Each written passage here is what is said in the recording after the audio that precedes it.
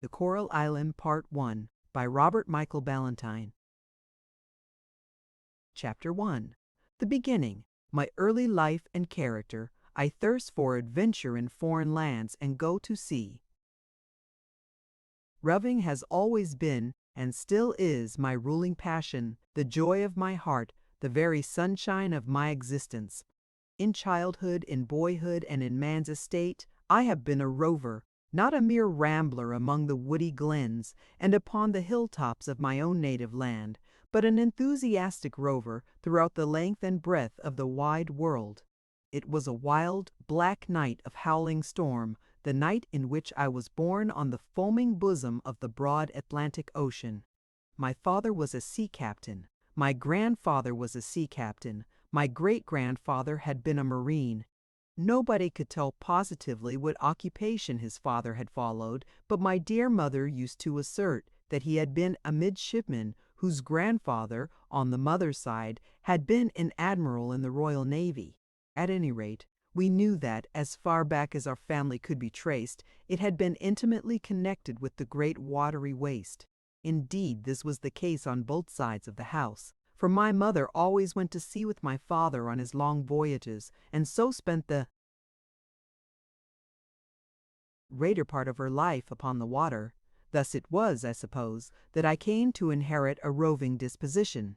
Soon after I was born, my father, being old, retired from a seafaring life, purchased a small cottage in a fishing village on the west coast of England, and settled down to spend the evening of his life on the shores of that sea which had for so many years been his home. It was not long after this that I began to show the roving spirit that dwelt within me. For some time past my infant legs had been gaining strength, so that I came to be dissatisfied with rubbing the skin off my chubby knees by walking on them, and made many attempts to stand up and walk like a man. All of which attempts, however, resulted in my sitting down violently and in sudden surprise. One day, I took advantage of my dear mother's absence to make another effort, and to my joy, I actually succeeded in reaching the doorstep, over which I tumbled into a pool of muddy water that lay before my father's cottage door. Ah, how vividly I remember the horror of my poor mother.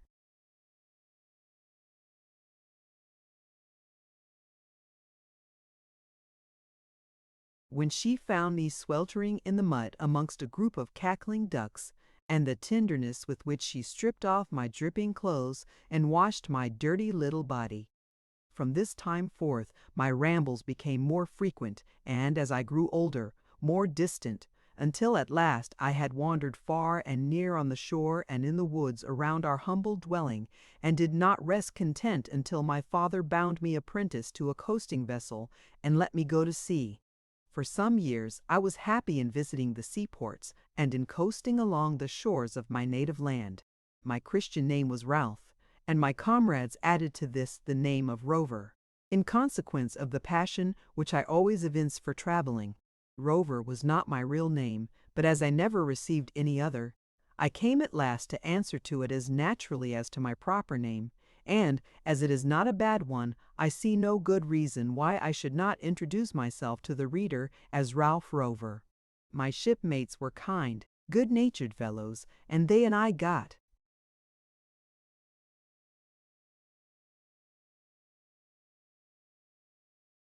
on very well together. They did indeed very frequently make game of and banter me, but not unkindly, and I overheard them sometimes saying that Ralph Rover was a queer old-fashioned fellow. This, I must confess, surprised me much, and I pondered the saying long, but could come at no satisfactory conclusion as to that wherein my old-fashionedness lay. It is true I was a quiet lad and seldom spoke except when spoken to. Moreover, I never could understand the jokes of my companions, even when they were explained to me, which dullness in apprehension occasioned me much grief. However, I tried to make up for it by smiling and looking pleased when I observed that they were laughing at some witticism which I had failed to detect. I was also very fond of inquiring into the nature of things and their causes, and often fell into fits of abstraction while thus engaged in my mind. But in all this I saw nothing that did not seem to be exceedingly natural, and could by no means understand why my comrades should call me an old-fashioned fellow.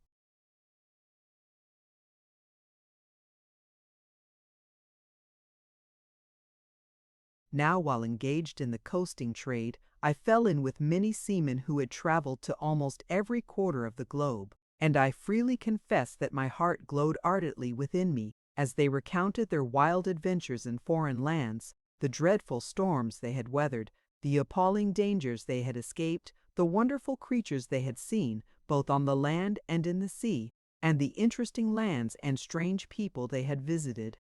But of all the places of which they told me, none captivated and charmed my imagination so much as the coral islands of the southern seas. They told me of thousands of beautiful, fertile islands that had been formed by a small creature called the coral insect, where summer reigned nearly all the year round, where the trees were laden with a constant harvest of luxuriant fruit, where the climate was almost perpetually delightful, yet where, strange to say, men were wild, bloodthirsty savages, excepting in those favored isles to which the gospel of our Savior had been conveyed. These exciting accounts had so great an effect upon my mind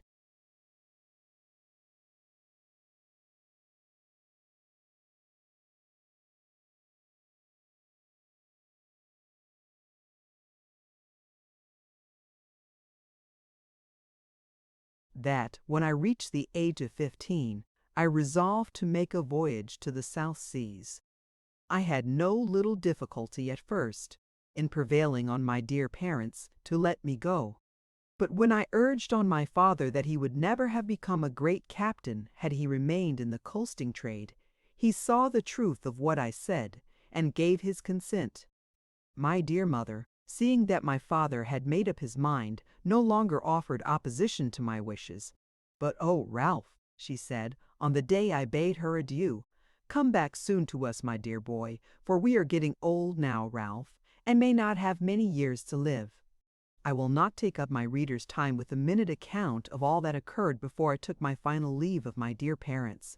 Suffice it to say that my father placed me under the charge of an old messmate of his own, a merchant captain who was on the point of sailing to the South Seas in his own ship, the Arrow. My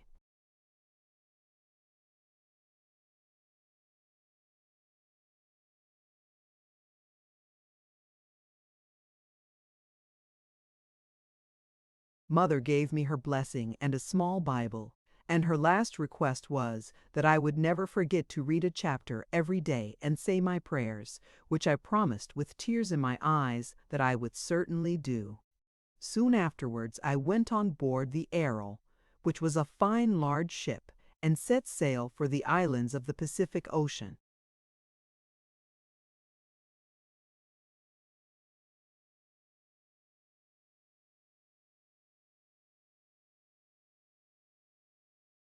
Chapter 2. The Departure. The sea, my companions, some account of the wonderful sights we saw on the great deep, a dreadful storm and a frightful wreck.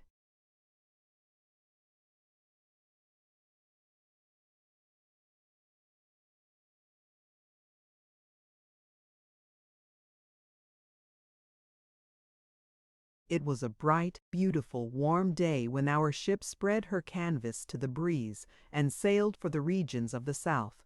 Oh, how my heart bounded with delight as I listened to the merry chorus of the sailors while they hauled at the ropes and got in the anchor. The captain shouted. The men ran to obey the noble ship, bent over to the breeze, and the shore gradually faded from my view, while I stood looking on with a kind of feeling that the whole was a delightful dream. The first thing that struck me as being different from anything I had yet seen during my short career on the sea was the hoisting of the anchor on deck and lashing it firmly down with ropes, as if we had now bid adieu to the land forever, and would require its services no more. "There, lass!" cried a broad-shouldered Jack Tar, giving the fluke of the anchor a hearty slap with his hand after the housing was completed. "There, lass, take a purse."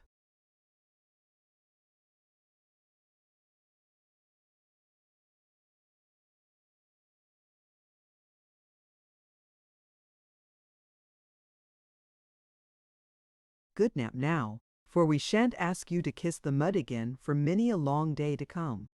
And so it was. That anchor did not kiss the mud for many long days afterwards, and when at last it did, it was for the last time. There were a number of boys in the ship, but two of them were my special favorites. Jack Martin was a tall, strapping, broad-shouldered youth of 18 with a handsome, good-humored, firm face.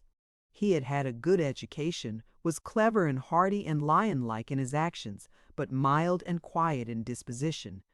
Jack was a general favorite and had a peculiar fondness for me. My other companion was Peterkin Gay. He was little, quick, funny, decidedly mischievous, and about 14 years old. But Peterkin's mischief was almost always harmless, else he could not have been so much beloved as he was. "Hello, youngster," cried Jack Martin, giving me a slap on the shoulder the day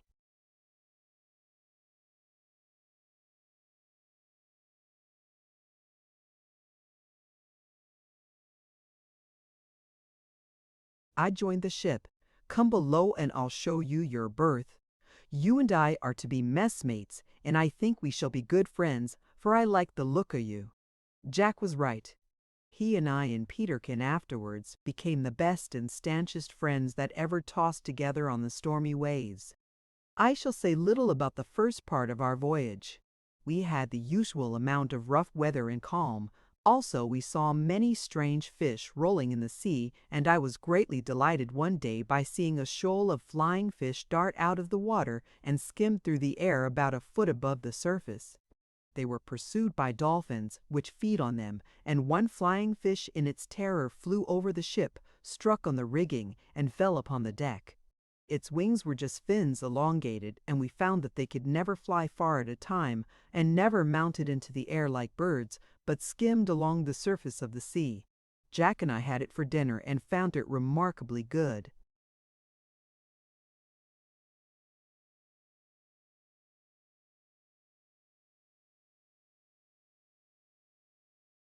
When we approached Cape Horn, at the southern extremity of America, the weather became very cold and stormy, and the sailors began to tell stories about the furious gales and the dangers of that terrible cape.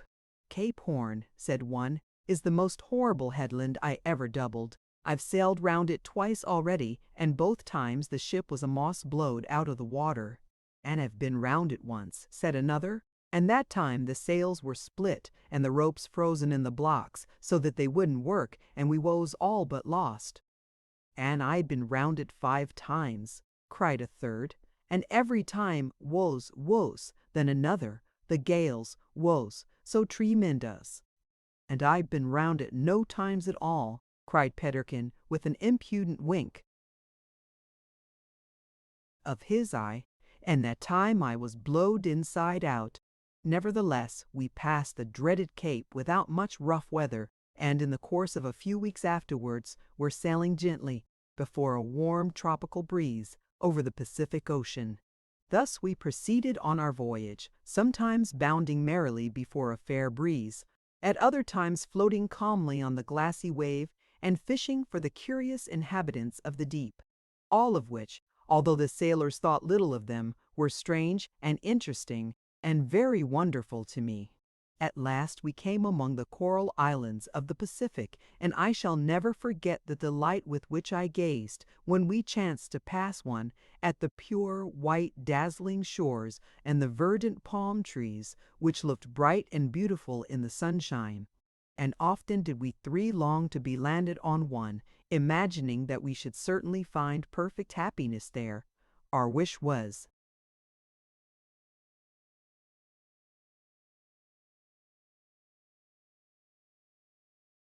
granted sooner than we expected. One night, soon after we entered the tropics, an awful storm burst upon our ship. The first squall of wind carried away 2 of our masts, and left only the foremast standing. Even this, however, was more than enough, for we did not dare to hoist a rag of sail on it. For 5 days the tempest raged in all its fury. Everything was swept off the decks except one small boat. The steersman was lashed to the wheel, lest he should be washed away, and we all gave ourselves up for lost. The captain said that he had no idea where we were, as we had been blown far out of our course, and we feared much that we might get among the dangerous coral reefs which are so numerous in the Pacific. At daybreak on the 6th morning of the gale, we saw land ahead. It was an island encircled by a reef of coral on which the waves broke in fury. There was calm water within this reef, but we could only see one narrow opening into it. For this opening we steered, but ere we reached it, a tremendous wave broke on our stern, tore the rudder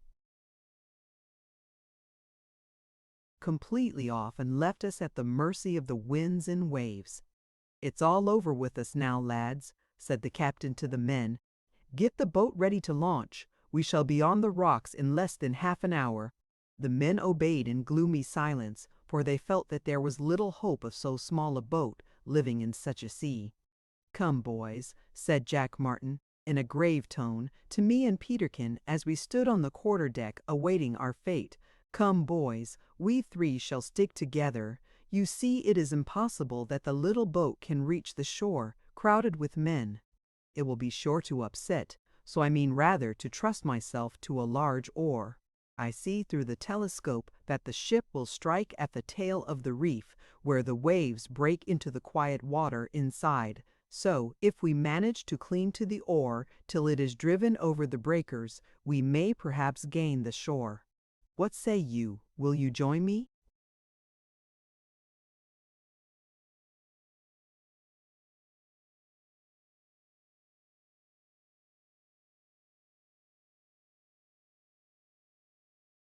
We gladly agreed to follow Jack, for he inspired us with confidence, although I could perceive, by the sad tone of his voice, that he had little hope. And, indeed, when I looked at the white waves that lashed the reef and boiled against the rocks as if in fury, I felt that there was but a step between us and death.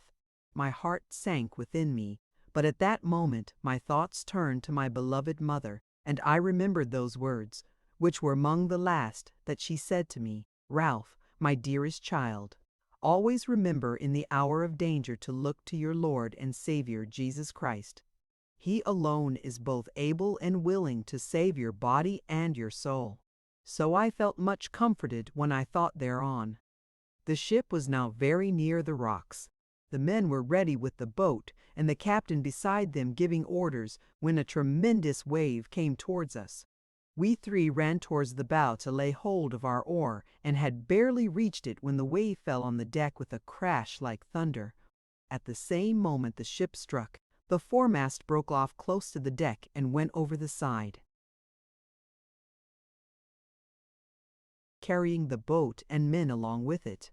Our oar got entangled with the wreck, and Jack seized an axe to cut it free, but, owing to the motion of the ship, he missed the cordage and struck the axe deep into the oar. Another wave, however, washed it clear of the wreck.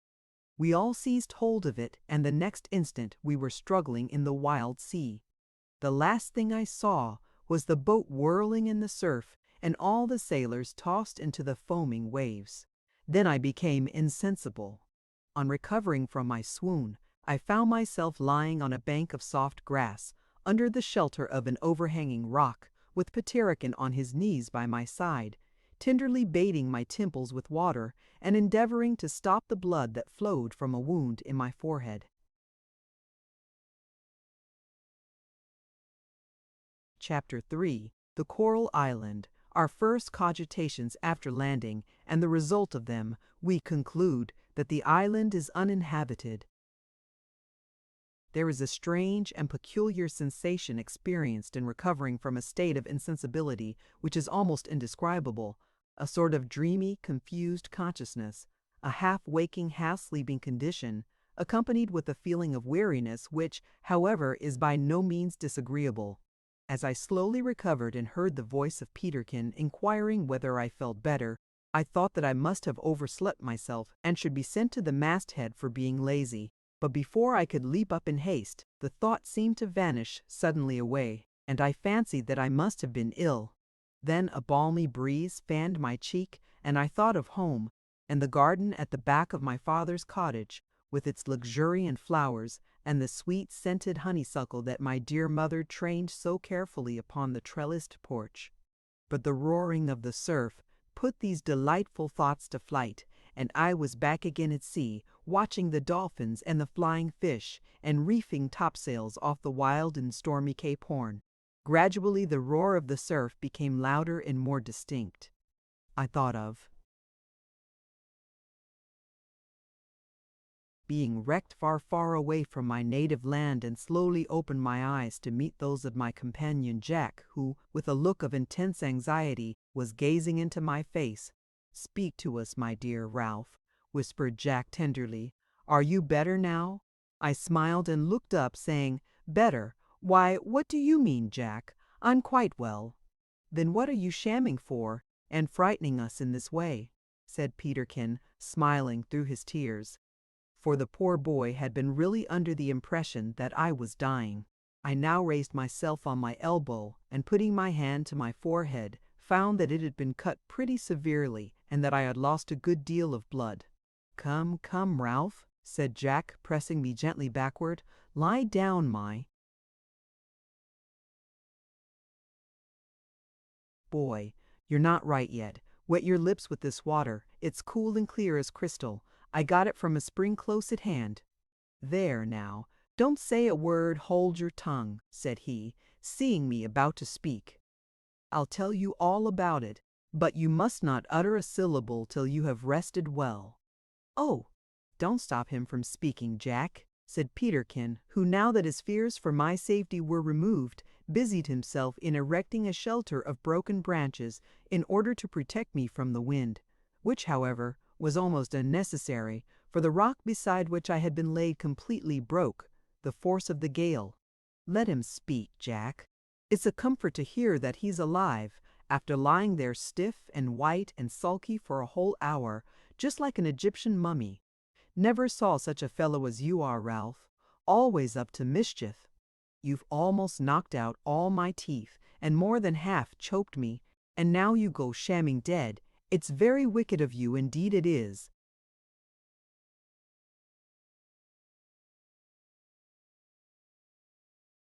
While Peterkin ran on in this style, my faculties became quite clear again, and I began to understand my position. "What do you mean by saying I half choked you, Peterkin?" said I.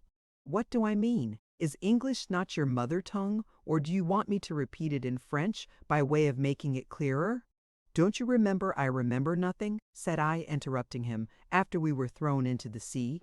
Slowly recovering, P24.jpg. "Hush, Peterkin," said Jack. "You're exciting Ralph with your nonsense. I'll explain it to you. You recollect that after the ship struck, we three sprang over the bow into the sea. Well, I noticed that the oar struck your head and gave you that cut on the brow, which nearly stunned you so that you grasped Peterkin round the neck without knowing apparently what you were about. In doing so you pushed the telescope, which you clung to as if it had been your life, against Peterkin's mouth, pushed it against his mouth," interrupted Peterkin. "Say crammed it down his throat. Why, there's a distinct mark of the brass rim on the back of my gullet at this moment."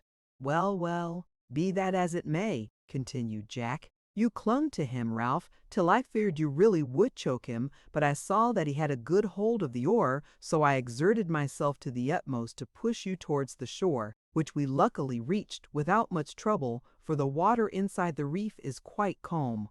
"But the captain and crew, what of them?" I inquired anxiously.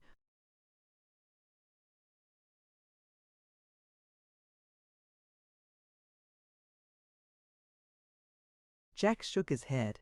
"Are they lost?" "No, they are not lost, I hope, but I fear there is not much chance of their being saved. The ship struck at the very tail of the island on which we are cast. When the boat was tossed into the sea, it fortunately did not upset, although it shipped a good deal of water, and all the men managed to scramble into it. But before they could get the oars out, the gale carried them past the point and away to leeward of the island. After we landed, I saw them endeavoring to pull towards us, but as they had only one pair of oars out of the 8 that belonged to the boat, and as the wind was blowing right in their teeth, they gradually lost ground. Then I saw them put about and hoist some sort of sail, a blanket, I fancy, for it was too small for the boat, and in half an hour they were out of sight. Poor fellows, I murmured sorrowfully.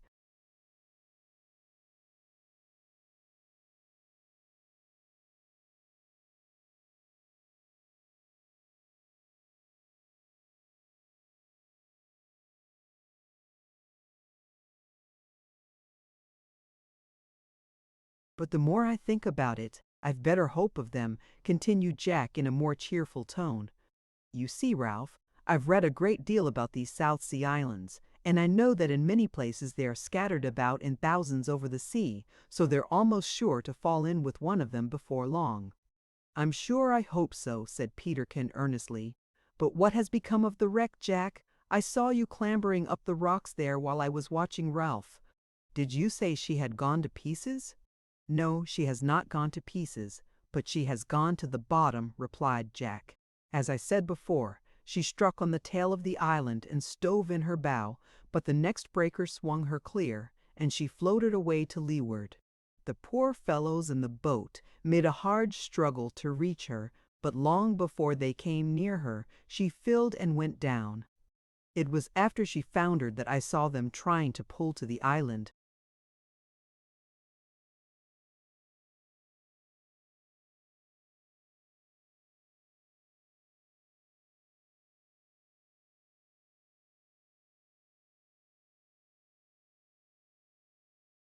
There was a long silence after Jack ceased speaking, and I have no doubt that each was revolving in his mind our extraordinary position. For my part, I cannot say that my reflections were very agreeable. I knew that we were on an island, for Jack had said so, but whether it was inhabited or not, I did not know. If it should be inhabited, I felt certain, from all I had heard of South Sea Islanders, that we should be roasted alive and eaten.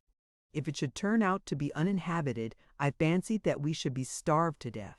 Oh, thought I, if the ship had only stuck on the rocks we might have done pretty well, for we could have obtained provisions from her, and tools to enable us to build a shelter. But now, alas, alas, we are lost. These last words I uttered aloud in my distress. Lost! Ralph, exclaimed Jack, while a smile overspread his hearty countenance. Saved, you should have said. Your cogitations seem to have taken a wrong road and led you to a wrong conclusion.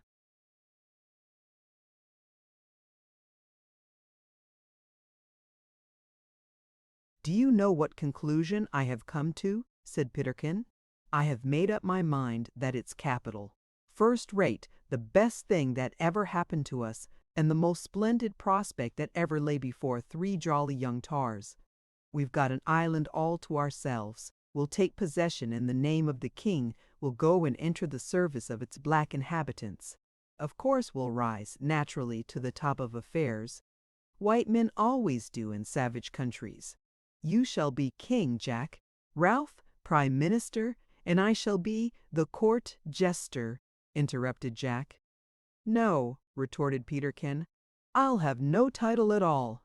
I shall merely accept a highly responsible situation under government, for you see, Jack, I'm fond of having an enormous salary and nothing to do. But suppose there are no natives?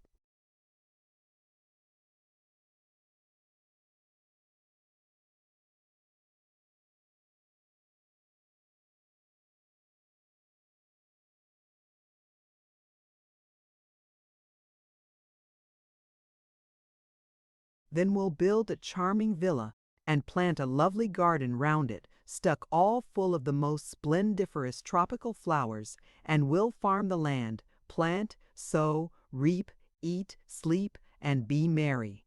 But to be serious, said Jack, assuming a grave expression of countenance, which I observed always had the effect of checking Peterkin's disposition to make fun of everything, we are really in rather an uncomfortable position. If this is a desert island, we shall have to live very much like the wild beasts, for we have not a tool of any kind, not even a knife. Yes, we have that, said Peterkin, fumbling in his trousers pocket, from which he drew forth a small penknife with only one blade, and that was broken. Well, that's better than nothing, but come, said Jack, rising. "We are wasting our time in talking instead of doing. You seem well enough to walk now, Ralph. Let us see what we have got in our pockets, and then let us climb some hill."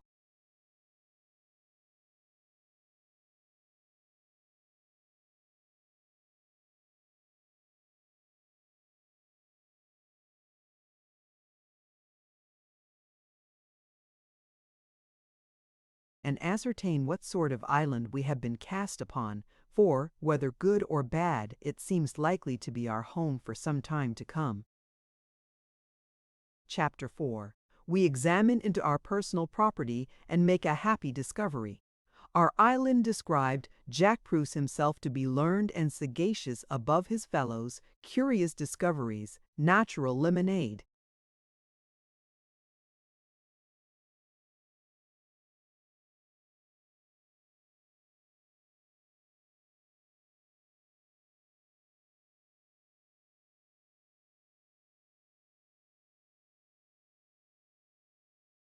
We now seated ourselves upon a rock and began to examine into our personal property. When we reached the shore, after being wrecked, my companions had taken off part of their clothes and spread them out in the sun to dry, for, although the gale was raging fiercely, there was not a single cloud in the bright sky. They had also stripped off most part of my wet clothes, and spread them also on the rocks. Having resumed our garments, we now searched all our pockets with the utmost care, and laid their contents out on a flat stone before us, and, now that our minds were fully alive to our condition, it was with no little anxiety that we turned our several pockets inside out, in order that nothing might escape us. When all was collected together, we found that our worldly goods consisted of the following articles. First, a small penknife with a single blade broken off about the middle and very rusty, besides having 2 or 3 notches on its edge. Peterkin said of this with his usual pleasantry that it would do for a saw as well as a knife, which was a great advantage. Second, an old German silver pencil case without any lead in it.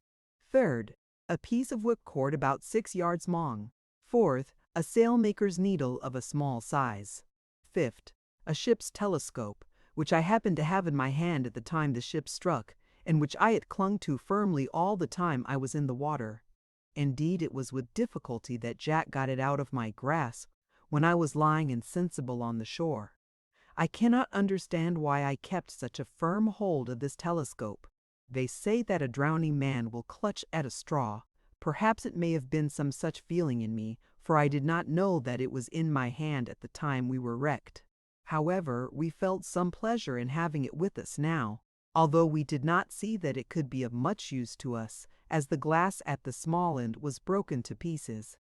Our 6th article was a brass ring which Jack always wore on his little finger.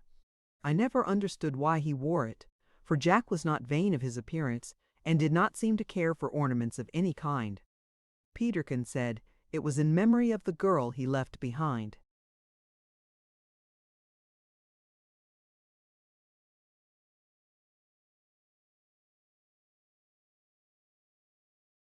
Him.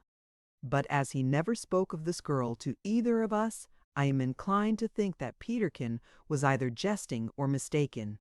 In addition to these articles, we had a little bit of tinder and the clothes on our backs. These last were as follows. Each of us had on a pair of stout canvas trousers and a pair of sailor's thick shoes. Jack wore a red flannel shirt, a blue jacket, and a red Kilmarnock bonnet or nightcap, besides a pair of worsted socks and a cotton pocket handkerchief, with 16 portraits of Lord Nelson printed on it, and a Union Jack in the middle. Peterkin had on a striped flannel shirt, which he wore outside his trousers, and belted round his waist, after the manner of a tunic, and a round black straw hat. He had no jacket, having thrown it off just before we were cast into the sea, but this was not of much consequence, as the climate of the island proved to be extremely mild, so much so indeed, that Jack and I often preferred to go about without our jackets. Peterkin had also a pair of white cotton socks, and a blue handkerchief with white spots all over it. My own costume consisted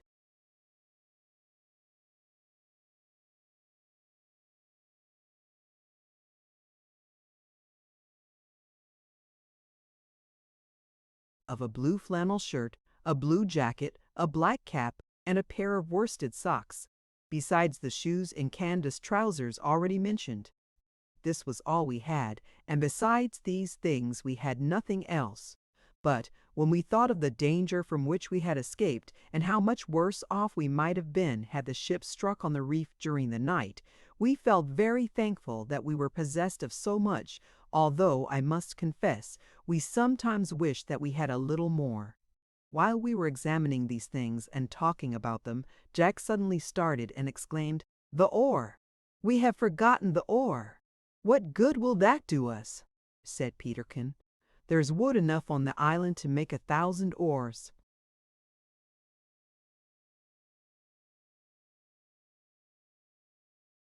"Aye, lad," replied Jack, "but there's a bit of hoop iron at the end of it, and that may be of much use to us." "Very true," said I. "Let us go fetch it," and with that we all three rose and hastened down to the beach. I still felt a little weak from loss of blood, so that my companions soon began to leave me behind.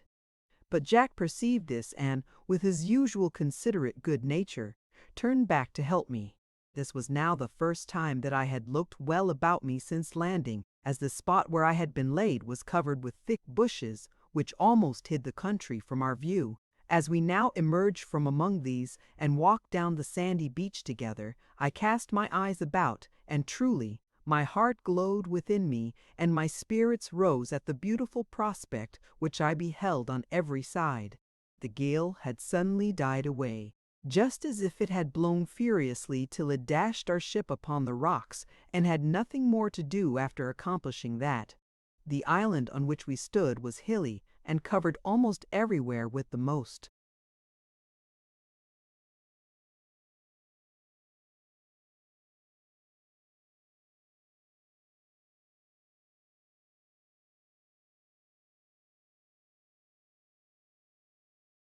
Beautiful and richly colored trees, bushes and shrubs, none of which I knew the names of at that time, except indeed the cocoa-nut palms, which I recognized at once from the many pictures that I had seen of them before I left home. A sandy beach of dazzling whiteness lined this bright green shore, and upon it there fell a gentle ripple of the sea. This last astonished me much, for I recollected that at home the sea used to fall in huge billows on the shore long after a storm had subsided. But on casting my glance out to sea the cause became apparent. About a mile distant from the shore I saw the great billows of the ocean rolling like a green wall and falling with a long loud roar upon a low coral reef, where they were dashed into white foam and flung up in clouds of spray. This spray sometimes flew exceedingly high, and every here and there a beautiful rainbow was formed for a moment among the falling drops. We afterwards found that this coral reef extended quite round the island, and formed a natural breakwater to it. Beyond this, the sea rose and tossed violently from the effects of the storm.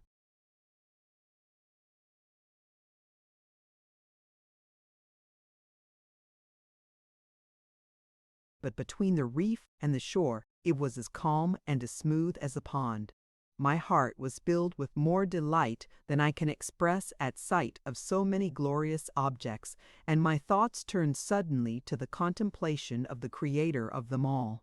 I mention this the more gladly because at that time I am ashamed to say I very seldom thought of my Creator, although I was constantly surrounded by the most beautiful and wonderful of His works. I observed from the expression of my companion's countenance that he too derived much joy from the splendid scenery, which was all the more agreeable to us after our long voyage on the salt sea.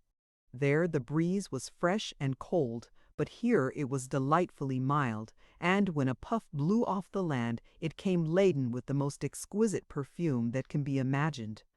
While we thus gazed, we were startled by a loud huzzah from Peterkin, and, on looking towards the edge of the sea, we saw him capering and jumping about like a monkey, and ever and anon tugging with all his might at something that lay upon the shore.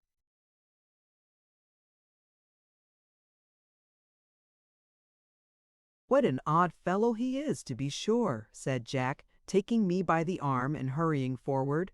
"Come, let us hasten to see what it is." "Here it is, boys. Hurrah! Come along." "Just what we want," cried Peterkin as we drew near, still tugging with all his power. "First rate, just the very ticket!"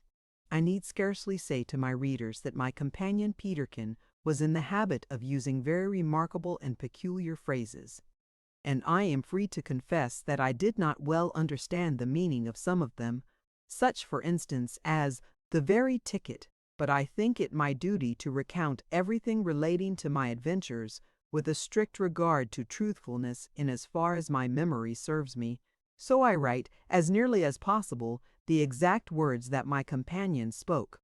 I often asked Peterkin to explain what he meant by ticket, but he always answered me by going into fits of laughter. However, by observing the occasions on which he used it, I came to understand that it meant to show that something was remarkably good or fortunate. On coming up, we found that Peterkin was vainly endeavoring to pull the axe out of the oar, into which, it will be remembered, Jack struck it while endeavoring to cut away the cordage among which it had become entangled at the bow of the ship. Fortunately for us, the axe had remained fast in the oar, and even now all Peterkin's strength could not draw it out of the cut. "Ah, that is capital indeed!" cried Jack, at the same time giving the axe a wrench that plucked it out of the tough wood.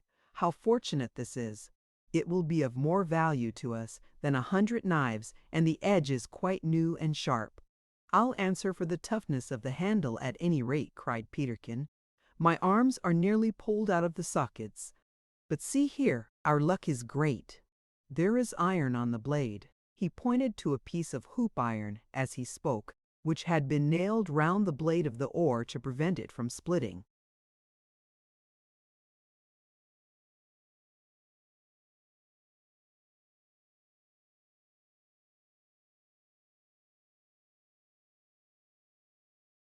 This also was a fortunate discovery.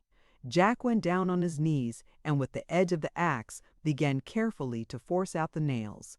But as they were firmly fixed in and the operation blunted our axe, we carried the oar up with us to the place where we had left the rest of our things, intending to burn the wood away from the iron at a more convenient time.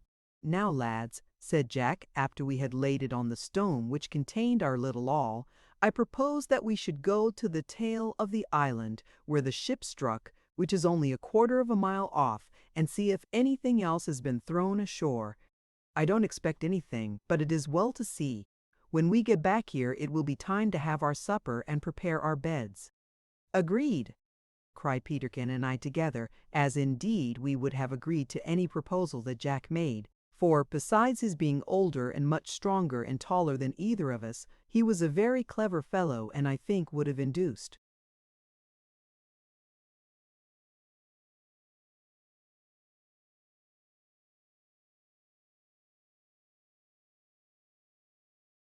people much older than himself to choose him for their leader, especially if they required to be led on a bold enterprise. Now, as we hastened along the white beach, which shone so brightly in the rays of the setting sun that our eyes were quite dazzled by its glare, it suddenly came into Peterkin's head that we had nothing to eat except the wild berries which grew in profusion at our feet. "What shall we do, Jack?" said he, with a rueful look. "Perhaps they may be poisonous." "No fear," replied Jack confidently. "I have observed that a few of them are not unlike some of the berries that grow wild on our own native hills. Besides, I saw one or two strange birds eating them just a few minutes ago, and what won't kill the birds won't kill us. But look up there, Peterkin," continued Jack, pointing to the branched head of a cocoa-nut palm. "There are nuts for us in all stages."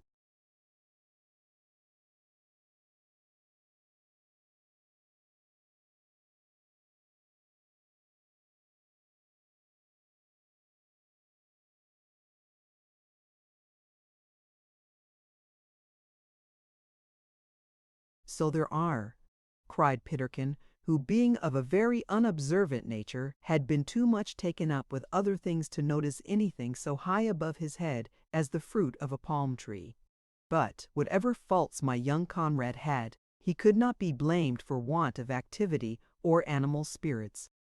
Indeed, The nuts had scarcely been pointed out to him when he bounded up the tall stem of the tree like a squirrel, and, in a few minutes, returned with 3 nuts, each as large as a man's fist. "You had better keep them till we return," said Jack. "Let us finish our work before eating." "So be it, Captain. Go ahead," cried Peterkin, thrusting the nuts into his trousers pocket. "In fact, I don't want to eat just now, but I would give a good deal for a drink." "Oh, that I could find a spring, but I don't see the smallest sign of one hereabouts. I say, Jack, how does it happen that you seem to be up to everything?"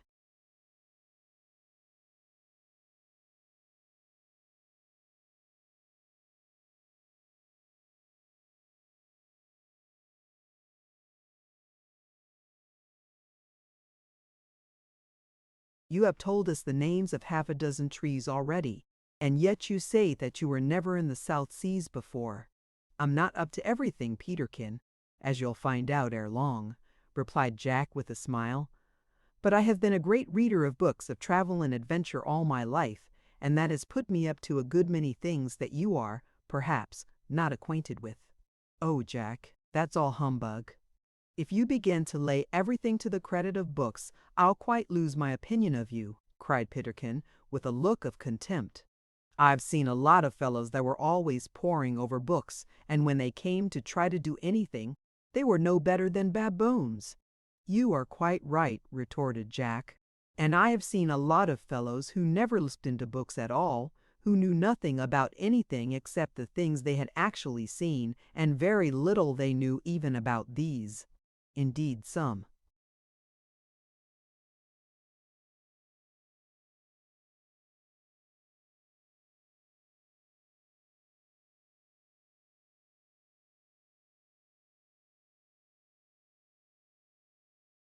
were so ignorant that they did not know that coconuts grew on coconut trees."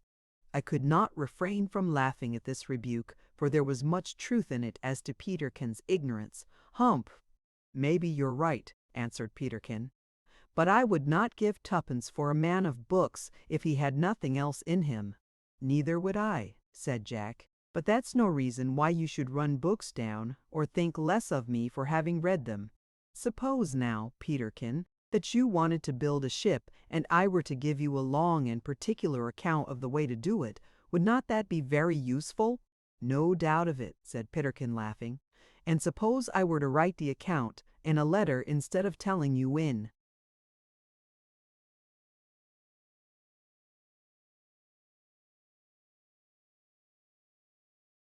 "Words, would that be less useful?" "Well, no, perhaps not." "Well, suppose I were to print it and send it to you in the form of a book, would it not be as good and useful as ever?" "Oh, bother!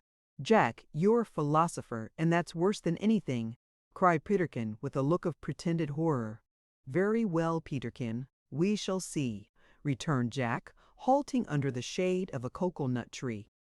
"You said you were thirsty just a minute ago. Now, jump up that tree and bring down a nut, not a ripe one, bring a green, unripe one." Peterkin looked surprised, but, seeing that Jack was in earnest, he obeyed. "Now, cut a hole in it with your penknife, and clap it to your mouth, old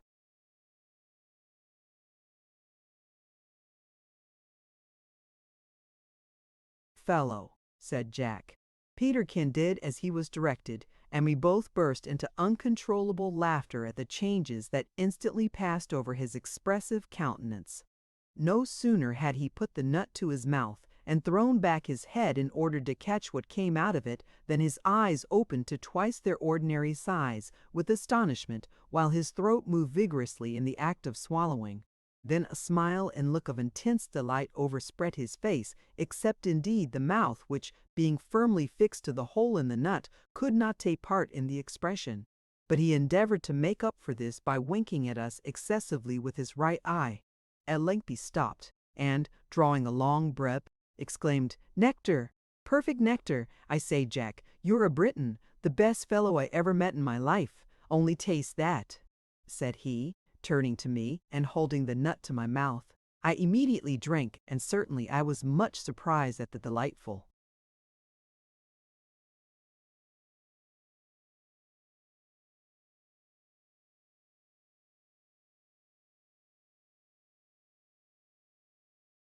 liquid that flowed copiously down my throat.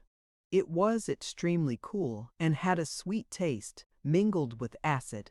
In fact, it was the likest thing to lemonade I ever tasted, and was most grateful and refreshing. I handed the nut to Jack, who after tasting it said, "Now, Peterkin, you unbeliever, I never saw or tasted a cocoa-nut in my life before, except those sold in shops at home, but I once read that the green nuts contain that stuff, and you see it is true." "And pray," asked Peterkin, "what sort of stuff does the right nut contain?" "A hollow kernel," answered Jack, "with a liquid like milk in it, but it does not satisfy thirst so well as hunger. It is very wholesome food, I believe." "Meat and drink on the same tree," cried Peterkin. "Washing in the sea, lodging on the ground, and all for nothing. My dear boys, we're set up for life. It must be the ancient paradise, hurrah!" And Peterkin tossed his straw hat in the air and ran along the beach hallooing like a madman with delight. We afterwards found, however, that these lovely islands were very unlike paradise in many things. But more of this in its proper place. We had now come to the point of rocks on which the ship had struck, but did not find a single article, although we searched carefully among the coral rocks, which at this place jutted out so far as nearly to join the reef that encircled the island. Just as we were about to return, however, we saw something black floating in a little cove that had escaped our observation. Running forward, we drew it from the water, and found it to be a long, thick leather boot, such as fishermen at home wear, and a few paces farther on we picked up its fellow. We at once recognized these as having belonged to our captain, for he had worn them during the whole of the storm in order to guard his legs from the waves and spray that constantly washed over our decks. My first thought on seeing them was that our dear captain had been drowned, but Jack soon put my mind more at rest on that point, by saying that if the captain had been drowned with the boots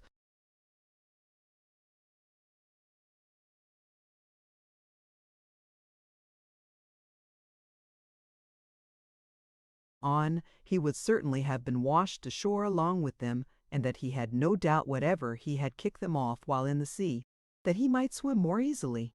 Peterkin immediately put them on, but they were so large that, as Jack said, they would have done for boots, trousers, and vest too. I also tried them, but, although I was long enough in the legs for them, they were much too large in the feet for me, so we handed them to Jack, who was anxious to make me keep them. But as they fitted his large limbs and feet as if they had been made for him, I would not hear of it, so he consented at last to use them. I may remark, however, that Jack did not use them often, as they were extremely heavy.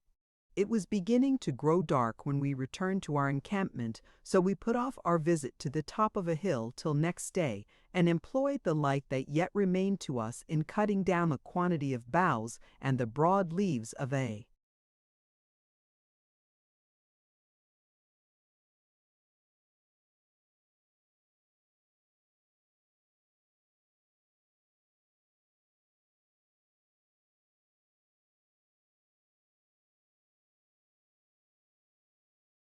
tree, of which none of us knew the name.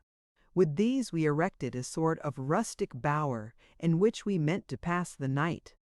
There was no absolute necessity for this, because the air of our island was so genial and balmy that we could have slept quite well without any shelter, but we were so little used to sleeping in the open air that we did not quite relish the idea of lying down without any covering over us. Besides, our bower would shelter us from the night dews or rain, if any should happen to fall.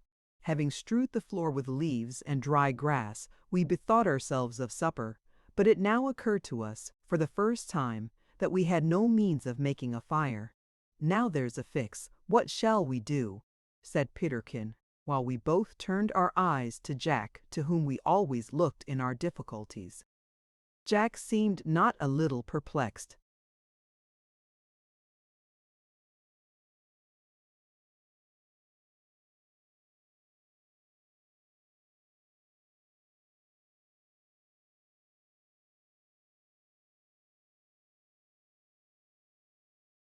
"There are flints enough no doubt on the beach," said he, "but they are of no use at all without a steel. However, we must try." So saying, he went to the beach, and soon returned with 2 flints. On one of these he placed the tinder and endeavored to ignite it. But it was with great difficulty that a very small spark was struck out of the flints, and the tinder, being a bad, hard piece, would not catch. He then tried the bit of hoop iron, which would not strike fire at all, and after that the back of the axe, with no better success. During all these trials, Peterkin sat with his hands in his pockets, gazing with a most melancholy visage at our comrade, his face growing longer and more miserable at each successive failure. "Oh dear," he sighed, "I would not care a button for the cooking of our victuals. Perhaps they don't need it, but it's so dismal to eat one's supper in the dark, and we have had such a capital day, that it's a pity to finish off in this glum style." "Oh, I have it!" he cried, starting up. "The spy glass, the big glass at the end, is a burning glass. You forget that we have no sun," said I. Peterkin was silent. In his sudden recollection of the telescope, he had quite overlooked the absence of the sun. "Ah, boys, I've got it now!" exclaimed Jack, rising and cutting a branch from a neighboring bush, which be stripped of its leaves. "I recollect seeing this done once at home. Hand me the bit of whipcord." With the cord and branch, Jack soon formed a bow. Then he cut a piece, about 3 inches long, off the end of a dead branch, which he pointed at the 2 ends. Round this he passed the cord of the bow, and placed one end against his chest, which was protected from its point by a chip of wood. The other point he placed against the bit of tinder, and then began to saw vigorously with the bow, just as a blacksmith does with his drill while boring a hole in a piece of iron. In a few seconds the tinder began to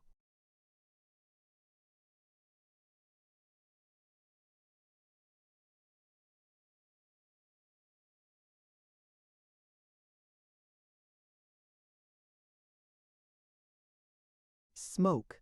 In less than a minute it caught fire, and in less than a quarter of an hour we were drinking our lemonade and eating coconuts round a fire that would have roasted an entire sheep, while the smoke, flames, and sparks flew up among the broad leaves of the overhanging palm trees and cast a warm glow upon our leafy bower. That night the starry sky looked down through the gently rustling trees upon our slumbers, and the distant roaring of the surf upon the coral reef was our lullaby.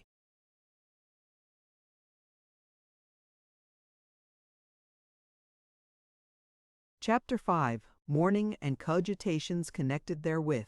We luxuriate in the sea, try our diving powers, and make enchanting excursions among the coral groves at the bottom of the ocean.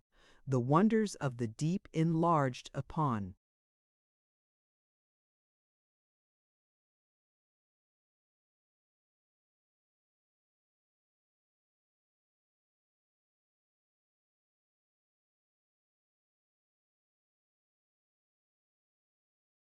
What a joyful thing it is to awaken on a fresh, glorious morning and find the rising sun staring into your face with dazzling brilliancy.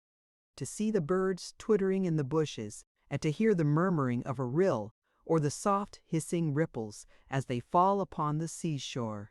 At any time and in any place, such sights and sounds are most charming, but more especially are they so when one awakens to them for the first time in a novel and romantic situation, with the soft, sweet air of a tropical climate mingling with the fresh smell of the sea and stirring the strange leaves that flutter overhead and around one, or ruffling the plumage of the stranger birds that fly inquiringly around, as if to demand what business we have to intrude uninvited on their domains. When I awoke on the morning after the shipwreck, I found myself in this most delightful condition, and as I lay on my back upon my bed of leaves, gazing up through the branches of the cocoa-nut trees into the clear blue sky, and watched the few fleecy clouds that passed slowly across it, my heart expanded more and more with an exulting gladness, the like of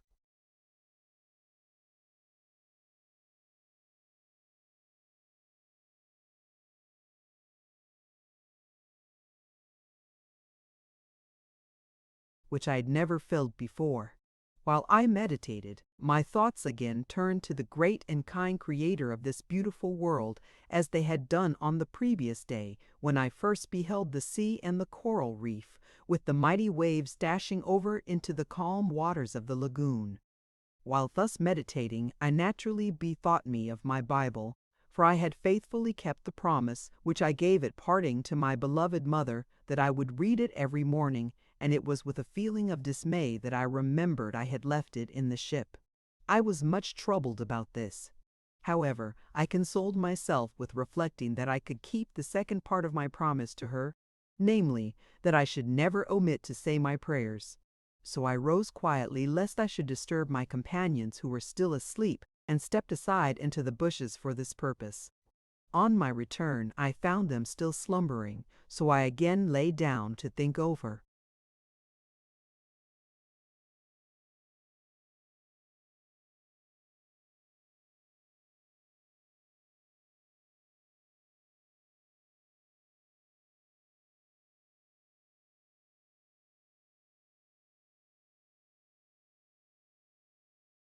Our situation. Just at that moment I was attracted by the sight of a very small parrot, which Jack afterwards told me was called a paroquet. It was seated on a twig that overhung Peterkin's head, and I was speedily lost in admiration of its bright green plumage, which was mingled with other gay colors. While I looked, I observed that the bird turned its head slowly from side to side and looked downwards, first with the one eye and then with the other. On glancing downwards, I observed that Peterkin's mouth was wide open, and that this remarkable bird was looking into it. Peterkin used to say that I had not an atom of fun in my composition, and that I never could understand a joke. In regard to the latter, perhaps he was right. Yet I think that when they were explained to me, I understood jokes as well as most people.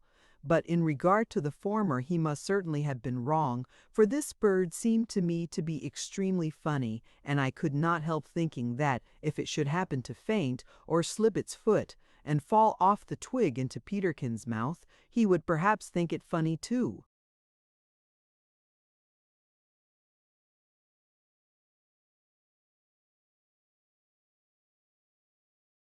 Suddenly, the paroquet bent down its head and uttered a loud scream in his face. This awoke him, and, with a cry of surprise, he started up, while the foolish bird flew precipitately away. "Oh, you monster!" cried Peterkin, shaking his fist at the bird. Then he yawned and rubbed his eyes and asked what o'clock it was. I smiled at this question and answered that, as our watches were at the bottom of the sea, I could not tell, but it was a little past sunrise. Peterkin now began to remember where we were. As he looked up into the bright sky and snuffed the scented air, his eyes glistened with delight, and he uttered a faint hurrah, and yawned again. Then he gazed slowly round, till, observing the calm sea through an opening in the bushes, he started suddenly up, as if he had received an electric shock, uttered a vehement shout, flung off his garments, and rushing over the white sands, plunged into the water. The cry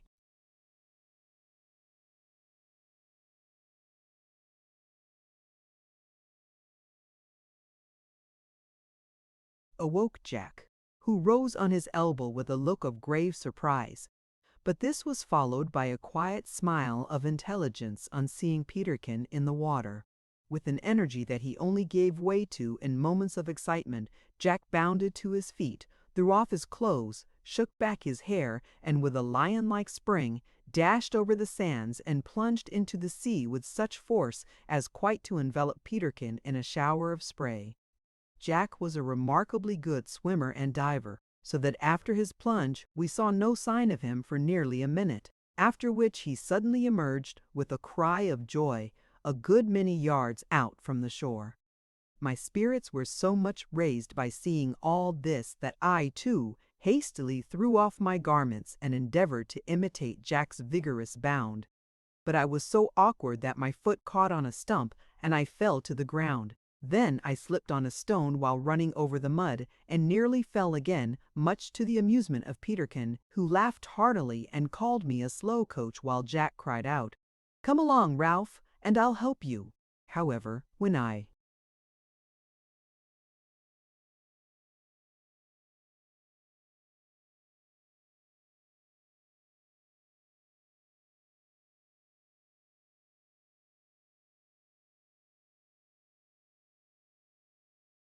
got into the water, I managed very well, for I was really a good swimmer and diver too. I could not indeed equal Jack, who was superior to any Englishman I ever saw, but I infinitely surpassed Peterkin, who could only swim a little and could not dive at all. While Peterkin enjoyed himself in the shallow water and in running along the beach, Jack and I swam out into the deep water and occasionally dived for stones. I shall never forget my surprise and delight on first beholding the bottom of the sea. As I have before stated, the water within the reef was as calm as a pond, and as there was no wind, it was quite clear from the surface to the bottom, so that we could see down easily even at a depth of 20 or 30 yards. When Jack and I dived in shallower water, we expected to have found sand and stones, instead of which we found ourselves in what appeared really to be an enchanted garden. The whole of the bottom of the lagoon, as we called the calm water within the reef, was covered with coral of every shape, size, and hue. Some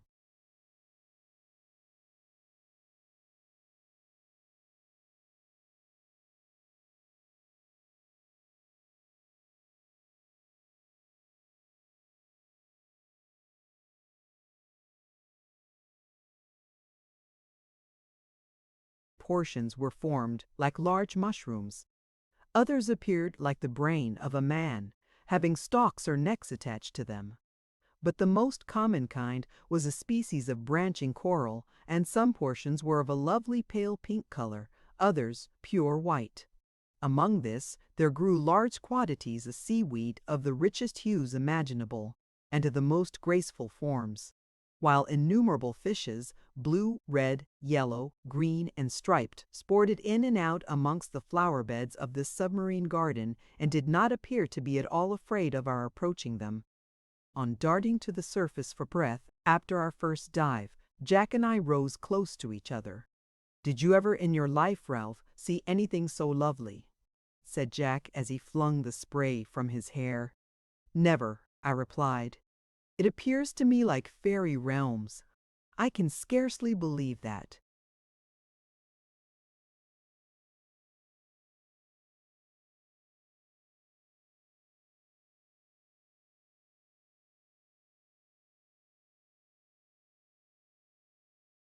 "We're not dreaming, dreaming!" cried Jack. "Do you know, Ralph, I'm half tempted to think that we really are dreaming. But if so, I am resolved to make the most of it and dream another dive. So here goes, down again, my boy." We took the second dive together and kept beside each other while under water, and I was greatly surprised to find that we could keep down much longer than I ever recollect having done in our own seas at home. I believe that this was owing to the heat of the water, which was so warm that we afterwards found we could remain in it for 2 and 3 hours at a time without feeling any unpleasant effects, such as we used to experience in the sea at home. When Jack reached the bottom, he grasped the coral stems and crept along on his hands and knees, peeping under the seaweed and among the rocks. I observed him also pick up 1 or 2 large oysters and retain them in his grasp, as if he meant to take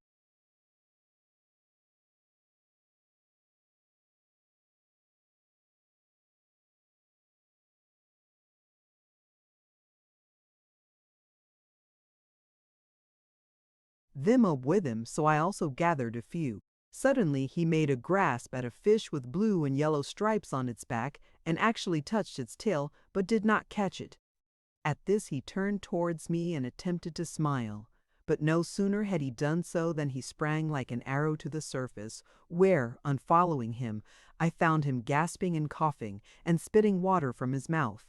In a few minutes he recovered, and we both turned to swim ashore. "I declare, Ralph," said he, "that I actually tried to laugh under water." "So I saw," I replied, "and I observed that you very nearly caught that fish by the tail. It would have done capitally for breakfast if you had." "Breakfast enough here," said he, holding up the oysters as we landed and ran up the beach. "Hello, Peterkin! Here you are, boy! Split open these fellows, while Ralph and I put on our clothes. They'll agree with the cocoa nuts excellently, I have no doubt."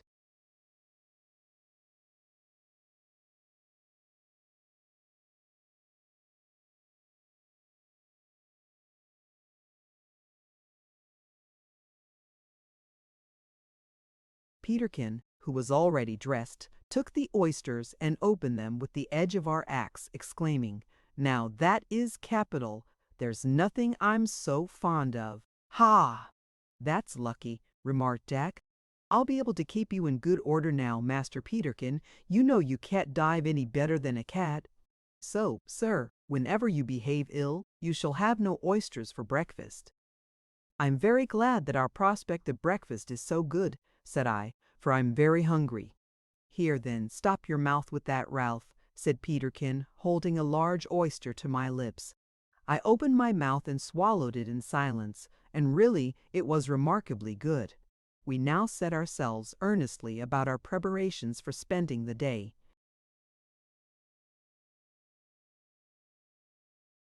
We had no difficulty with the fire this morning, as our burning glass was an admirable one, and while we roasted a few oysters and ate our cocoa nuts, we held a long, animated conversation about our plans for the future.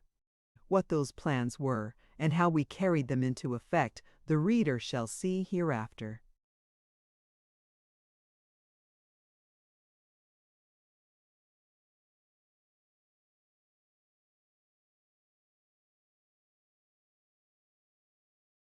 Chapter 6: An excursion into the interior, in which we make many valuable and interesting discoveries. We get a dreadful fright. The breadfruit tree, wonderful peculiarity of some of the fruit trees, signs of former inhabitants.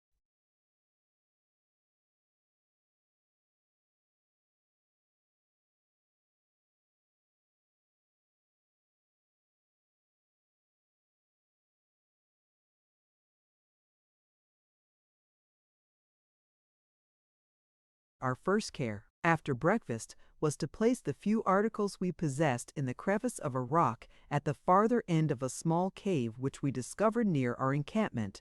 This cave, we hoped, might be useful to us afterwards as a storehouse.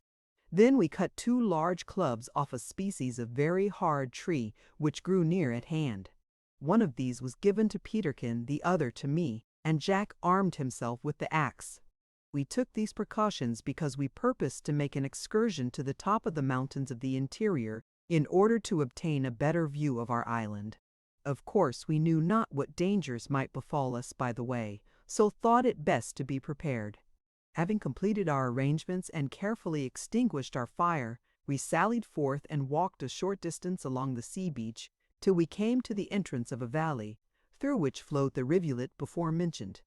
Here we turned our backs on the sea and struck into the interior.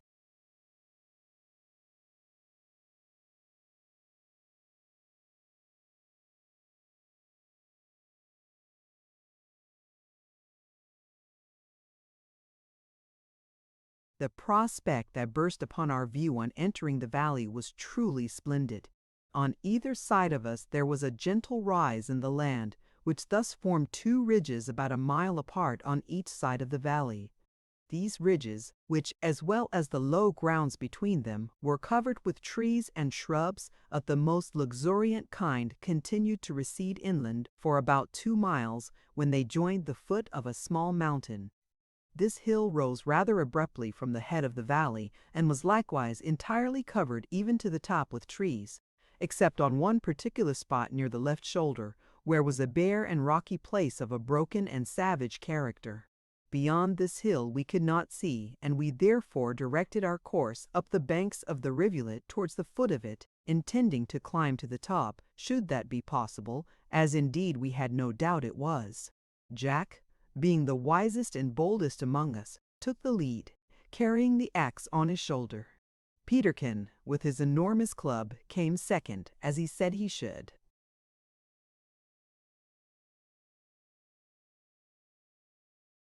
Like to be in a position to defend me if any danger should threaten.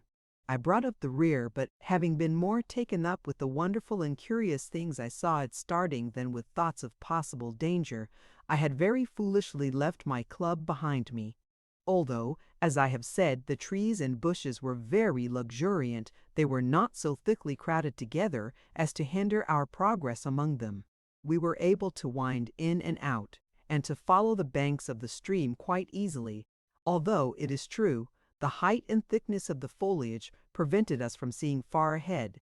But sometimes a jutting out rock on the hillsides afforded us a position whence we could enjoy the romantic view and mark our progress towards the foot of the hill. I was particularly struck during the walk with the richness of the undergrowth in most places, and recognized many berries and plants that resembled those of my native land, especially a tall, elegantly formed fern, which emitted an agreeable perfume. There were several kinds of flowers too, but I did not see so many of these as I should have expected.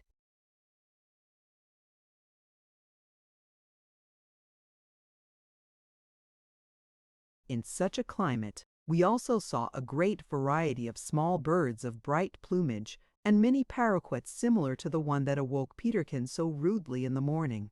Thus we advanced to the foot of the hill without encountering anything to alarm us, except indeed once when we were passing close under a part of the hill which was hidden from our view by the broad leaves of the banana trees which grew in great luxuriance in that part. Jack was just preparing to force his way through this thicket when we were startled and arrested by a strange pattering or rumbling sound, which appeared to us quite different from any of the sounds we had heard during the previous part of our walk. "Hullo!" cried Peterkin, stopping short and grasping his club with both hands. "What's that?" Neither of us replied, but Jack seized his axe in his right hand, while with the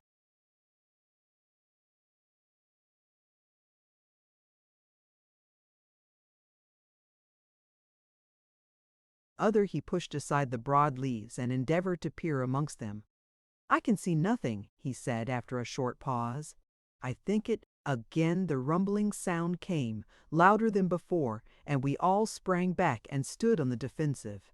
For myself, having forgotten my club, and not having taken the precaution to cut another, I buttoned my jacket, doubled my fists, and threw myself into a boxing attitude.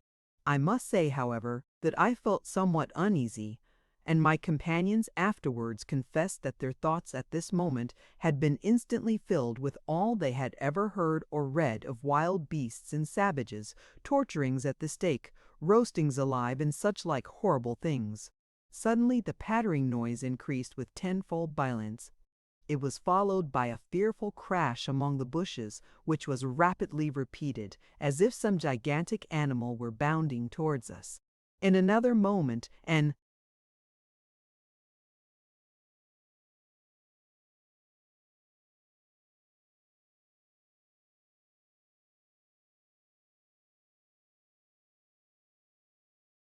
enormous rock came crashing through the shrubbery, followed by a cloud of dust, and small stones flew close past the spot where we stood, carrying bushes and young trees along with it. "Pooh! Is that all?" exclaimed Peterkin, wiping the perspiration off his forehead. "Why, I thought it was all the wild men and beasts in the South Sea Islands galloping on in one grand charge to sweep us off the face of the earth, instead of a mere stone tumbling down the mountainside." "Nevertheless," remarked Jack, "if that same stone had hit any of us, it would have rendered the charge you speak of quite unnecessary, Peterkin." This was true, and I felt very thankful for our escape. On examining the spot more narrowly, we found that it lay close to the foot of a very rugged precipice, from which stones of various sizes were always tumbling at intervals.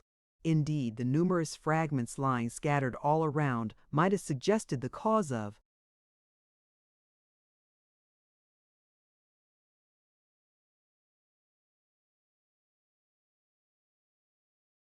the sound had we not been too suddenly alarmed to think of anything. We now resumed our journey, resolving that, in our future excursions into the interior, we would be careful to avoid this dangerous precipice. Soon afterwards we arrived at the foot of the hill and prepared to ascend it. Here Jack made a discovery which caused us all very great joy. This was a tree of a remarkably beautiful appearance, which Jack confidently declared to be the celebrated breadfruit tree. "Is it celebrated?" inquired Peterkin, with a look of great simplicity. "It is," replied Jack. "That's odd now," rejoined Peterkin. "Never heard of it before." "Then it's not so celebrated as I thought it was," returned Jack quietly.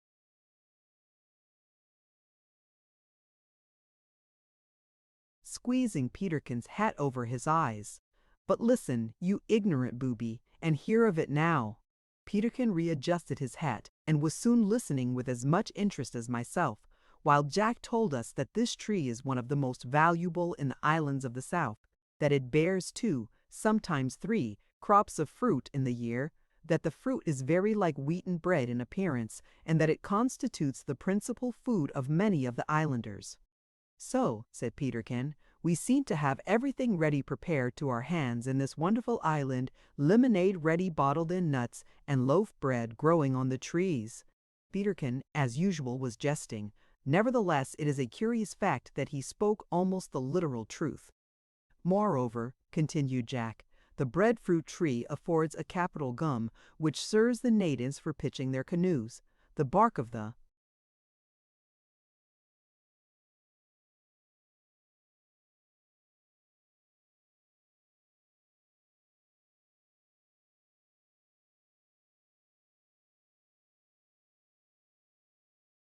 young branches is made by them into cloth, and of the wood, which is durable and of a good color, they build their houses. So you see, lads, that we have no lack of material here to make us comfortable if we are only clever enough to use it." "But are you sure that that's it?" asked Peterkin. "Quite sure," replied Jack, "for I was particularly interested in the account I once read of it, and I remember the description well. I am sorry, however, that I have forgotten the descriptions of many other trees which I am sure we have seen today, if we could but recognize them. So you see, Peterkin, I'm not up to everything yet." "Never mind, Jack," said Peterkin, with a grave, patronizing expression of countenance, patting his tall companion on the shoulder. "Never mind, Jack, you know a good deal for your age. You're a clever boy, sir, a promising young man."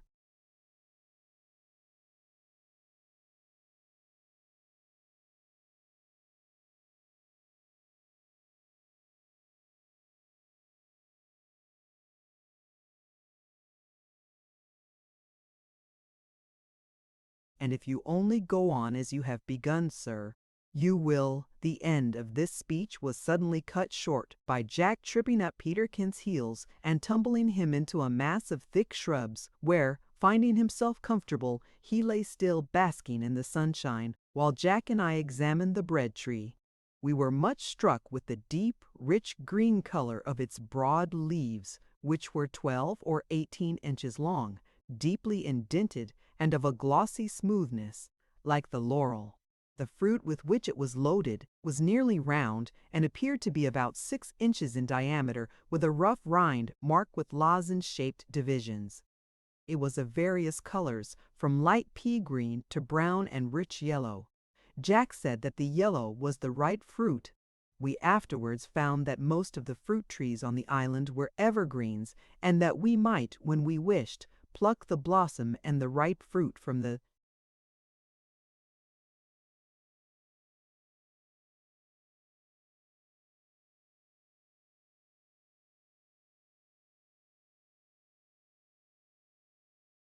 same tree. Such a wonderful difference from the trees of our own country surprised us not a little. The bark of the tree was rough and light-colored, the trunk was about 2 feet in diameter, and it appeared to be 20 feet high, being quite destitute of branches up to that height, where it branched off into a beautiful and umbrageous head. We noticed that the fruit hung in clusters of 2s and 3s on the branches, but as we were anxious to get to the top of the hill, we refrained from attempting to pluck any at that time. Our hearts were now very much cheered by our good fortune, and it was with light and active steps that we clambered up the steep sides of the hill. On reaching the summit, a new, and if possible a grander, prospect met our gaze. We found that this was not the highest part of the island, but that another hill lay beyond, with a wide valley between it and the one on which we stood. This valley, like the first, was also full of rich trees, some dark and some light green, some heavy and thick in foliage, and others light, feathery and graceful, while mean. The beautiful blossoms on many of them threw a sort of rainbow tint over all, and gave to the valley the appearance of a garden of flowers. Among these we recognized many of the breadfruit trees laden with yellow fruit, and also a great many cocoa-nut palms. After gazing our fill, we pushed down the hillside, crossed the valley, and soon began to ascend the second mountain. It was clothed with trees nearly to the top, but the summit was bare, and in some places broken. While on our way up, we came to an object which filled us with much interest. This was the stump of a tree that had evidently been cut down with an axe. So then, we were not the first who had viewed this beautiful isle. The hand of man had been at work there before us. It now began to recur to us again that perhaps the island was inhabited, although we had not seen any traces of man until now. But a second glance at the stump convinced us that we had not more reason to think so now than formerly, for the surface of the wood was quite decayed and partly covered with fungus and green matter, so that it must have been cut many years ago. Perhaps, said Peterkin, some ship or other has touched here long ago for wood, and only taken one tree. We did not think this likely, however, because in such circumstances the crew of a ship would cut wood of small size, and near the shore, whereas this was a large tree and stood near the top of the mountain. In fact, it was the highest large tree on the mountain, all above it being wood of very recent growth. "I can't understand it," said Jack, scratching the surface of the stump with his axe. "I can only suppose that the savages have been here and cut it for some purpose known only to themselves. But, hullo, what have we here?" As he spoke, Jack began carefully to scrape away the moss and fungus from the stump, and soon laid bare 3 distinct traces of marks, as if some inscription, or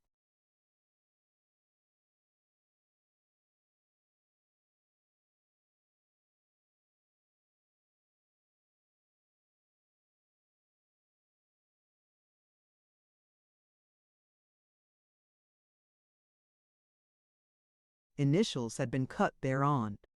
But although the traces were distinct, beyond all doubt, the exact form of the letters could not be made out. Jack thought they looked like JS, but we could not be certain.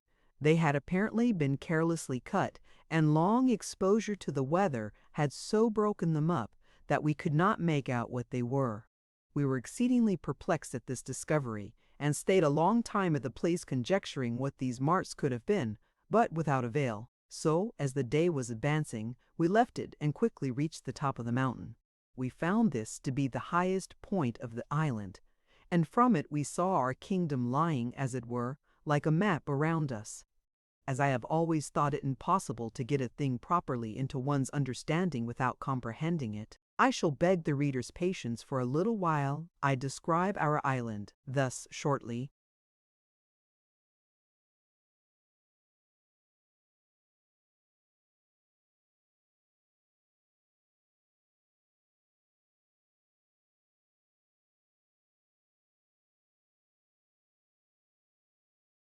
It consisted of 2 mountains, the one we guessed at 500 feet, the other on which we stood at 1,000. Between these lay a rich, beautiful valley, as already said. This valley crossed the island from one end to the other, being high in the middle and sloping on each side towards the sea. The large mountains sloped, on the side farthest from where we had been wrecked, gradually towards the sea. But although, when viewed at a glance, it had thus a regular sloping appearance, a more careful observation showed that it was broken up into a multitude of very small vales, or rather dells and glens, intermingled with little rugged spots and small but abrupt precipices here and there, with rivulets tumbling over their edges and wandering down the slopes in the breadfruit, in cocoa-nut trees, or hid to care the benendin At the base of this mountain lay a narrow, bright green plain or meadow, which terminated abruptly at the shore. On the other side of the island whence we had come stood the smaller hill, at the foot of which diverged three valleys, one being that which we had ascended, with a smaller vale on each side of it, and separated from it by the two ridges before mentioned. In these smaller valleys there were no streams, but they were clothed with the same luxuriant vegetation. The diameter of the island seemed to be about 10 miles, and, as it was almost circular in form, its circumference must have been 30 miles. Perhaps a little more if allowance be made for the numerous bays and indentations of the shore. The entire island was belted by a beach of pure white sand, on which lave the gentle ripples of the lagoon. We now also observed that the coral reef completely encircled the island, but it varied its distance from it here and there, in some places being a mile from the beach, in others a few hundred yards, but the average distance was half a mile. The reef lay very low, and the spray of the surf broke quite over it in many places. This surf never ceased its roar, for, however calm the weather might be, there is always a gentle swaying motion in the great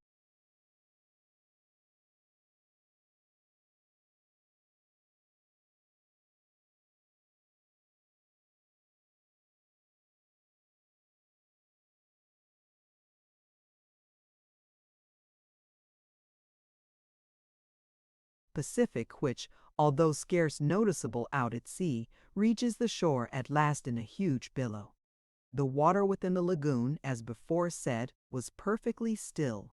There were three narrow openings in the reef, one opposite each end of the valley, which I have described as crossing the island, the other opposite our own valley, which we afterwards named the Valley of the Wreck. At each of these openings the reef rose into two small green islets, covered with bushes and having one or two cocoa-nut palms on each. These islets were very singular, and appeared as if planted expressly for the purpose of marking the channel into the lagoon. Our captain was making for one of these openings the day we were wrecked, and would have reached it too, I doubt not, had not the rudder been torn away. Within the lagoon were several pretty low coral islands, just opposite our encampment, and, immediately beyond these, out at sea, lay about a dozen other islands, at various distances, from half a mile to 10 miles, all of them, as far as we could discern, smaller than ours and apparently uninhabited. They seemed to be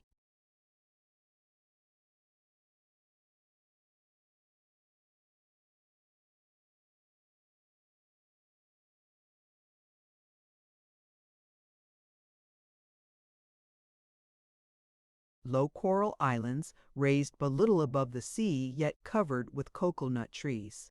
All this we noted, and a great deal more, while we sat on the top of the mountain. After we had satisfied ourselves, we prepared to return, but here again we discovered traces of the presence of man. These were a pole, or staff, and one or two pieces of wood, which had been squared with an axe. All of these were, however, very much decayed, and they had evidently not been touched for many years. Full of these discoveries, we returned to our encampment. On the way, we fell in with the traces of some 4-footed animal, but whether old or of recent date none of us were able to guess. This also tended to raise our hopes of obtaining some animal food on the island, so we reached home in good spirits, quite prepared for supper, and highly satisfied with our excursion. After much discussion, in which Pierrekin took the lead, we came to the conclusion that the island was uninhabited, and went to bed. Chapter 7. Jack's Ingenuity. We get into difficulties about fishing and get out of them by a method which gives us a cold bath. Horrible encounter with a shark.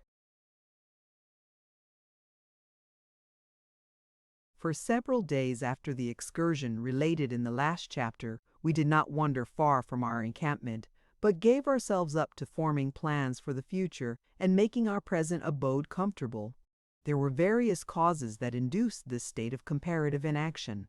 In the first place, although everything around us was so delightful, and we could without difficulty obtain all that we required for our bodily comfort, we did not quite like the idea of settling down here for the rest of our lives, far away from our friends and our native land. to set energetically about preparations for a permanent residence seemed so like making up our minds to saying adieu to home and friends forever, that we tacitly shrank from it and put off our preparations, for one reason and another, as long as we could. Then there was a little uncertainty still as to there being natives on the island, and we entertained a kind of faint hope that a ship might come and take us off.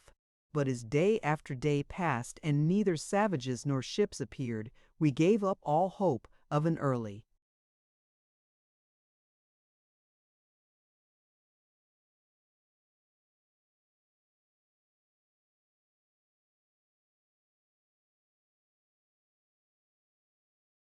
deliverance and set diligently to work at our homestead. During this time, however, we had not been altogether idle. We made several experiments in cooking the cocoanut, most of which did not improve it. Then we removed our goods and took up our abode in the cave, but found the change so bad that we returned gladly to the bower. Besides this, we bathed very frequently and talked a great deal. At least Jack and Peterkin did. I listened. Among other useful things, Jack, who was ever the most active and diligent, converted about 3 inches of the hoop iron into an excellent knife. First he beat it quite flat with the axe. Then he made a rude handle and tied the hoop iron to it with our piece of whipcord and ground it to an edge on a piece of sandstone. When it was finished, he used it to shape a better handle, to which he fixed it with a strip of his cotton handkerchief, in which operation he had, as Peterkin pointed out, torn off one of Lord Nelson's noses. However, the whipcord, thus set free, was used by Peterkin as a fishing line. He merely tied a piece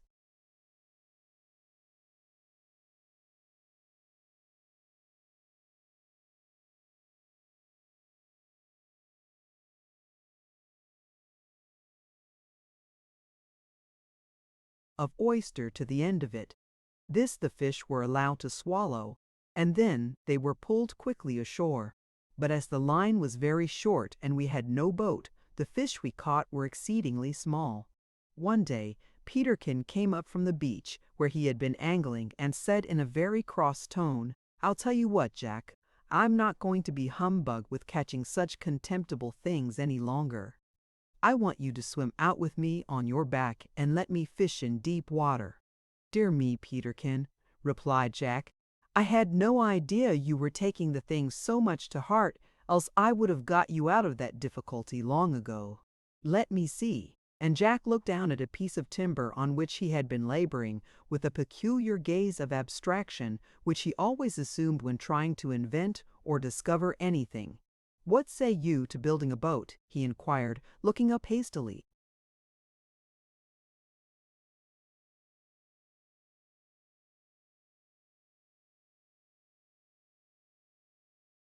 "Take far too long," was the reply. "Can't be bothered waiting. I want to begin at once." Again Jack considered. "I have it," he cried. "We'll fell a large tree and launch the trunk of it in the water, so that when you want to fish you've nothing to do but to swim out to it. Would not a small raft do better?" Said I, "Much better, but we have no ropes to bind it together with. Perhaps we may find something hereafter that will do as well, but in the meantime let us try the tree." This was agreed on, so we started off to a spot not far distant where we knew of a tree that would suit us, which grew near the water's edge. As soon as we reached it, Jack threw off his coat and, wielding the axe with his sturdy arms,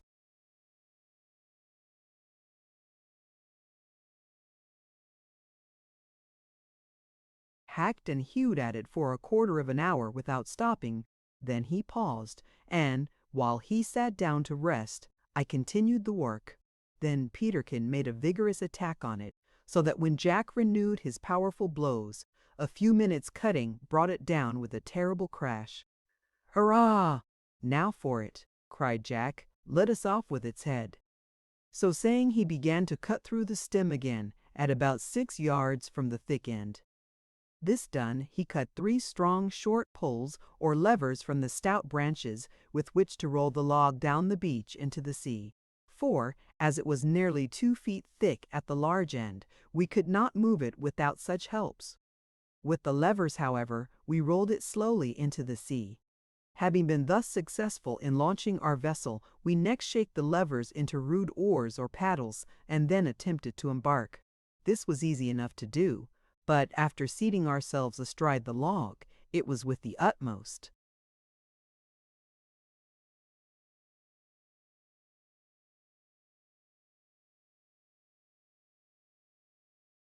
difficulty we kept it from rolling round and plunging us into the water. Not that we minded that much, but we preferred, if possible, to fish in dry clothes. To be sure, our trousers were necessarily wet, as our legs were dangling in the water on each side of the log. But, as they could be easily dried, we did not care. After half an hour's practice, we became expert enough to keep our balance pretty steadily. Then Peterkin laid down his paddle, and having baited his line with a whole oyster, dropped it into deep water. "Now then, Jack," said he, "be cautious, steer clear of that seaweed. There, that's it. Gently now, gently. I see a fellow at least a foot long down there, coming to That's it. Oh, bother, he's off." "Did he bite?" said Jack, urging the log onwards a little with his paddle. "Bite? Aye." He took it into his mouth, but the moment I began to haul, he opened his jaws and let it out again.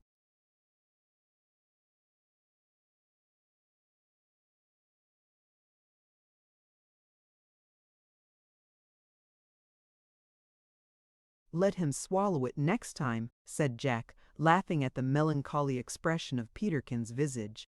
"There he's again!" cried Peterkin, his eyes flashing with excitement. "Look out, now then! No! Yes! No! Why, the brute won't swallow it." "Try to haul him up by the mouth, then," cried Jack. "Do it gently." A heavy sigh and a look of blank despair showed that poor Peterkin had tried and failed again. "Never mind, lad," said Jack in a voice of sympathy. "We'll move on and offer it to some other fish."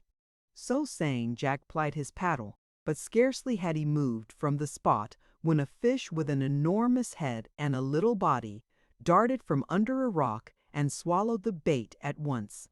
"Got him this time, that's a fact," cried Peterkin, hauling in the line. "He's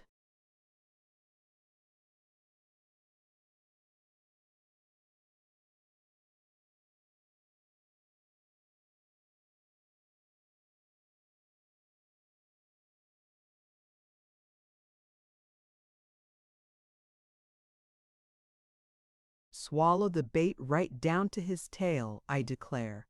Oh, what a thumper! As the fish came struggling to the surface, we leaned forward to see it, and overbalanced the log. Peterkin threw his arms round the fish's neck, and in another instant we were all floundering in the water. A shout of laughter burst from us as we rose to the surface like three drowned rats and seized hold of the log. We soon recovered our position and sat more warily, while Peterkin secured the fish, which had well nigh escaped in the midst of our struggles.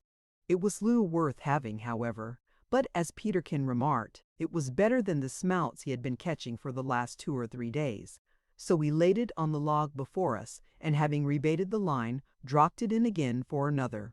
Now, while we were thus intent upon our sport, our attention was suddenly attracted by a ripple on the sea, just a few yards away from us. Peterkin shouted,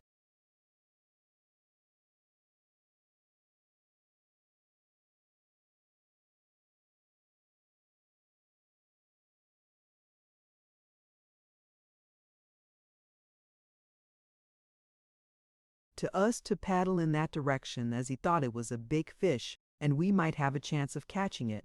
But Jack, instead of complying, said in a deep, earnest tone of voice, which I never before heard him use, "Haul up your line, Peterkin. Seize your paddle. Quick, it's a shark." The horror with which we heard this may well be imagined, for it must be remembered that our legs were hanging down in the water, and we could not venture to pull them up without upsetting the log. Peterkin instantly hauled up the line, and grasping his paddle, exerted himself to the utmost, while we also did our best to make for shore. But we were a good way off, and the log being, as I have before said, very heavy, moved but slowly through the water. We now saw the shark quite distinctly swimming round and round us, its sharp fin every now and then protruding above the water. From its active and unsteady motions, Jack knew it was making up its mind to attack us, so he urged us vehemently to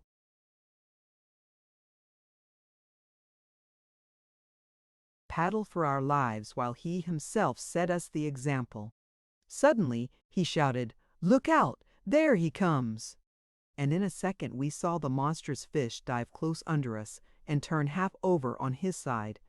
But we all made a great commotion with our paddles, which no doubt frightened it away for that time, as we saw it immediately after circling round us as before. "Throw the fish to him," cried Jack in a quick, suppressed voice. "We'll make the shore in time yet if we can keep him off for a few minutes." Peterkin stopped one instant to obey the command, and then plied his paddle again with all his might. No sooner had the fish fallen on the water than we observed the shark to sink. In another second we saw its white breast rising, for sharks always turn over on their sides when about to seize their prey, their mouths being not at the point of their heads like those of other fish, but, as it were, under their chins. In another moment his snout rose above the water, his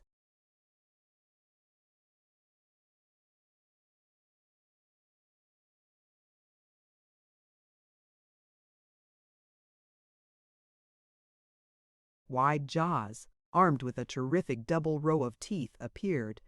The dead fish was engulfed, and the shark sank out of sight. But Jack was mistaken in supposing that it would be satisfied.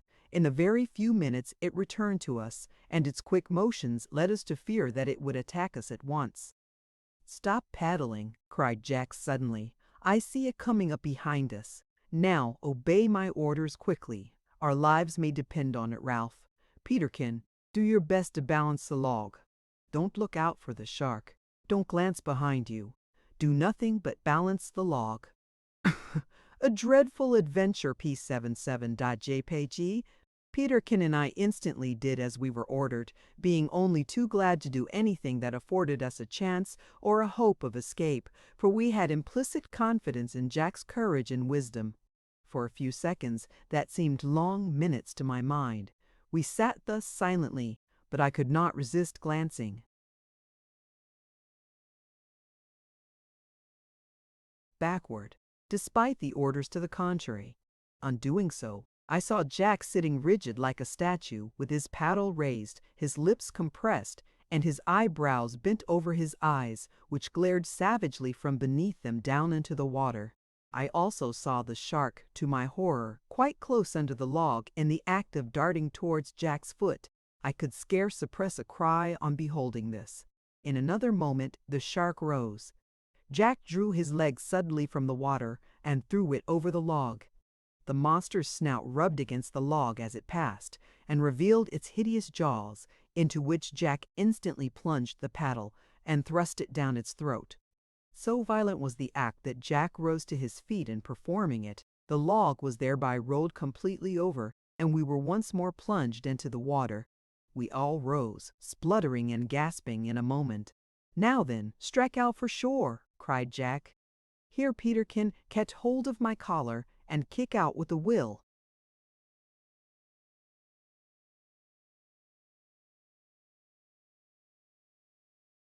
Peterkin did as he was desired, and Jack struck out with such force that he cut through the water like a boat, while I, being free from all encumbrance, succeeded in keeping up with him. As we had by this time drawn pretty near to the shore, a few minutes more sufficed to carry us into shallow water, and finally we landed in safety, though very much exhausted and not a little frightened by our terrible adventure.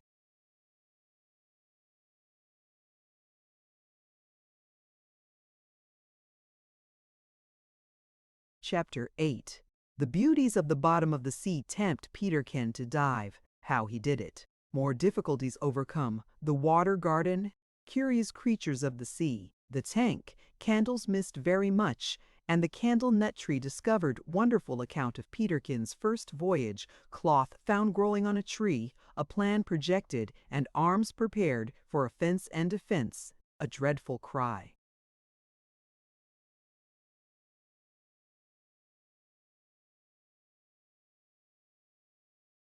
Our encounter with the shark was the first great danger that had befallen us since landing on this island, and we felt very seriously affected by it, especially when we considered that we had so often unwittingly incurred the same danger before while bathing. We were now forced to take to fishing again in the shallow water, until we should succeed in constructing a raft. What troubled us most, however, was that we were compelled to forego our morning swimming excursions. We did indeed continue to enjoy our bathe in the shallow water, but Jack and I found that one great source of our enjoyment was gone when we could no longer dive down among the beautiful coral groves at the bottom of the lagoon. We had come to be so fond of this exercise and to take such an interest in watching the formations of coral and the gambols of the many beautiful fish amongst the forests of red and green seaweeds that we had become quite familiar with the appearance of the fish and the localities that they chiefly haunted. We had also become expert divers, but we made it a rule never to stay long underwater at a time. Jack told me that to do so often was bad for the lungs and, instead of affording us enjoyment, would ere long do us a serious injury.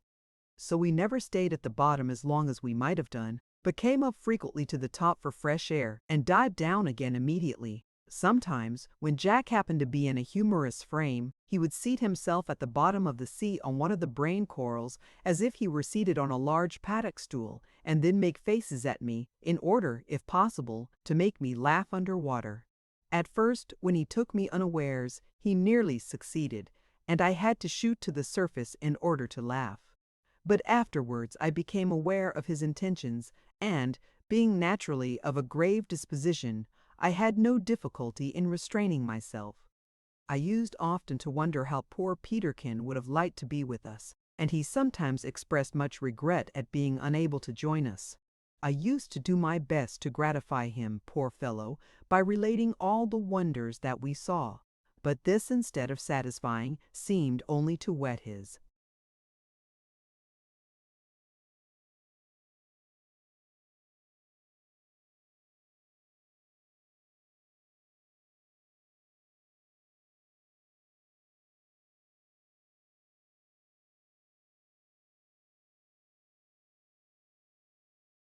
curiosity the more, so one day we prevailed on him to try to go down with us. But, although a brave boy in every other way, Peterkin was very nervous in the water, and it was with difficulty we got him to consent to be taken down, for he could never have managed to push himself down to the bottom without assistance. But no sooner had we pulled him down a yard or so into the deep clear water than he began to struggle and kick violently. So we were forced to let him go, when he rose out of the water like a cork, gave a loud gasp and a frightful roar, and struck out for the land with the utmost possible haste. Now, all this pleasure we were to forego, and when we thought thereon, Jack and I felt very much depressed in our spirits.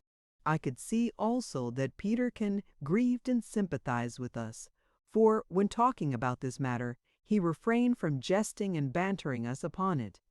As, however, a man's difficulties usually set him upon devising methods to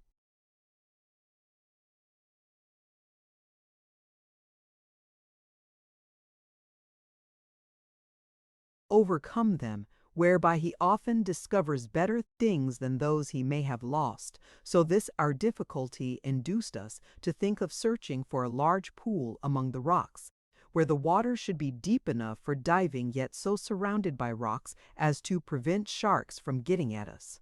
And such a pool we afterwards found, which proved to be very much better than our most sanguine hopes anticipated.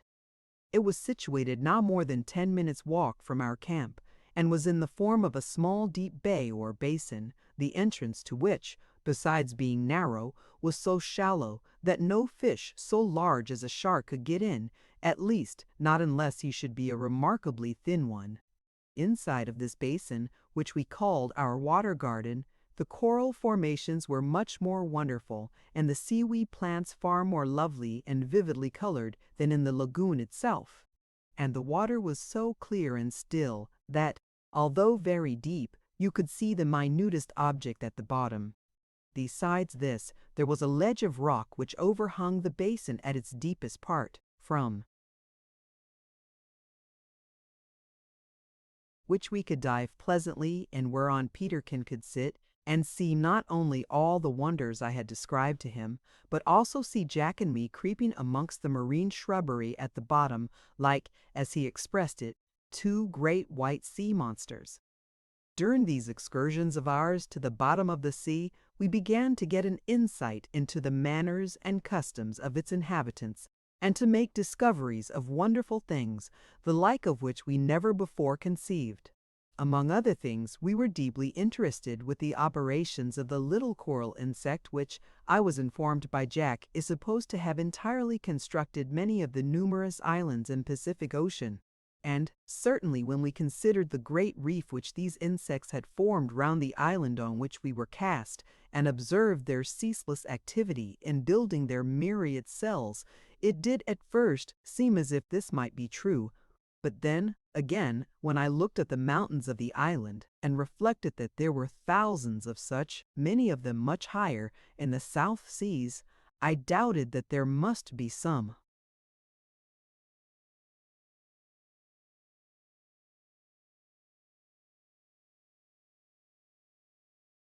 mistake here, but more of this hereafter. I also became much taken up with the manners and appearance of the anemones, and starfish and crabs and sea urchins, and was not content with watching those I saw during my dives in the water garden, but I must needs scoop out a hole in the coral rock close to it, which I filled with salt water and stocked with sundry specimens of anemones and shellfish, in order to watch more closely how they were in the habit of passing their time. Our burning glass also now became a great treasure to me, as it enabled me to magnify the. Having now got ourselves into a very comfortable condition, we began to talk of a project which we had long had in contemplation, namely, to travel entirely round the island, in order, first, to ascertain whether it contained any other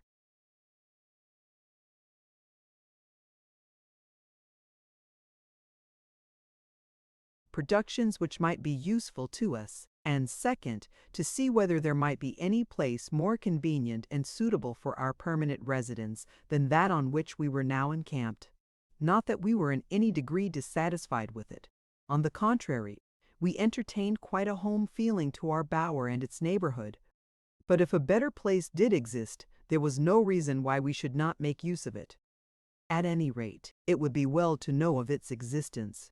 We had much earnest talk over this matter, but Jack proposed that, before undertaking such an excursion, we should supply ourselves with good defensive arms, for as we intended not only to go round all the shore, but to ascend most of the valleys, before returning home we should be likely to meet in with, he would not say dangers, but, at least, with everything that existed on the island, whatever that might be.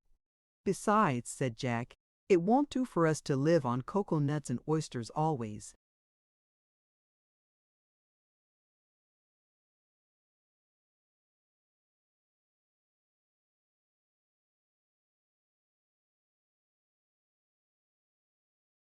No doubt they are very excellent in their way, but I think a little animal food now and then would be agreeable as well as good for us, and as there are many small birds among the trees, some of which are probably very good to eat, I think it would be a capital plan to make bows and arrows with which we could easily knock them over.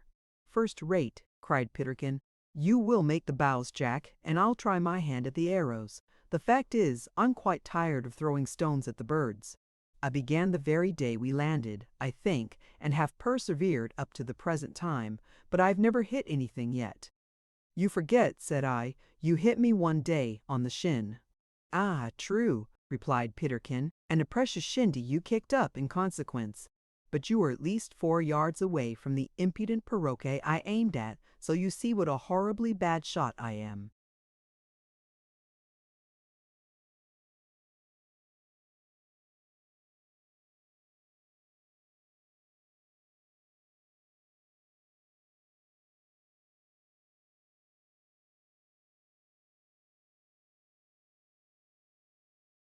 But, said I, Jack, you cannot make 3 bows and arrows before tomorrow, And would it not be a pity to waste time, now that we have made up our minds to go on this expedition?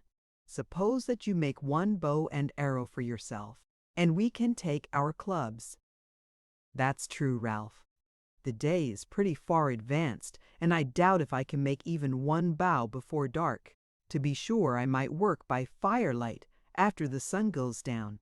We had, up to this time, been in the habit of going to bed with the sun, as we had no pressing call to work o' nights, and, indeed, our work during the day was usually hard enough, what between fishing and improving our bower and diving in the water garden and rambling in the woods, so that when night came we were usually very glad to retire to our beds.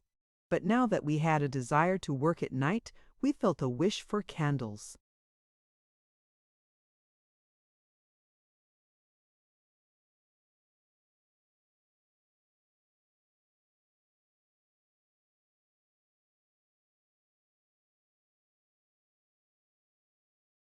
"Won't a good blazing fire give you light enough?" inquired Peterkin.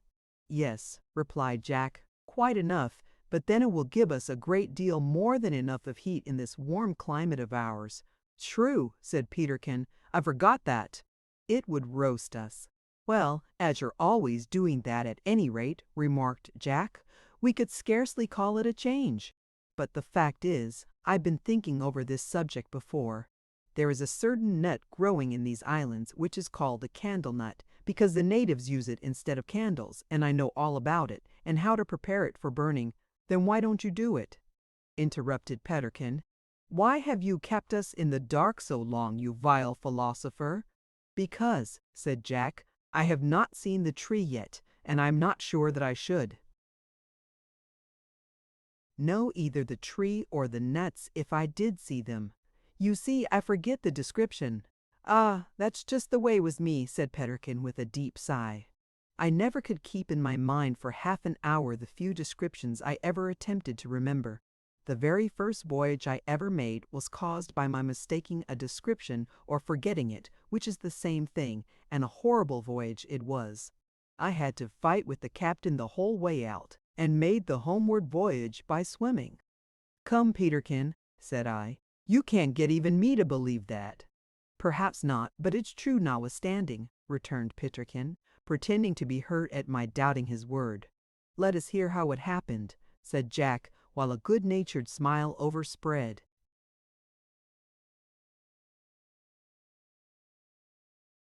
his face. "Well, you must know," began Peterkin, "that the very day before I went to sea I was greatly taken up with a game at hockey which I was playing with my old schoolfellows for the last time before leaving them. You see, I was young then, Ralph." Peterkin gazed, in an abstracted and melancholy manner, out to sea.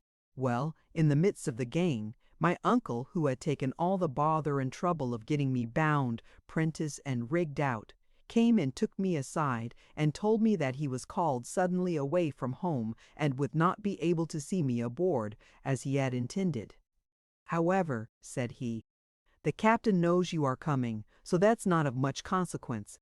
But as you'll have to find the ship yourself, you must remember her name and description.' Did I hear, boy? I certainly did hear, but I'm afraid I did not understand, for my mind was so taken up with the game, which I saw my side was losing, that I began to grow impatient, and the moment my uncle finished his description of the ship and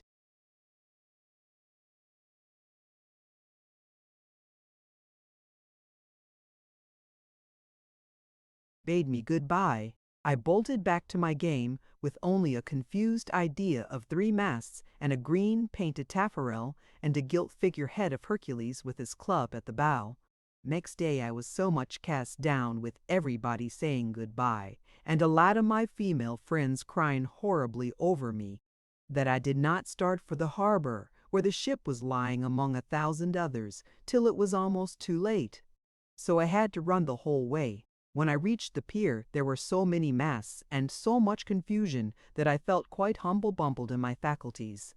'Now,' said I to myself, 'Peterkin, you're in a fix.'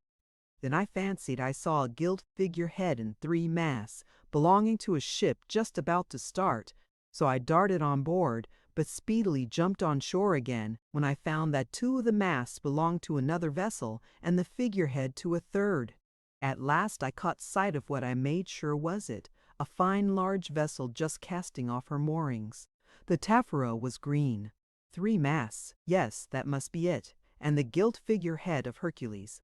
To be sure, it had a 3-pronged pitchfork in its hand.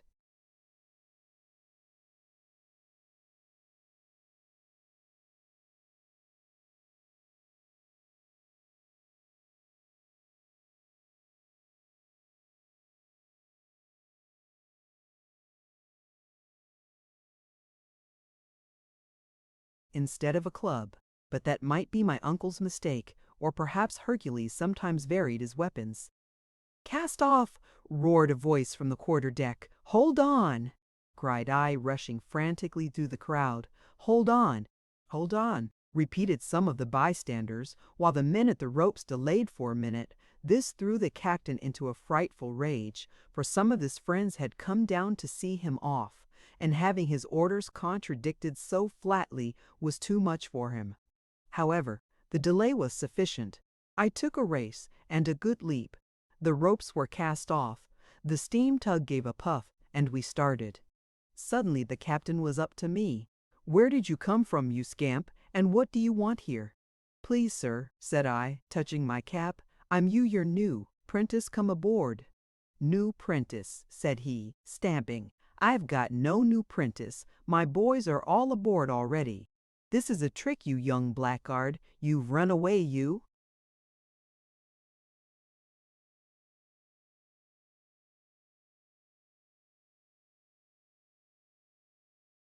"Have," and the captain stamped about the deck and swore dreadfully, for, you see, the thought of having to stop the ship and lower a boat and lose half an hour, all for the sake of sending a small boy ashore, seemed to make him very angry.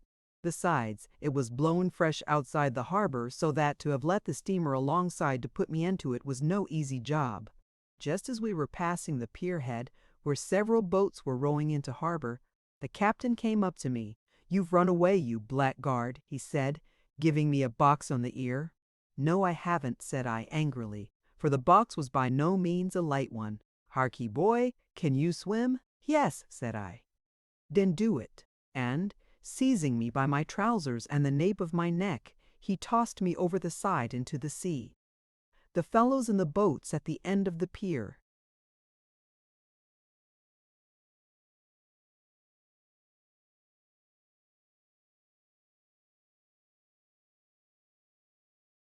backed their oars on seeing this, but observing that I could swim, they allowed me to make the best of my way to the pier head.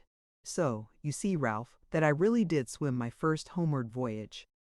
Jack laughed and patted Peterkin on the shoulder. "But tell us about the candle-nut trees," said I. "You were talking about it."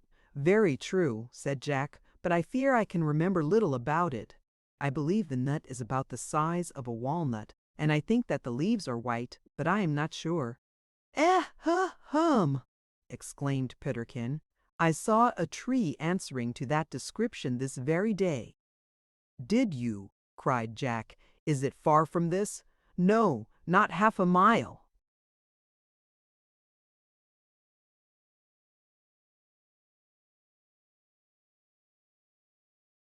"Then laid me to it," said Jack, seizing his axe.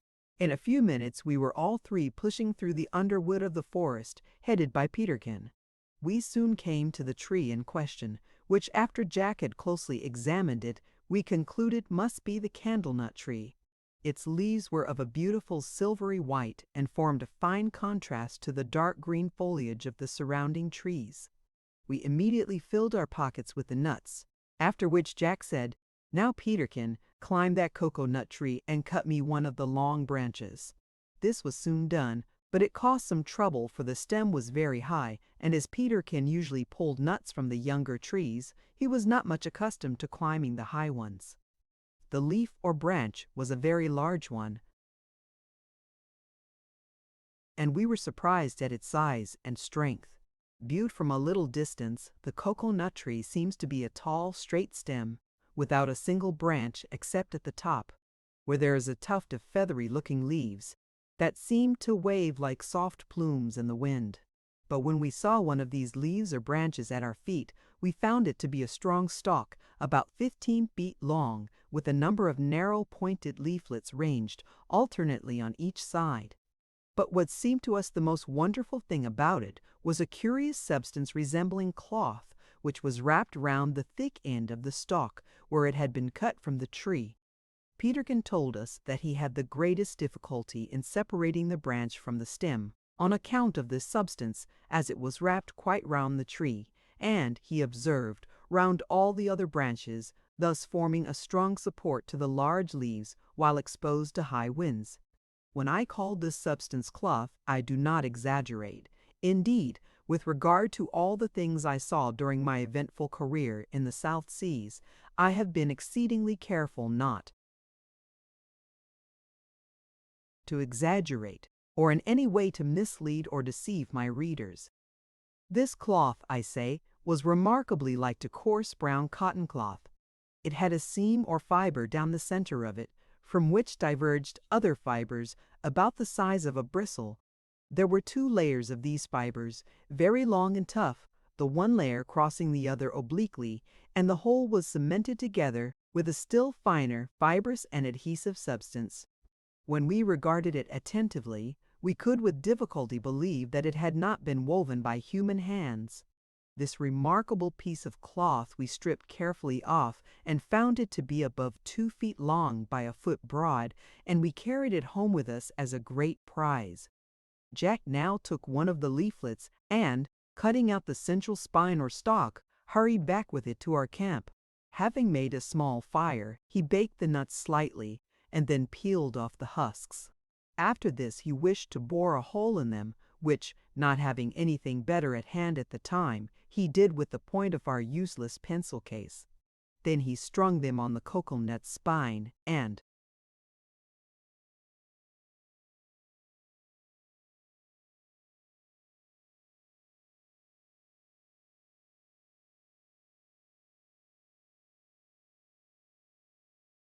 on putting a light to the topmost nut, we found to our joy that it burned with a clear, beautiful flame, upon seeing which Peterkin sprang up and danced round the fire for at least 5 minutes in the excess of his satisfaction. "Now, lads," said Jack, extinguishing our candle, "the sun will set in an hour, so we have no time to lose. I shall go and cut a young tree to make my bow out of, and you had better each of you go and select good strong sticks for clubs, and we'll set to work at them after dark." So saying, he shouldered his axe and went off, followed by Peterkin, while I took up the piece of newly discovered cloth and fell to examining its structure. So engrossed was I in this, that I was still sitting in the same attitude and occupation when my companions returned. "I told you so," cried Peterkin, with a loud laugh. "Oh, Ralph, you're incorrigible. See, there's a club for you. I was sure when we left you looking at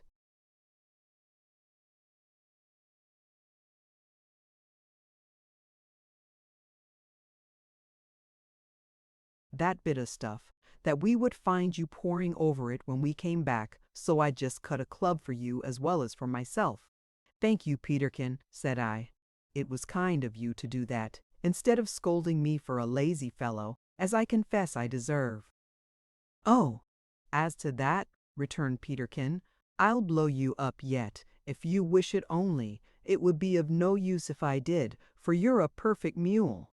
As it was now getting dark, we lighted our candle, and placing it in a holder made of 2 crossing branches, inside of our bower, we seated ourselves on our leafy beds and began to work. "I intend to appropriate the bow for my own use," said Jack, chipping the piece of wood he had brought with his axe. "I used to be a pretty fair shot once. But what's that you're doing?" he added, looking at Peterkin, who had drawn the end.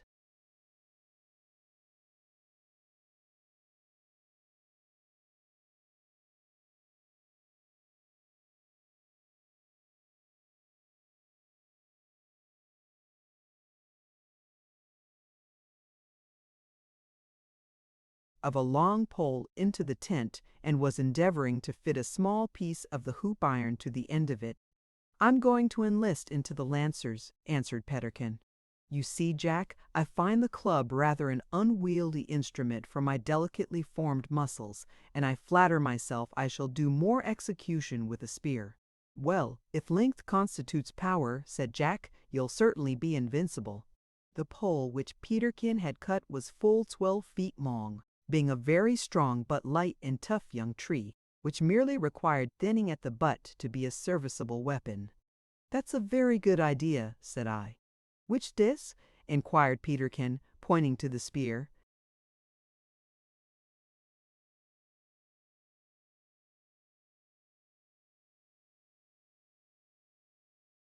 Yes, I replied. Humph, said he.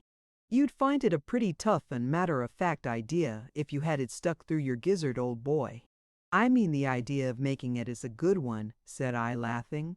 And, now I think of it, I'll change my plan too.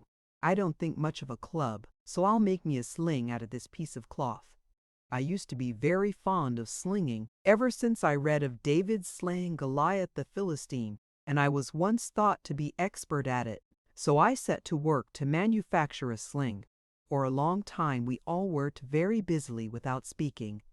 At length Peterkin looked up. I say, Jack, I'm sorry to say I must apply to you for another strip of your handkerchief to tie on this rascally head with. It's pretty well torn at any rate, so you won't miss it. Jack proceeded to comply with this request when Peterkin suddenly laid his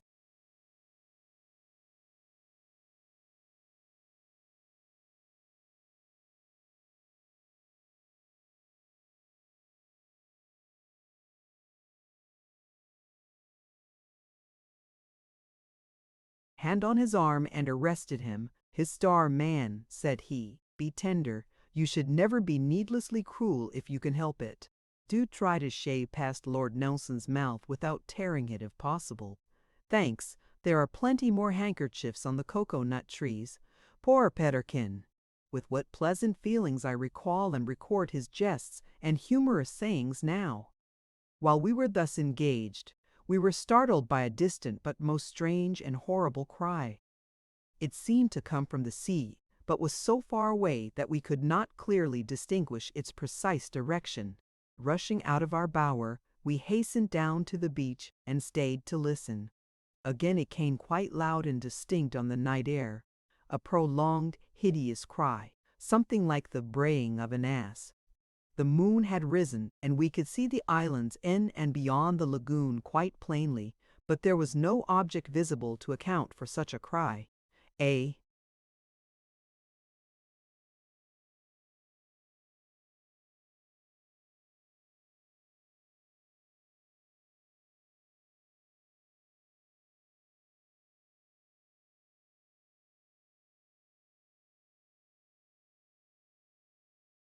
strong gust of wind was blowing from the point whence the sound came, but this died away while we were gazing out to sea.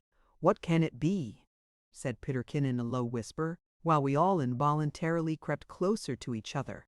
Do you know, said Jack, I have heard that mysterious sound twice before, but never so loud as tonight. Indeed, it was so faint that I thought I must have merely fancied it, so, as I did not wish to alarm you, I said nothing about it. We listened for a long time for the sound again, but as it did not come, we returned to the bower and resumed our work. Very strange, said Peterkin, quite gravely. Do you believe in ghosts, Ralph? No, I answered, I do not. Nevertheless, I must confess that strange, unaccountable sounds, such as we had just heard, make me feel a little uneasy.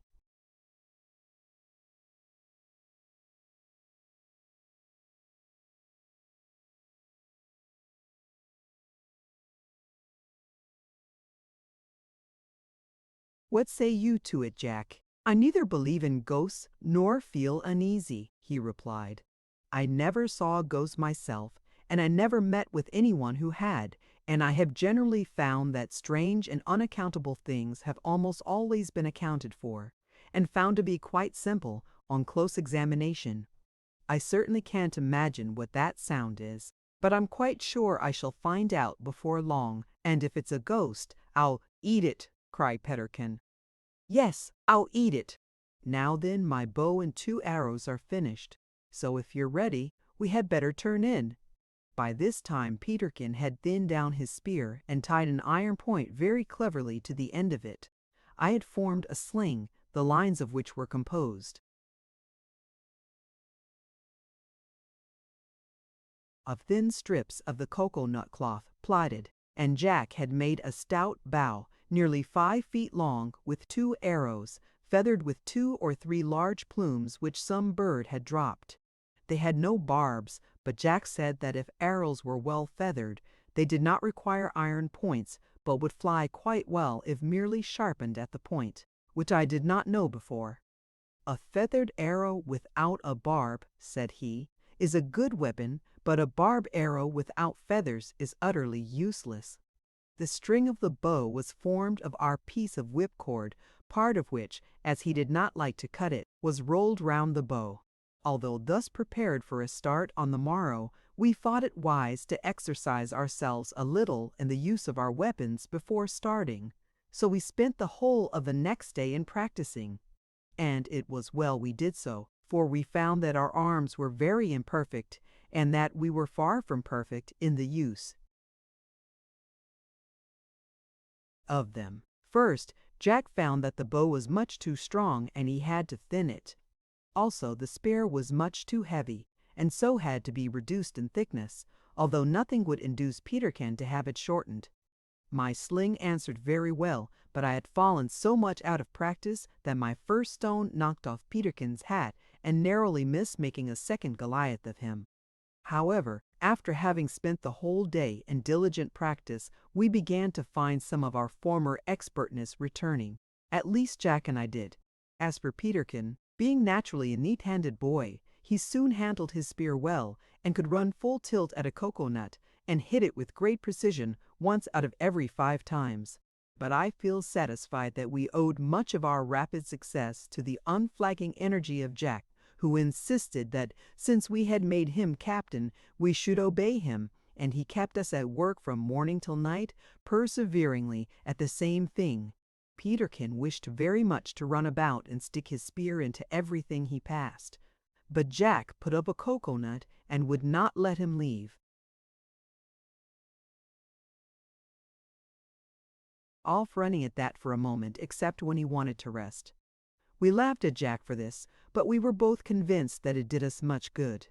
That night we examined and repaired our arms ere we lay down to rest, although we were much fatigued, in order that we might be in readiness to set out on our expedition at daylight on the following morning.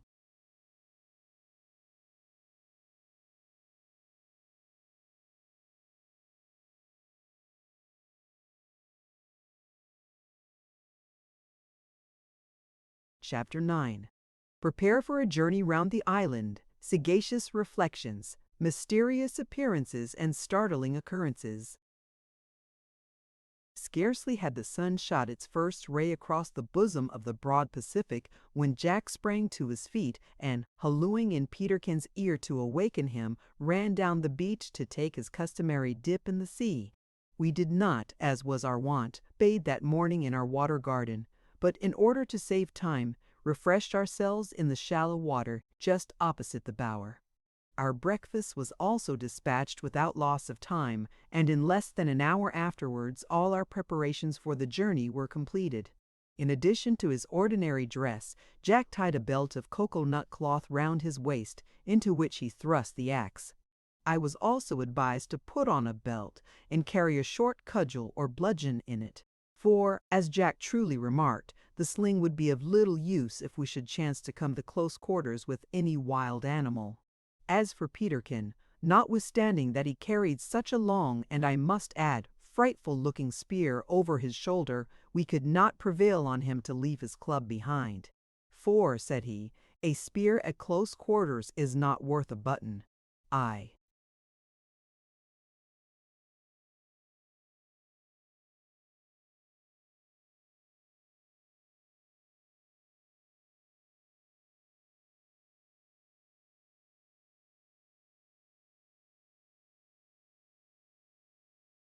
must say that it seemed to me that the club was, to use his own style of language, not worth a buttonhole, for it was all knotted over at the head, something like the club which I remember to have observed in picture books of Jack the Giant Killer, besides being so heavy that he required to grasp it with both hands in order to wield it at all.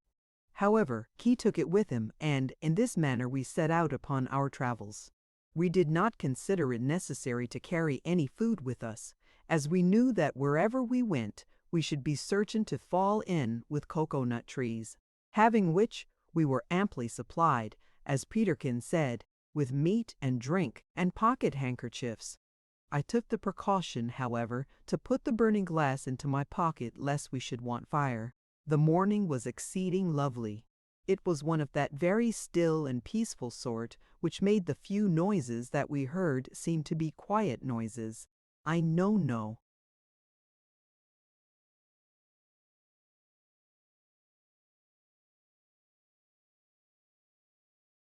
other way of expressing this idea. Noises which, so far from interrupting the universal tranquility of earth, sea, and sky, rather tended to reveal to us how quiet the world around us really was. Such sounds as I refer to were the peculiarly melancholy yet, it seemed to me, cheerful plaint of seabirds floating on the glassy water or sailing in the sky, also the subdued twittering of little birds among the bushes, the faint ripples on the beach, and the solemn boom of the surf upon the distant coral reef. We felt very glad in our hearts as we walked along the sand side by side. For my part, I felt so deeply overjoyed that I was surprised at my own sensations and fell into a reverie upon the causes of happiness. I came to the conclusion that a state of profound peace and repose, both in regard to outward objects and within the soul, is the happiest condition in which man can be placed. For, although I had many a time been most joyful and happy when engaged in bustling, energetic, active pursuits or amusements, I never found that such joy or satisfaction was so deep or so pleasant to reflect.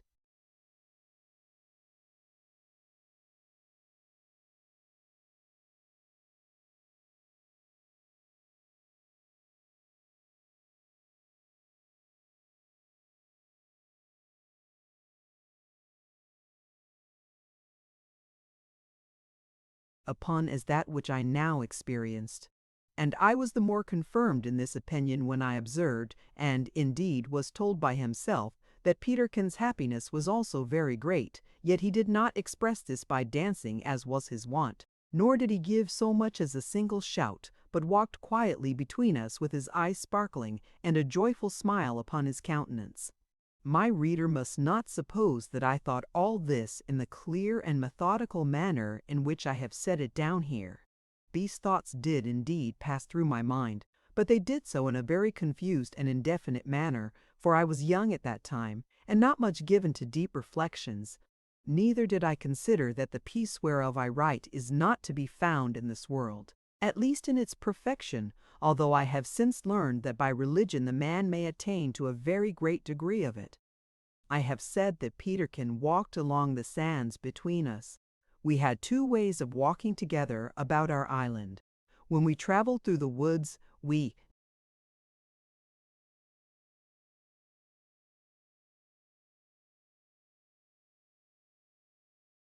always did so in single file, as by this method we advanced with greater facility, the one treading in the other's footsteps. In such cases, Jack always took the lead, Peterkin followed, and I brought up the rear. But when we traveled along the sands, which extended almost in an unbroken line of glistening white round the island, we marched abreast, as we found this method more sociable, and every way more pleasant. Jack, being the tallest, walked next the sea, and Peterkin marched between us, as by this arrangement either of us could talk to him, or he to us, while if Jack and I happened to wish to converse together, we could conveniently do so over Peterkin's head.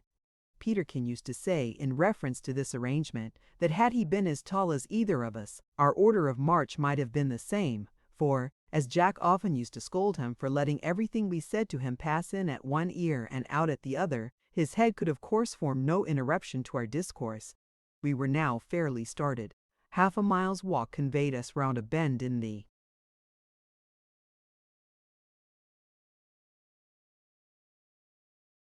land which shut out our bower from view, and for some time we advanced at a brisk pace without speaking, though our eyes were not idle, but noted everything, in the woods, on the shore, or in the sea, that was interesting. After passing the ridge of land that formed one side of our valley, the valley of the wreck, we beheld another small vale lying before us in all the luxuriant loveliness of tropical vegetation. We had, indeed, seen it before from the mountaintop, but we had no idea that it would turn out to be so much more lovely when we were close to it. We were about to commence the exploration of this valley when Peterkin stopped us and directed our attention to a very remarkable appearance in advance along the shore. "What's yon, think you?" said he, leveling his spear, as if he expected an immediate attack from the object in question, though it was full half a mile distant.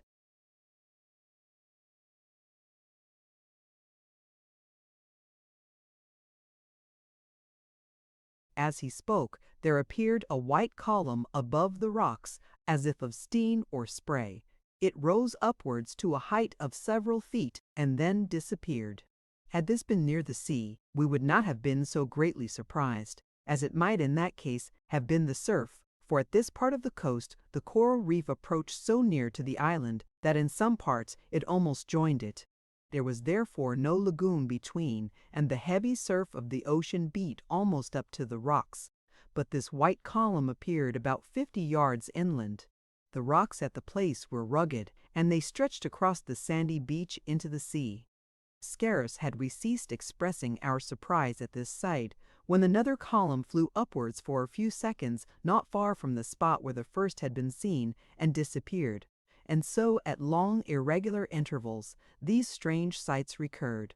We were now quite sure that the columns were watery or composed of spray, but what caused them we could not guess, so we determined to go and see. In a few minutes we gained the spot, which was very rugged and precipitous,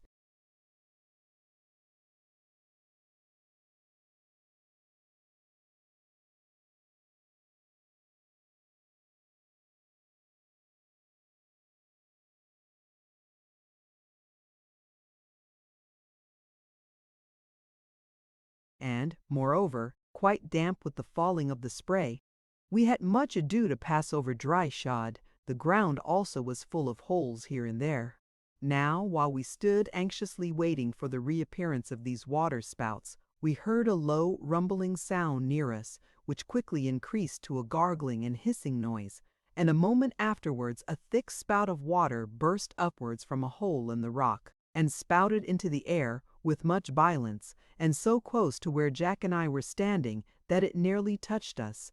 We sprang to one side, but not before a cloud of spray descended and drenched us both to the skin. Peterkin, who was standing farther off, escaped with a few drops and burst into an uncontrollable fit of laughter on beholding our miserable plight.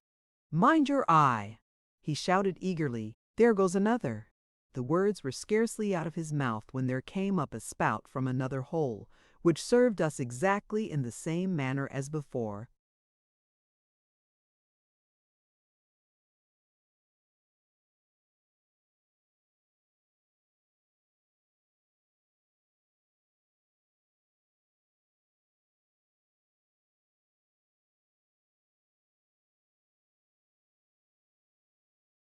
Peterkin now shrieked with laughter, but his merriment was abruptly put a stop to by the gurgling noise occurring close to where he stood.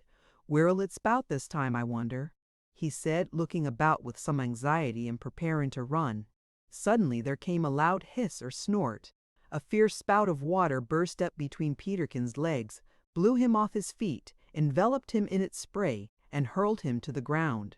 He fell with so much violence that we feared he must have broken some of his bones, and ran anxiously to his assistance, but fortunately he had fallen on a clump of tangled herbage, in which he lay sprawling in a most deplorable condition.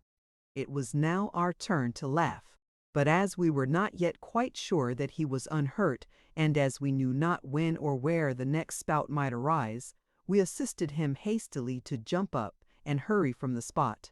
I may here add that although I am quite certain that the spout of water was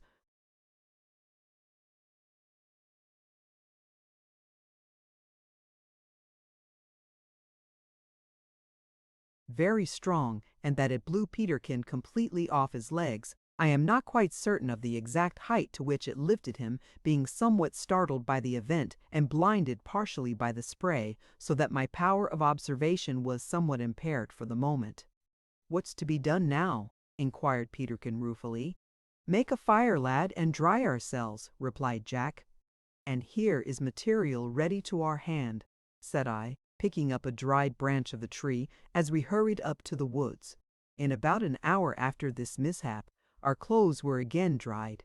While they were hanging up before the fire, we walked down to the beach, and soon observed that these curious spouts took place immediately after the fall of a huge wave, never before it, and moreover, that the spouts did not take place excepting when the billow was an extremely large one. From this we concluded that there must be a subterraneous channel in the rock into which the water was driven by the larger waves, and finding no way of escape except through these small holes, was thus forced up violently through them. At any rate, we could not conceive any other reason for these strange waterspouts, and as this seemed a very simple and probable one, we forthwith adopted it. "I say, Ralph, what's that in the water? Is it a shark?" said Jack, just as we were about to quit the place. I immediately ran to the overhanging ledge of rock, from which he was looking down into the sea, and bent over it. There I saw a very faint, pale object of a greenish color, which seemed to move slightly while I looked at it. "It's like a fish of some sort," said I.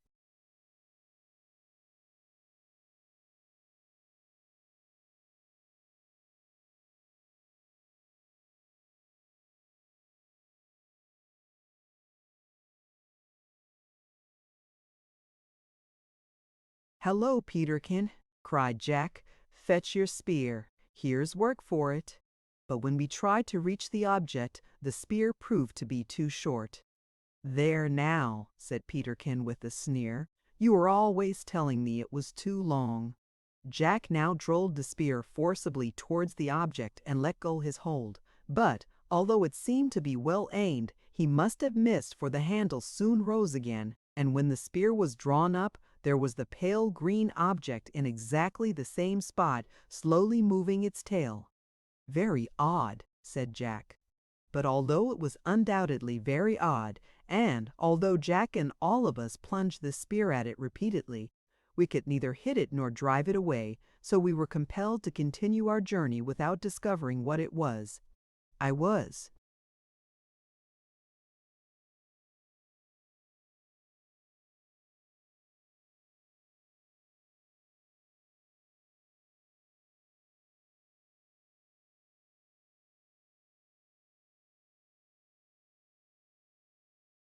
very much perplexed at this strange appearance in the water, and could not get it out of my mind for a long time afterwards. However, I quieted myself by resolving that I would pay a visit to it again at some more convenient season.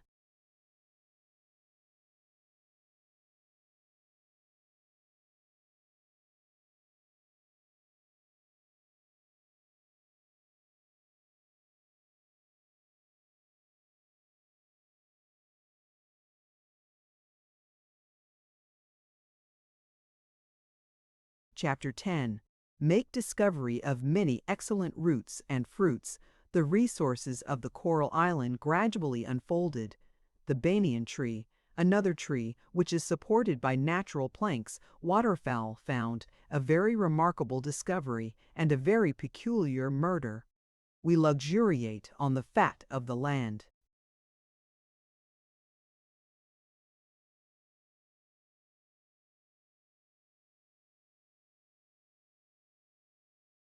Our examination of the little valley proved to be altogether most satisfactory.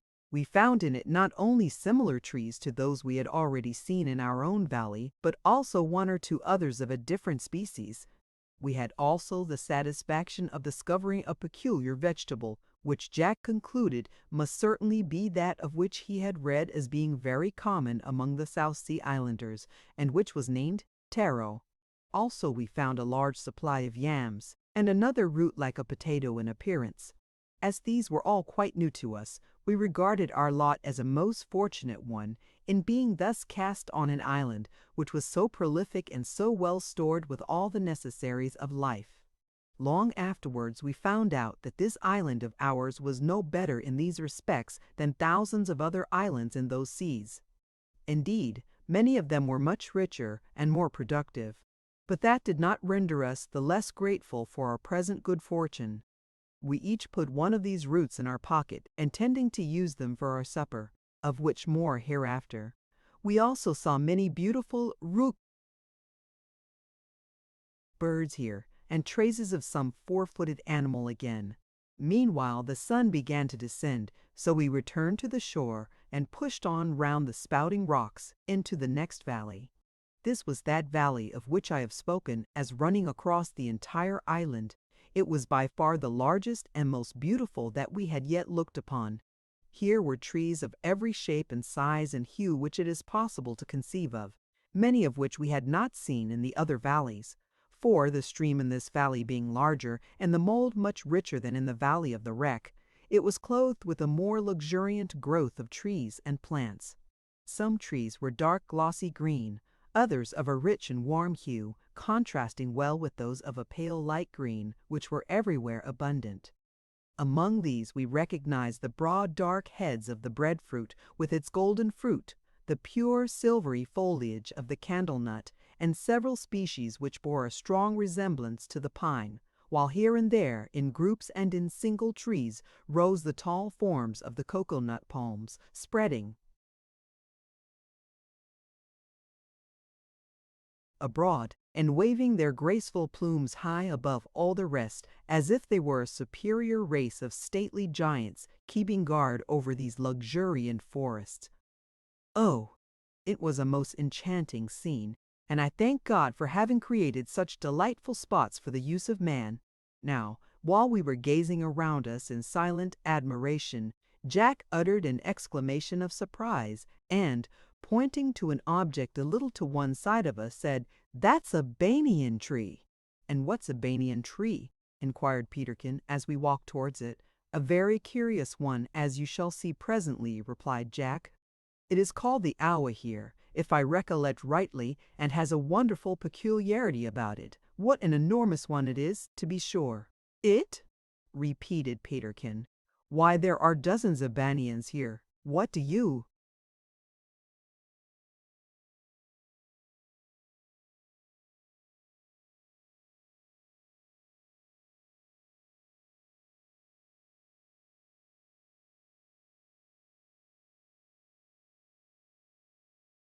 mean by talking bad grammar? Is your philosophy deserting you, Jack?"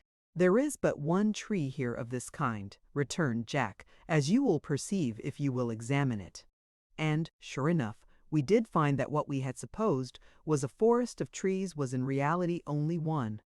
Its bark was of a light color and had a shining appearance, the leaves being lance-shaped, small, and of a beautiful pea-green. But the wonderful thing about it was that the branches, which grew out from the stem horizontally, sent down long shoots or fibers to the ground, which, taking root, had themselves become trees and were covered with bark like the tree itself. Many of these fibers had descended from the branches at various distances, and thus supported them on natural pillars, some of which were so large and strong that it was not easy at first to distinguish the offspring from the parent stem. The fibers were of all sizes and in all states of advancement, from the pillars we have just mentioned to small cords which hung down and were about to take root, and thin brown threads still far from the ground which swayed about with every motion of wind. In short, it seemed to us that, if there were only space afforded to it, this single tree would at length cover the whole island. Shortly after this we came upon another remarkable tree, which, as its peculiar formation afterwards proved extremely useful to us, merits description. It was a splendid chestnut, but its proper name Jack did not know. However, there were quantities of fine nuts upon it, some of which we put in our pockets. But its stem was the wonderful part of it. It rose to about 12 feet without a branch, and was not of great thickness, On the contrary, it was remarkably slender for the size of the tree. But, to make up for this, there were 4 or 5 wonderful projections in this stem, which I cannot better describe than by asking the reader to suppose that 5 planks of 2 inches thick and 3 feet broad had been placed round the trunk of the tree, with their edges closely fixed to it, from the ground up to the branches, and that these plants had been covered now over the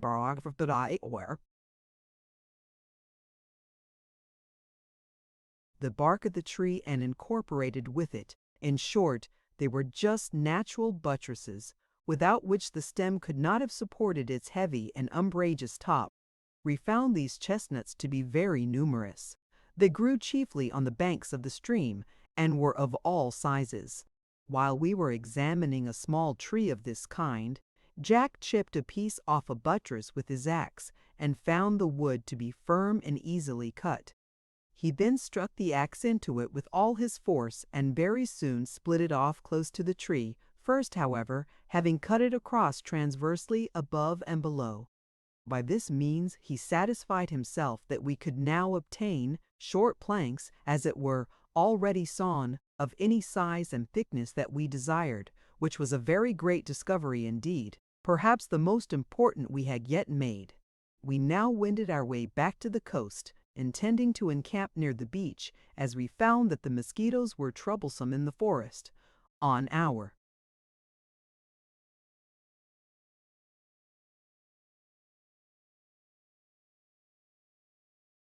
way we could not help admiring the birds which flew and chirped around us.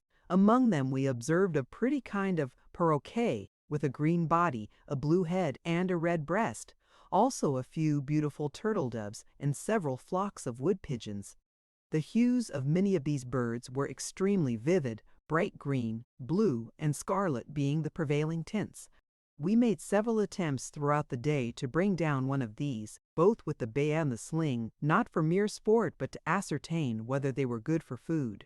But we invariably missed, although once or twice we were very near hitting. As evening drew on, however, a flock of pigeons flew past. I slung a stone into the midst of them at a venture, and had the good fortune to kill one.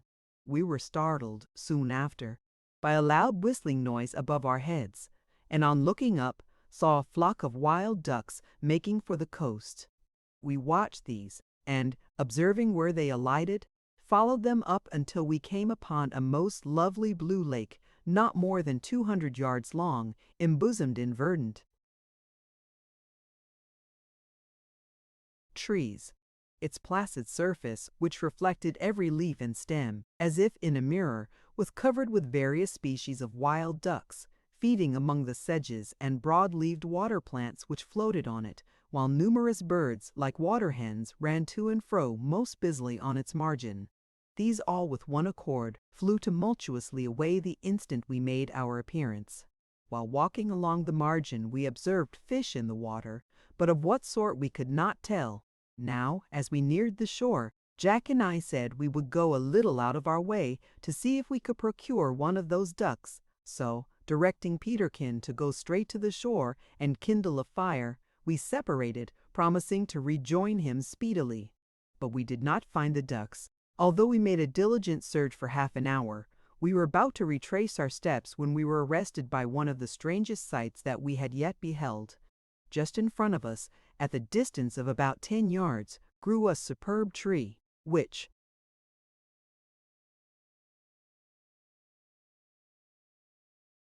certainly was the largest we had yet seen on the island.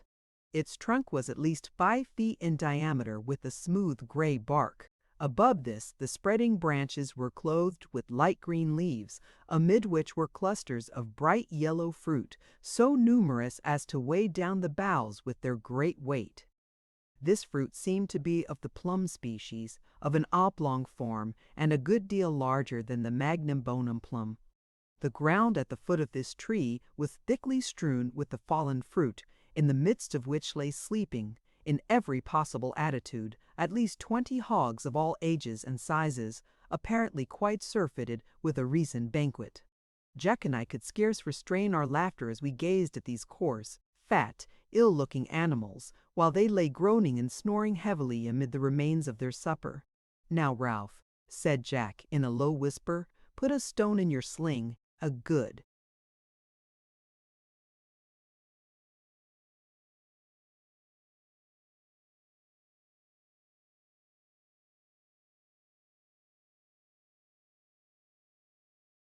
Big one, and let fly at that fat fellow with his back toward you. I'll try to put an arrow into yon little pig. Don't you think we had better put them up first? I whispered. It seems cruel to kill them while asleep. If I wanted sport, Ralph, I would certainly set them up, but as we only want pork, we'll let them lie. Besides, we're not sure of killing them, so fire away. Thus admonished, I slung my stone with so good aim that it went bang against the hog's flank as if against the head of a drum. But it had no other effect than that of causing the animal to start to its feet with a frightful yell of surprise and scamper away. At the same instant Jack's bow twanged, and the arrow pinned the little pig to the ground by the ear. "I've missed after all," cried Jack, darting forward with uplifted axe, while the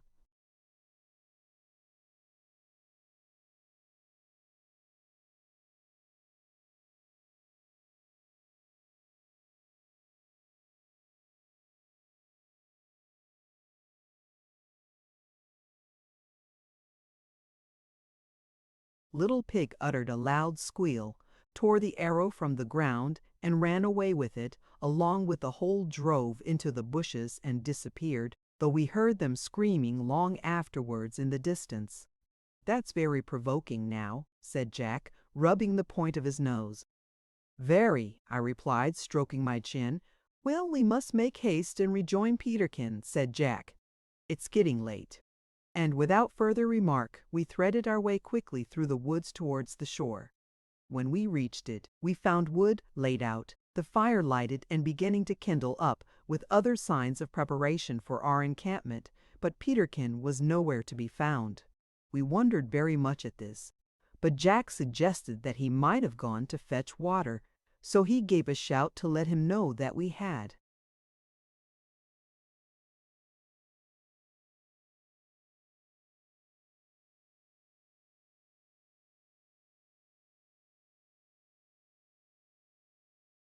Arrived and sat down upon a rock while I threw off my jacket and seized the axe, intending to split up one or two billets of wood.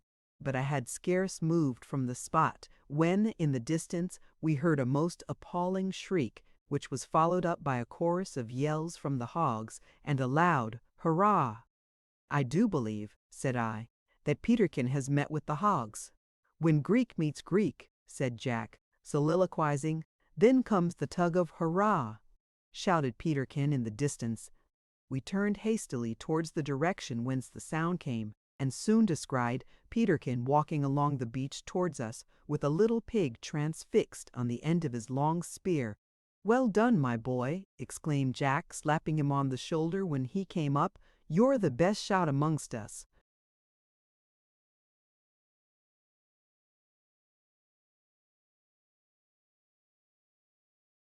"Look here, Jack," cried Peterkin, as he disengaged the animal from his spear. "Do you recognize that hole?" said he, pointing to the pig's ear. "And are you familiar with this arrow, eh?" "Well, I declare," said Jack. "Of course you do," interrupted Peterkin, "but pray restrain your declarations at this time, and let's have supper, for I'm uncommonly hungry, I can tell you, and it's no joke to charge a whole herd of swine with their great-grandmother bristling like a giant porcupine at the head of them." We now set about preparing supper, and truly a good display of viands we made, when all was laid out on a flat rock in the light of the blazing fire. There was, first of all, the little pig. Then there was the taro root, and the yam, and the potato, and 6 plums, and, lastly, the wood pigeon.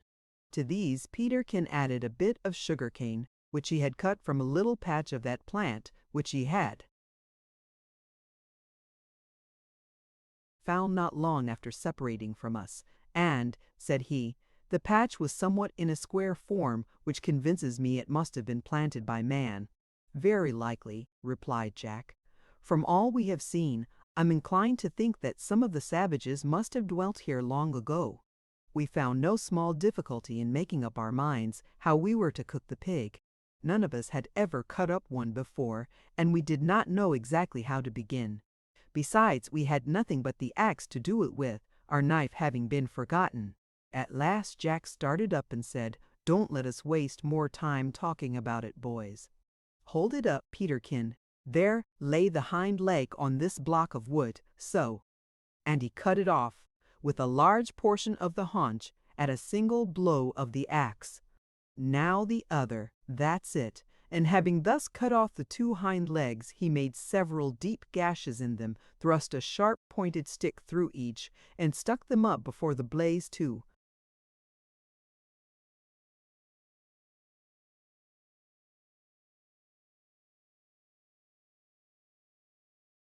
roast. The wood pigeon was then split open quite flat, washed clean in salt water, and treated in a similar manner. While these were cooking, we scraped a hole in the sand and ashes under the fire, into which we put our vegetables and covered them up. The taro root was of an oval shape, about 10 inches long and 4 or 5 thick. It was of a mottled gray color and had a thick rind. We found it somewhat like an Irish potato, and exceedingly good. The yam was roundish, and had a rough brown skin. It was very sweet and well flavored. The potato, we were surprised to find, was quite sweet and exceedingly palatable, as also were the plums, and, indeed, the pork and pigeon too, when we came to taste them. Altogether, this was decidedly the most luxurious supper we had enjoyed for many a day, and Jack said it was out of sight better than we ever got on board ship. And Peterkin said he feared that if we should remain long on the island, he would infallibly become a glutton or an epicure, whereat Jack remarked that he need not fear that, for he was both already. And so, having eaten our fill, not forgetting to finish off with a plum, we laid ourselves comfortably down to sleep upon a couch of branches under the overhanging ledge of a coral rock.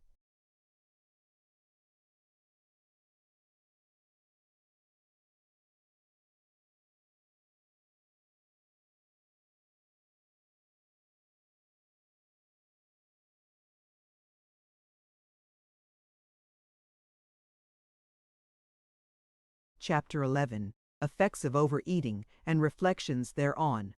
Humble advice regarding cold water. The horrible cry accounted for. The curious birds called penguins. Peculiarity of the cocoanut palm. Questions on the formation of coral islands. Mysterious footsteps, strange discoveries, and sad sights.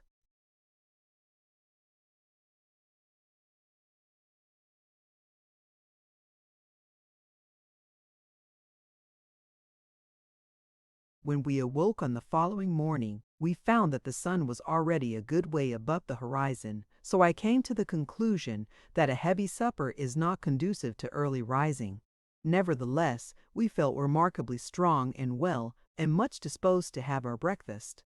First, however, we had our customary morning bathe, which refreshed us greatly. I have often wondered very much in after years that the inhabitants of my own dear land did not make more frequent use of this most charming element, water. I mean in the way of cold bathing.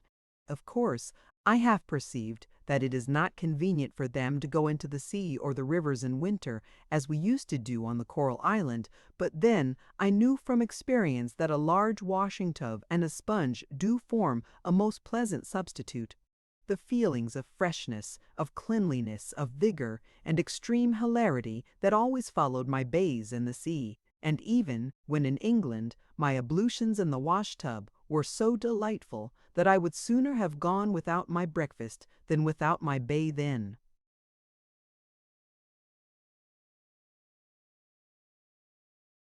Cold water. My readers will forgive me for asking whether they are in the habit of bathing thus every morning, and if they answer no, they will pardon me for recommending them to begin at once. Of late years, since retiring from the stirring life of adventure which I have led so long in foreign climes, I have heard of a system called the cold water cure. Now, I do not know much about that system, so I do not mean to uphold it, neither do I intend to run it down. Perhaps, in reference to it, I may just hint that there may be too much of a good thing. I know not, but of this I am quite certain, that there may also be too little of a good thing, and the great delight I have had in cold bathing during the course of my adventurous career inclines me to think that it is better to risk taking too much than to content oneself with too little. Such is my opinion, derived from much experience, but I put it before my readers with the utmost diffidence and with profound modesty, knowing that it may possibly jar with their feelings of confidence in their own ability to know and judge as to what is best and fittest in reference to their own affairs. But to return from this digression, for which I humbly crave forgiveness. We had not advanced on our journey much above a mile or so, and were just beginning to feel the pleasant glow that usually accompanies vigorous exercise, when, on turning a point that revealed to us a new and beautiful cluster of islands, we were suddenly arrested by the appalling cry which had so alarmed us a few nights before. But this time we were by no means so much alarmed as on the previous occasion, because, whereas at that time it was night, now it was day. And I have always found, though I am unable to account for it, that daylight banishes many of the fears that are apt to assail us in the dark. On hearing the sound, Peterkin instantly threw forward his spear. "Now, what can it be?" said he, looking round at Jack. "I tell you what it is. If we are to go on being pulled up in a constant state of horror and astonishment, as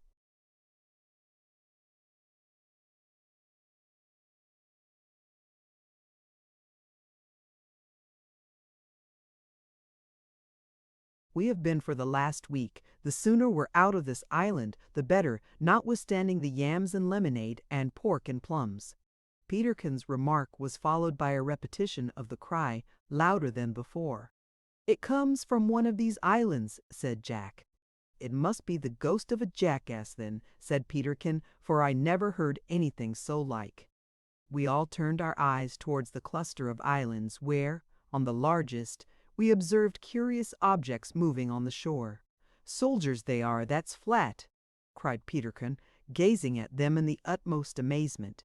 And, in truth, Peterkin's remark seemed to me to be correct, for at the distance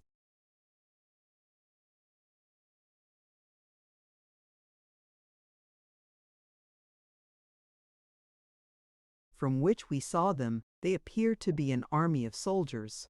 There they stood, rank and file, in lines and in squares, marching and counter-marching, with blue coats and white trousers.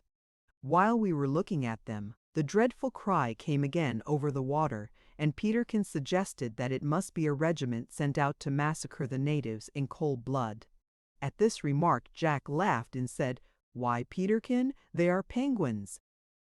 "Penguins," repeated Peterkin.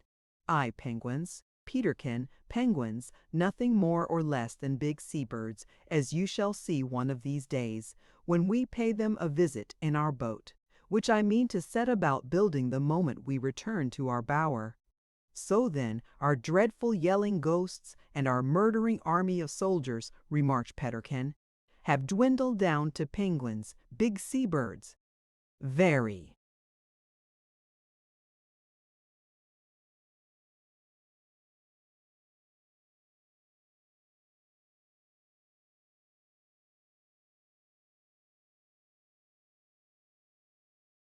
"Good.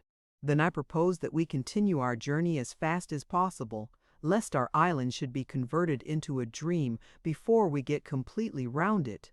Now, as we continued on our way, I pondered much over this new discovery and the singular appearance of these birds, of which Jack could only give us a very slight and vague account, and I began to long to commence to our boat, in order that we might go and inspect them more narrowly. But by degrees these thoughts left me, and I began to be much taken up again with the interesting peculiarities of the country which we were passing through. The second night we passed in a manner somewhat similar to the first, at about 2/3 of the way round the island, as we calculated, and we hoped to sleep on the night following at our bower. I will not here note so particularly all that we said and saw during the course of the second day, as we did not make any further discoveries of great importance. The shore along which we traveled, and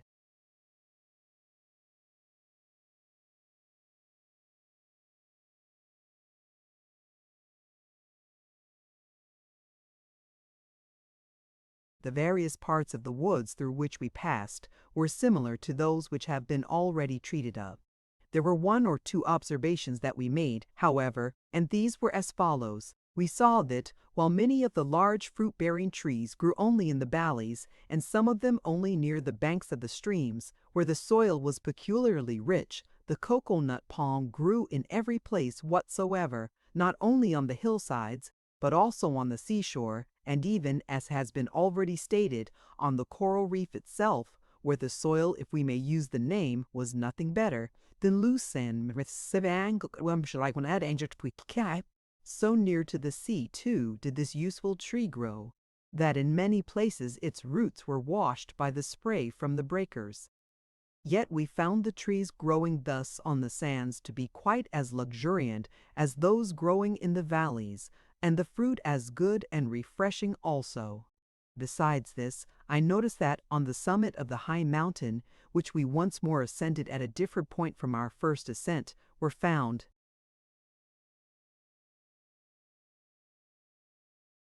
abundance of shells and broken coral formations, which Jack and I agreed proved either that this island must have once been under the sea, or that the sea must once have been above the island. In other words, that as shells and coral could not possibly climb to the mountain top, they must have been washed upon it while the mountain top was on a level with the sea. We pondered this very much, and we put to ourselves the question, what raised the island to its present height above the sea? But to this we could by no means give to ourselves a satisfactory reply. Jack thought it might have been blown up by a volcano, and Peterkin said he thought it must have jumped up of its own accord. We also noticed, what had escaped us before, that the solid rocks of which the island was formed were quite different from the live coral rocks on the shore, where the wonderful little insects were continually working. They seemed, indeed, to be of the same material, a substance like limestone, but, while the coral rocks were quite full of minute cells in which the insects lived, the other rocks inland were hard and solid without.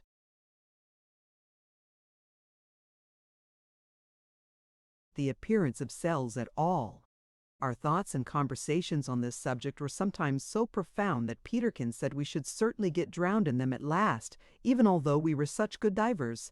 Nevertheless, we did not allow his pleasantry on this and similar points to deter us from making our notes and observations as we went along.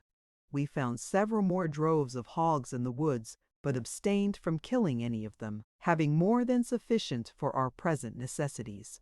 We saw also many of their footprints in this neighborhood. Among these, we also observed the footprints of a smaller animal, which we examined with much care, but could form no certain opinion as to them. Peterkin thought they were those of a little dog, but Jack and I thought differently. We became very curious on this matter, the more so that we observed these footprints to lie scattered about in one locality, as if the animal which had made them was wandering round about in a very irregular manner, and without any object in view. Early in the forenoon of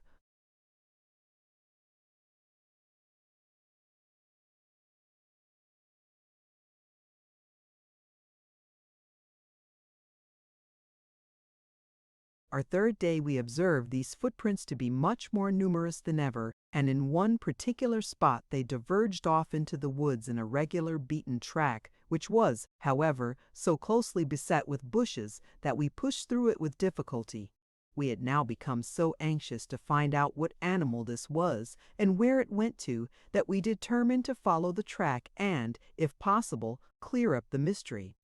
Peterkin said in a bantering tone that he was sure it would be cleared up as usual in some frightfully simple way, and proved to be no mystery at all.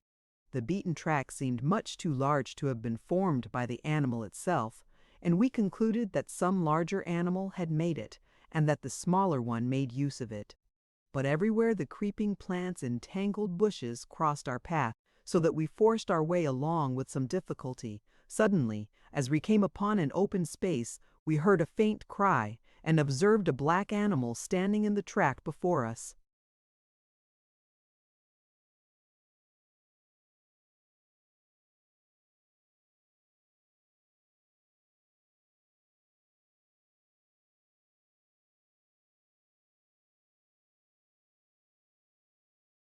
"A wild cat!" cried Jack, fitting an arrow to his bow and discharging it so hastily that he missed the animal and hit the earth about half a foot to one side of it. To our surprise, the wild cat did not fly, but walked slowly towards the arrow and snuffed at it. "That's the most comical wild cat I ever saw," cried Jack. "It's a tame wild cat, I think," said Peterkin, leveling his spear to make a charge. "Stop!" cried I, laying my hand on his shoulder. "I do believe the poor beast is blind.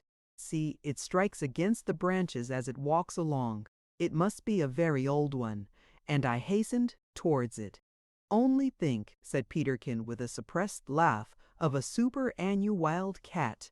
We now found that the poor cat was not only blind, or nearly so, but extremely.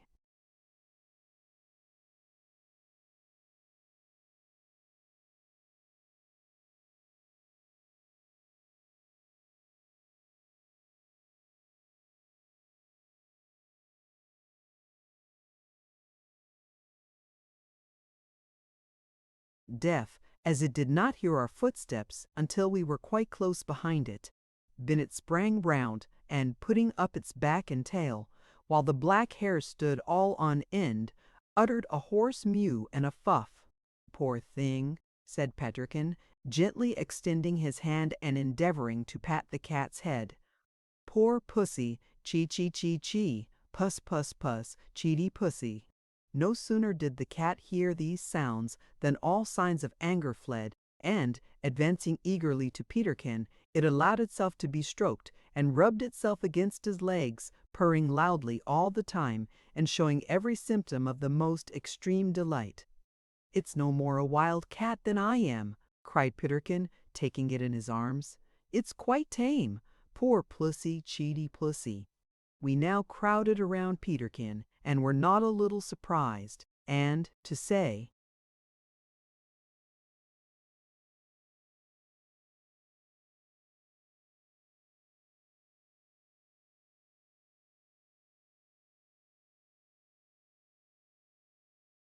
truth, a good deal affected by the sight of the poor animal's excessive joy.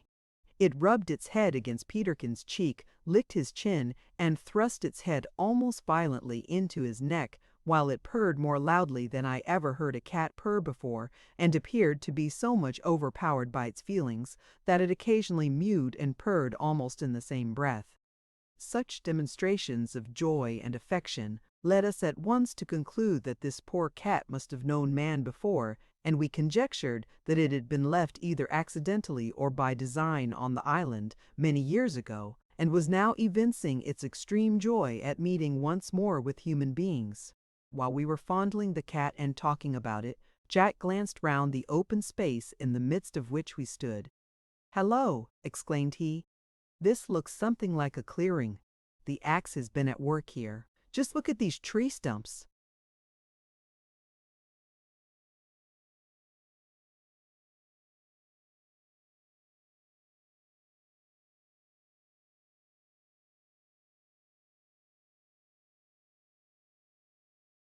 We now turned to examine these, and, without doubt, we found trees that had been cut down here and there, also stumps and broken branches, all of which, however, were completely covered over with moss, and bore evidence of having been in this condition for some years. No human footprints were to be seen either on the track or among the bushes, but those of the cat were found everywhere.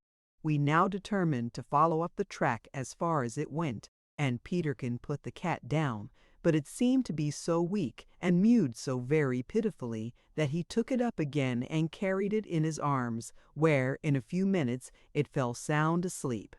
About 10 yards farther on, the felled trees became more numerous, and the track, diverging to the right, followed for a short space the banks of a stream. Suddenly we came to a spot where once must have been a rude bridge, the stones of which were scattered in the stream, and those on each bank entirely covered over with moss. In silent surprise and expectancy we continued to advance and,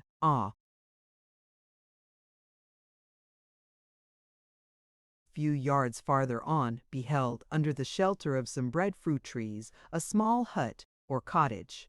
I cannot hope to convey to my readers a very correct idea of the feelings that affected us on witnessing this unexpected sight. We stood for a long time in silent wonder, for there was a deep and most melancholy stillness about the place that quite overpowered us. And when we did at length speak, it was in subdued whispers, as if we were surrounded by some awful or supernatural influence. Even Peterkin's voice, usually so quick and lively on all occasions, was hushed now, for there was a dreariness about this silent, lonely, uninhabited cottage, so strange in its appearance, so far away from the usual dwellings of man, so old, decayed, and deserted in its aspect, that fell upon our spirits like a thick cloud, and blotted out as with a pall the cheerful sunshine that had filled us since the commencement of our tour round the island. The hut or cottage was rude and simple in its construction. It was not more than 12 feet long, by 10 feet broad, and about 7 or 8 feet high. It had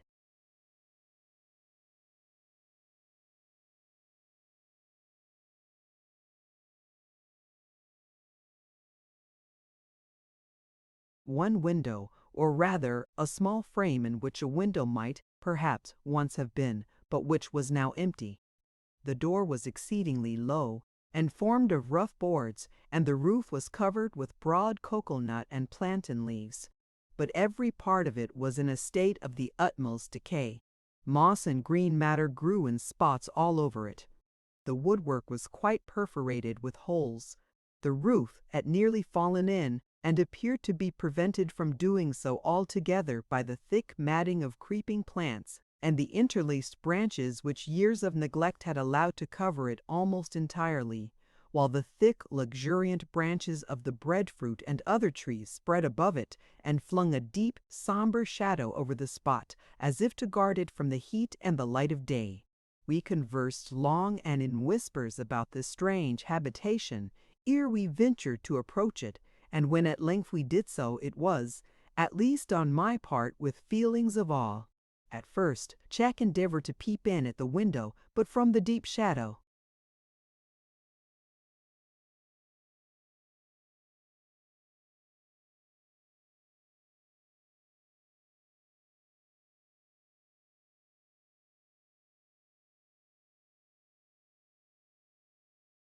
of the trees already mentioned and the gloom within, he could not clearly discern objects, so we lifted the latch and pushed open the door. We observed that the latch was made of iron and almost eaten away with rust.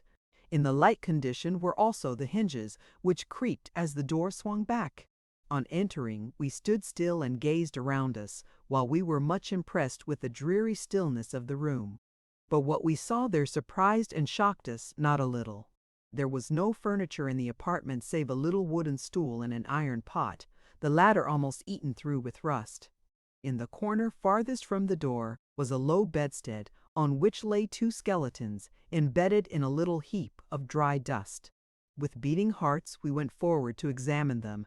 One was the skeleton of a man, the other that of a dog, which was extended close beside that of the man, with its head resting on his bosom. Now we were very much concerned about this discovery, and could scarce refrain from tears on beholding these sad remains. After some time we began to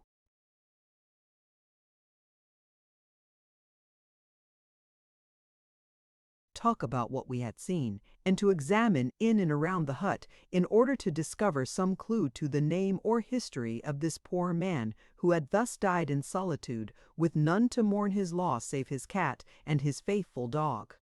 But we found nothing, neither a book nor a scrap of paper. We found, however, the decayed remnants of what appeared to have been clothing, and an old axe.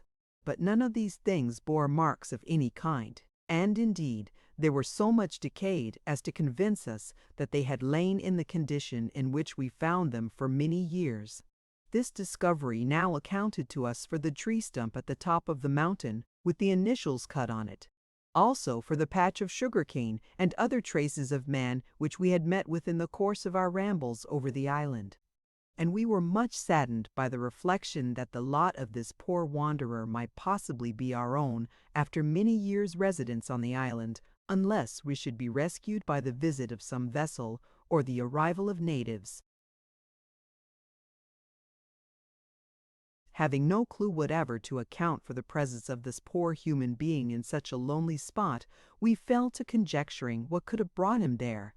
I was inclined to think that he must have been a shipwrecked sailor, whose vessel had been lost here, and all the crew been drowned except himself and his dog and cat. But Jack thought it more likely that he had run away from his vessel, and had taken the dog and cat to keep him company. We were also much occupied in our minds with the wonderful difference between the cat and the dog.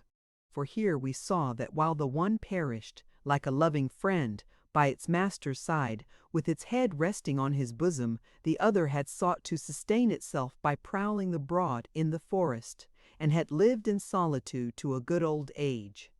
However, we did not conclude from this that the cat was destitute of affection, for we could not forget its emotions on first meeting with us, but we saw from this that the dog had a great deal more of generous love in its nature than the cat, because it not only found it impossible to live after the death of its master, but it must needs, when it came to die, crawl to his side and rest its head upon his lifeless breast. While we were thinking on these things and examining into everything about the room, we were attracted by an exclamation from Peterkin.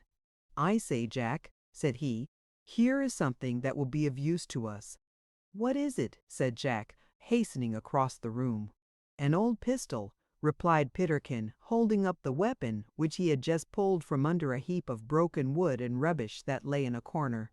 "That, indeed, might have been useful," said Jack, examining it, "if we had any powder, but I suspect the bow and the sling will prove more serviceable." "True, I forgot that," said Peterkin, "but we may as well take it with us, for the flint will serve to strike fire with when the sun does not shine."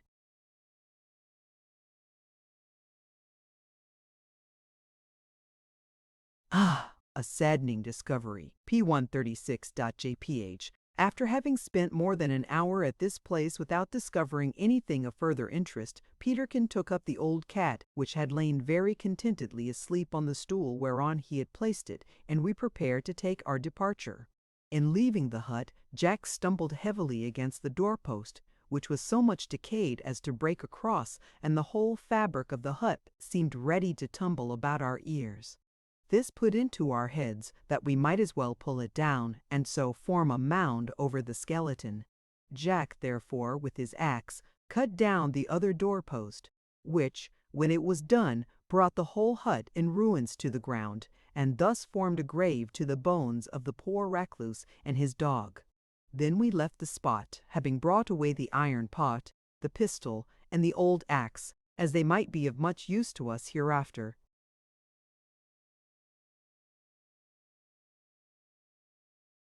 During the rest of the stay we pursued our journey and examined the other end of the large valley, which we found to be so much alike to the parts already described that I shall not recount the particulars of what we saw in this place. I may, however, remark that we did not quite recover our former cheerful spirits until we arrived at our bower, which we did late in the evening, and found everything just in the same condition as we had left it 3 days before.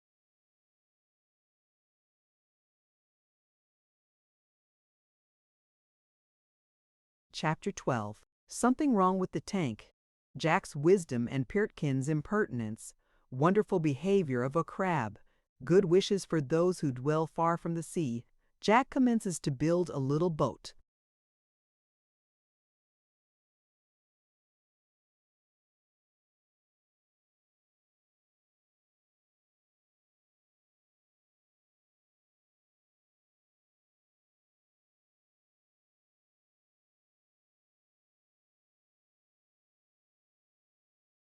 Rest is sweet as well for the body as for the mind.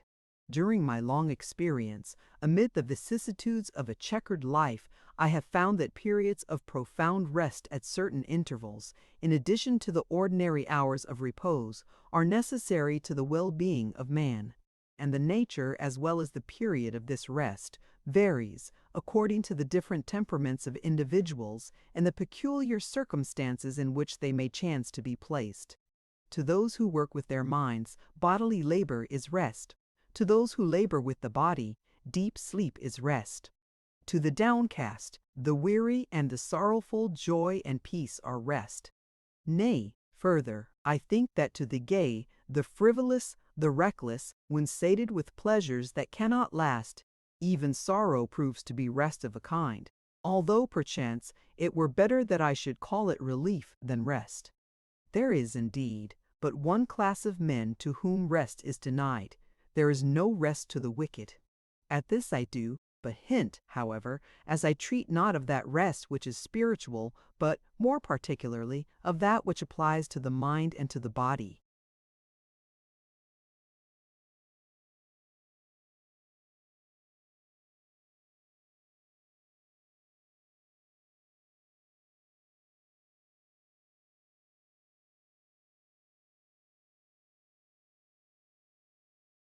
Of this rest we stood much in need on our return home, and we found it exceedingly sweet when we indulged in it after completing the journey just related.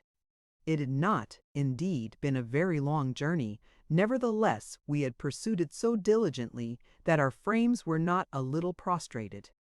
Our minds were also very much exhausted in consequence of the many surprises, frequent alarms, and much profound thought to which they had been subjected, so that when we lay down on the night of our return under the shelter of the bower, we fell immediately into very deep repose. I can state this with much certainty, for Jack afterwards admitted the fact, and Peterkin, although he stoutly denied it, I heard snoring loudly at least 2 minutes after lying down. In this condition we remained all night, and the whole of the following day without awaking once, or so much as moving our positions. When we did awake, it was near sunset, and we were all in such a state of lassitude that we merely rose to swallow a mouthful of food. As Peterkin remarked, in the midst of a yawn, we took breakfast at tea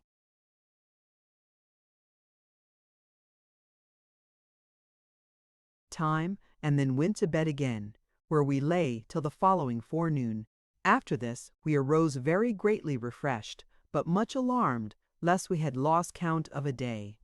I say we were much alarmed on this head, for we had carefully kept count of the days since we were cast upon our island, in order that we might remember the Sabbath day, which day we had hitherto with one accord kept as a day of rest, and refrained from all work whatsoever. However, on considering the subject, we all three entertained the same opinion as to how long we had slept, and so our minds were put at ease. We now hastened to our water garden to enjoy a bathe, and to see how did the animals which I had placed in the tank. We found the garden more charming, pellucid, and inviting than ever, and Jack and I plunged into its depth, and gamboled among its radiant coral groves, while Peterkin wallowed at the surface, and tried occasionally to kick us as we passed below.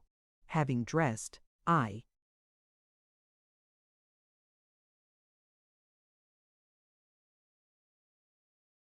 then hastened to the tank. But what was my surprise and grief to find nearly all the animals dead, and the water in a putrid condition. I was greatly distressed at this, and wondered what could be the cause of it. "Why, you precious humbug," said Peterkin, coming up to me, "how could you expect it to be otherwise?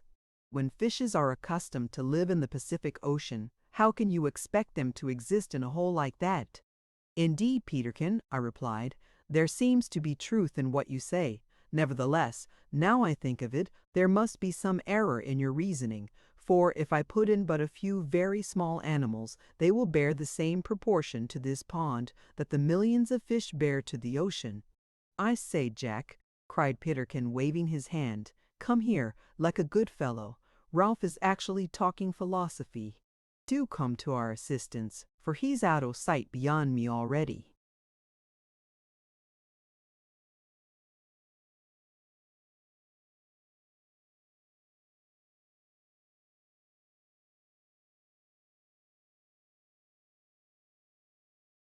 "What's the matter?" inquired Jack, coming up, while he endeavored to scrub his long hair dry with a towel of cocoanut cloth. I repeated my thoughts to Jack, who, I was happy to find, quite agreed with me. "Your best plan," he said, "will be to put very few animals at first into your tank and add more as you find it will bear them. And look here," he added, pointing to the sides of the tank, which, for the space of 2 inches above the water level, were encrusted with salt. "You must carry your philosophy a little farther, Ralph. That water has evaporated so much that it is too salt for anything to live in.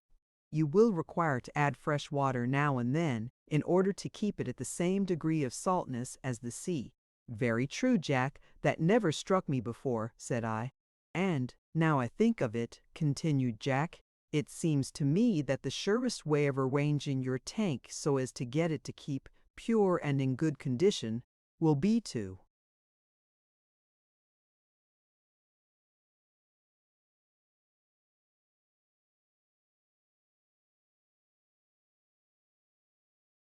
imitate the ocean in it. In fact, make it a miniature Pacific. I don't see how you can hope to succeed unless you do that." "Most true," said I, pondering what my companion said. "But I fear that that will be very difficult." "Not at all," cried Jack, rolling his towel up into a ball and throwing it into the face of Peterkin, who had been grinning and winking at him during the last 5 minutes. "Not at all. Look here. There is water of a certain saltness in the sea. Well, fill your tank with seawater and keep it at that saltness by marking the height at which the water stands on the sides. When it evaporates a little, pour in fresh water from the brook till it comes up to the mark, and then it will be right, for the salt does not evaporate with the water. Then, there's lots of seaweed in the sea. Well, go and get 1 or 2 bits of seaweed and put them into your tank. Of course the weed must be alive and growing to little stones, or you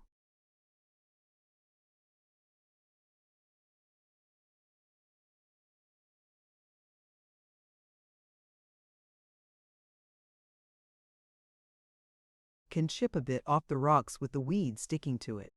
Then, if you like, you can throw a little sand and gravel into your tank, and the thing's complete." "Nay, not quite," said Peterkin, who had been gravely attentive to this offhand advice. "Not quite. You must first make 3 little men to dive in it before it can be said to be perfect, and that would be rather difficult, I fear, for 2 of them would require to be philosophers. But hallo, what's this? I say, Ralph, look here. There's one of your crabs up to something uncommon. It's performing the most remarkable operation for a crab I ever saw, taking off its coat, I do believe, before going to bed." We hastily stooped over the tank, and certainly were not a little amused at the conduct of one of the crabs, which still survived it, companions. It was one of the common small crabs, like to those that are found running about everywhere on the coasts of England. While we gazed at it, we observed its back to split away. From the lower part of its body, and out of the gap thus formed, came a soft lump, which moved and writhed unceasingly. This lump continued to increase in size until it appeared like a bunch of crab's legs, and indeed, such it proved in a very few minutes to be, for the points of the toes were at length extricated from this hole in its back, the legs spread out, the body followed, and the crab walked away quite entire, even to the points of its nipper claws, leaving a perfectly entire shell behind it, so that, when we looked, it seemed as though there were 2 complete crabs instead of one. "Well," exclaimed Peterkin, drawing a long breath, "I've heard of a man jumping out of his skin and sitting down in his skeleton in order to cool himself, but I never expected to see a crab do it." We were, in truth, much amazed at this spectacle, and the more so when we observed that the new crab was larger than the crab that it came out of. It was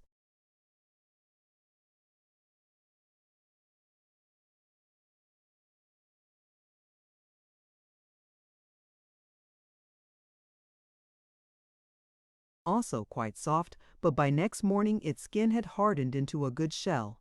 We came thus to know that crabs grow in this way, and not by the growing of their shells, as we had always thought before we saw this wonderful operation. Now I considered well the advice which Jack had given me about preparing my tank, and the more I thought of it, the more I came to regard it as very sound and worthy of being acted on. So I forthwith put his plan in execution and found it to answer excellently, well indeed much beyond my expectation. For I found that after a little experience had taught me the proper proportion of seaweed and animals to put into a certain amount of water, the tank needed no farther attendance, and moreover, I did not require ever afterwards to renew or change the sea water, but only to add a very little fresh water from the brook, now and then, as the other evaporated. I therefore concluded that if I had been suddenly conveyed, along with my tank, into some region where there was no salt sea at all, my little sea and my sea fish would have continued to thrive and to prosper, notwithstanding. This made me greatly to desire that those people in the world who live far inland might know of my wonderful tank, and, by having materials like to those of which it was made conveyed to them, thus be enabled to watch the habits of those most mysterious animals that reside in the sea, and examine with their own eyes the wonders of the great deep. For many days after this, while Peterkin and Jack were busily employed in building a little boat out of the curious natural planks of the chestnut tree, I spent much of my time in examining with the burning glass the marvelous operations that were constantly going on in my tank. Here I saw those anemones which cling, like little red, yellow, and green blobs of jelly, to the rocks, put forth, as it were, a multitude of arms, and wait till little fish or other small animalcules unwarily touch them, when they would instantly seize them, fold arm after arm around their victims, and so engulf them in their stomachs. Here I saw the ceaseless working of those little coral insects whose efforts have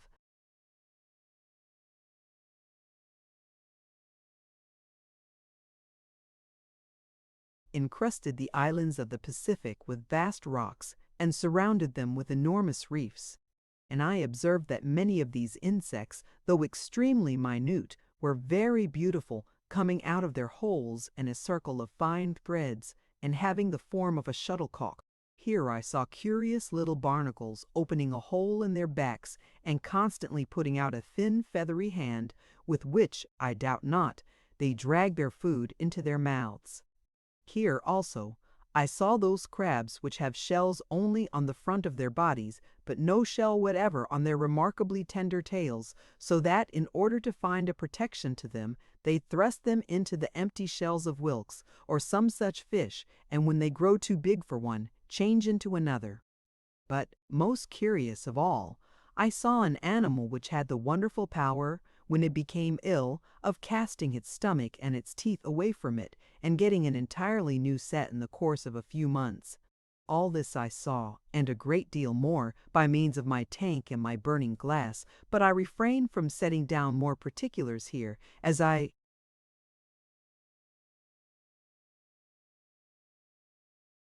have still much to tell of the adventures that befell us while we remained on this island.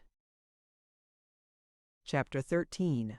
Notable discovery at the Spouting Cliffs. The mysterious green monster explained. We are thrown into unutterable terror by the idea that Jack is drowned. The Diamond Cave.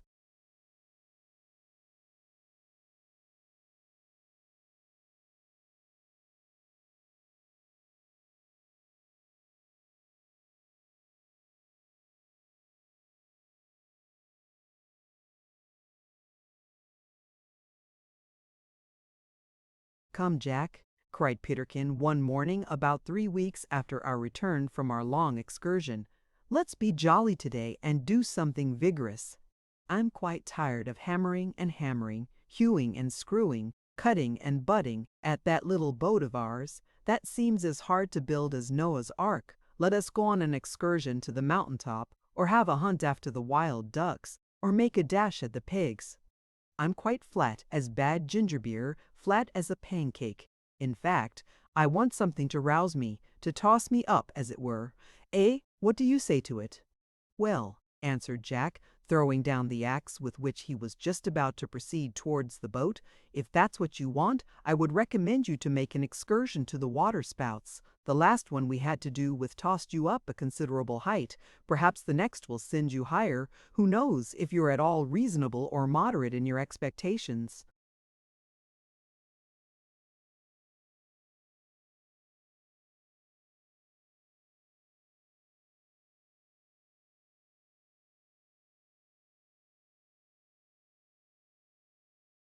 "Jack, my dear boy," said Peterkin gravely, "you are really becoming too fond of jesting. It's a thing I don't at all approve of, and if you don't give it up, I fear that, for our mutual good, we shall have to part." "Well then, Peterkin," replied Jack with a smile, "what would you have?" "Have," said Peterkin. "I would have nothing. I didn't say I wanted to have. I said that I wanted to do." "By the by," said I, interrupting their conversation, "I am reminded by this that we have not yet discovered the nature of yon curious appearance that we saw near the waterspouts on our journey round the island. Perhaps it would be well to go for that purpose." "Humph!" ejaculated Peterkin. "I know the nature of it well enough." "What was it?" said I. "It was of a mysterious nature, to be sure," said he, with a wave of his hand, while he rose from the log on which he had been sitting and buckled on his belt, into which he thrust his enormous club. "Well then, let us away to the waterspouts," cried Jack, going up to the bower for his bow and arrows. "And bring your spear, Peterkin. It may be useful." We now, having made up our minds to examine into this matter, sallied forth eagerly in the direction of the waterspout rocks, which, as I have before mentioned, were not far from our present place of abode. On arriving there, we hastened down to the edge of the rocks, and gazed over into the sea, where we observed the pale green object still distinctly visible, moving its tail slowly to and fro in the water. "Most remarkable," said Jack.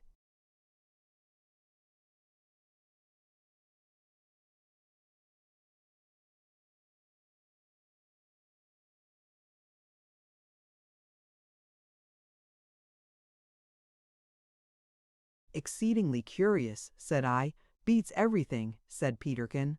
"Now, Jack," he added, "you made such a poor figure in your last attempt to stick that object, that I would advise you to let me try it. If it has got a heart at all, I'll engage to send my spear right through the core of it. If it hasn't got a heart, I'll send it through the spot where its heart ought to be." "Fire away then, my boy," replied Jack with a laugh. Peterkin immediately took the spear, poised it for a second or two above his head, then darted it like an arrow into the sea. Down it went straight into the center of the green object, passed quite through it, and came up immediately afterwards, pure and unsullied, while the mysterious tail moved quietly, as before. "Now," said Peterkin gravely, "that brute is a heartless monster. I'll have."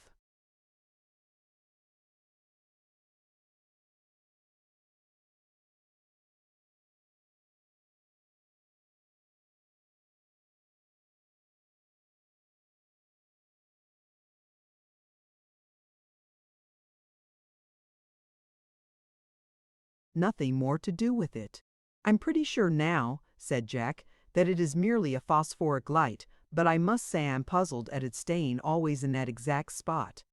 I also was much puzzled, and inclined to think with Jack that it must be phosphoric light, of which luminous appearance we had seen much while on our voyage to these seas.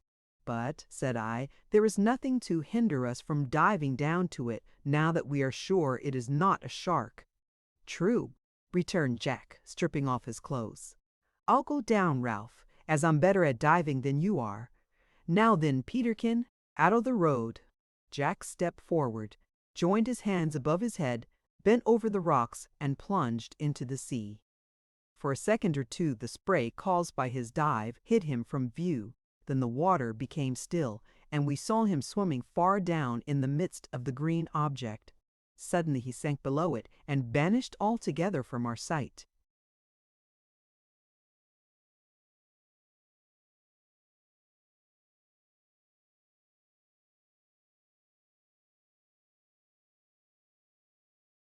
We gazed anxiously down at the spot where he had disappeared, for nearly a minute, expecting every moment to see him rise again for breath, but fully a minute passed, and still he did not reappear. 2 minutes passed. And then a flood of alarm rushed in upon my soul when I considered that during all my acquaintance with him, Jack had never stayed under water more than a minute at a time, indeed seldom so long. "Oh, Peterkin," I said in a voice that trembled with increasing anxiety, "something has happened. It is more than 3 minutes now." But Peterkin did not answer, and I observed that he was gazing down into the water with a look of intense fear mingled with anxiety, while his face was overspread with a deadly paleness. Suddenly he sprang to his feet and rushed about in a frantic state, wringing his hands and exclaiming, "Oh, Jack, Jack, he is gone! It must have been a shark, and he is gone forever."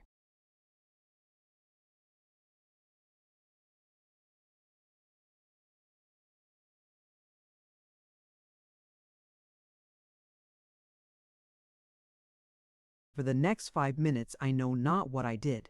The intensity of my feelings almost bereft me of my senses. But I was recalled to myself by Peterkin seizing me by the shoulder and staring wildly into my face, while he exclaimed, "Ralph! Ralph! Perhaps he has only fainted. Dive for him, Ralph." It seemed strange that this did not occur to me sooner. In a moment I rushed to the edge of the rocks, and, without waiting to throw off my garments, was on the point to spring into the waves, when I observed something black rising up through the green object. In another moment Jack's head rose to the surface, and he gave a wild shout, flinging back the spray from his locks, as was his wont after a dive. Now we were almost as much amazed at seeing him reappear, well and strong, as we had been at first at his non-appearance. For, to the best of our judgment, he had been nearly 10 minutes under water, perhaps longer, and it required no exertion of our reason to convince us that this was utterly impossible for mortal man to do and retain his strength and faculties. It was therefore with a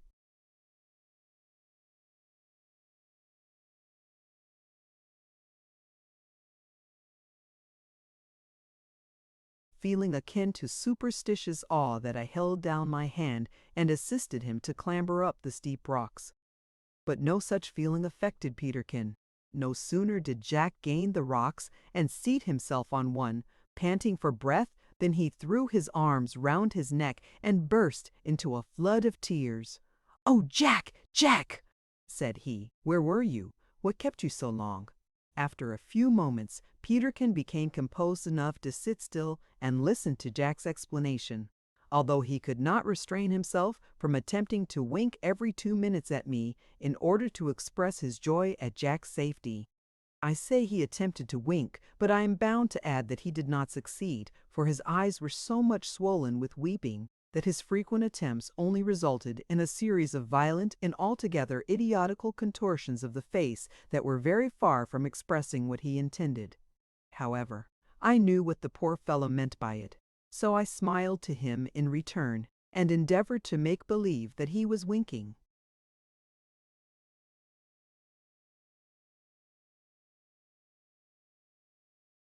"Now, lads," said Jack, when we were composed enough to listen to him, "yon green object is not a shark. It is a stream of light issuing from a cave in the rocks. Just after I made my dive, I observed that this light came from the side of the rock above which we are now sitting, so I struck out for it and saw an opening into some place or other that appeared to be luminous within. For one instant I paused to think whether I ought to venture. Then I made up my mind and dashed into it. For you see, Peterkin, although I take some time to tell this, it happened in the space of a few seconds, so that I knew I had wind enough in me to serve to bring me out of the hole and up to the surface again. Well, I was just on the point of turning, for I began to feel a little uncomfortable in such a place, when it seemed to me as if there was a faint light right above me. I darted upwards and found my head out of water. This relieved me greatly, for I now felt that I could take in air enough to enable me to return the way I came. Then it all at once occurred to me that I might not be able to find the way out again, but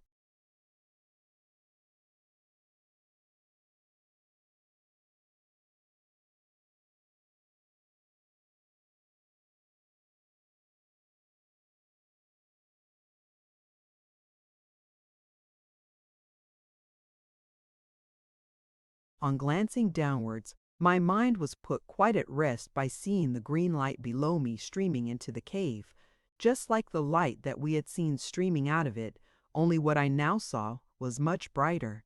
At first I could scarcely see anything as I gazed around me. It was so dark, but gradually my eyes became accustomed to it, and I found that I was in a huge cave, part of the walls of which I observed on each side of me. The ceiling just above me was also visible, and I fancied that I could perceive beautiful glittering objects there, but the farther end of the cave was shrouded in darkness.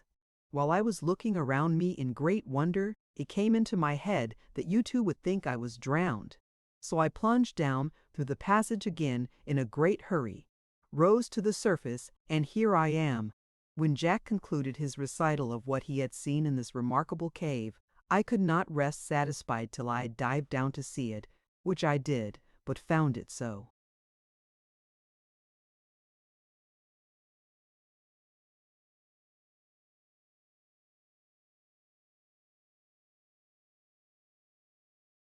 Dark, as Jack had said that I could scarcely see anything. When I returned, we had a long conversation about it, during which I observed that Peterkin had a most lugubrious expression on his countenance. "What's the matter, Peterkin?" said I. "The matter?" he replied. "It's all very well for you two to be talking away like mermaids about the wonders of this cave, but you know I must be content to hear about it, while you are enjoying yourselves down there like mad dolphins. It's really too bad." "I'm very sorry for you, Peterkin. Indeed I am," said Jack. "But we cannot help you. If you would only learn to dive, learn to fly, you might as well say," retorted Peterkin in a very sulky tone. "If you would only consent to keep still," said I, "we would take you down with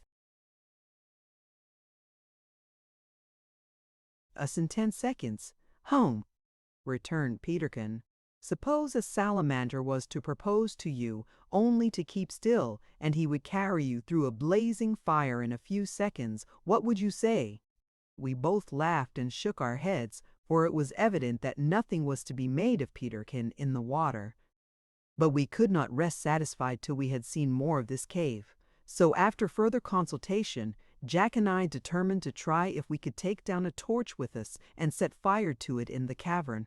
This we found to be an undertaking of no small difficulty, but we accomplished it at last by the following means. First, we made a torch of a very inflammable nature out of the bark of a certain tree, which we cut into strips, and after twisting, cemented together with a kind of resin or gum, which we also obtained from another tree, neither of which trees, however, was known by name to Jack. This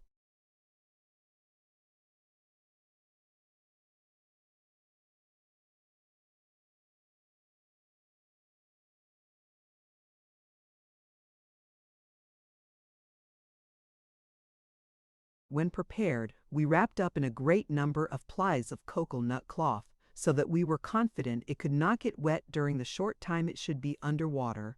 Then we took a small piece of the tinder, which we had carefully treasured up lest we should require it, as before said, when the sun should fail us. Also we rolled up some dry grass and a few chips, which with a little bow and drill like those described before, we made into another bundle and wrapped it up in cocoa-nut cloth. When all was ready, we laid aside our garments, with the exception of our trousers, which, as we did not know what rough scraping against the rocks we might be subjected to, we kept on. Then we advanced to the edge of the rocks, Jack carrying one bundle with the torch, I the other, with the things for producing fire. "Now don't weary for us, Peterkin, should we be gone some time," said Jack. "We'll be sure to return in half an hour at the very latest, however interesting the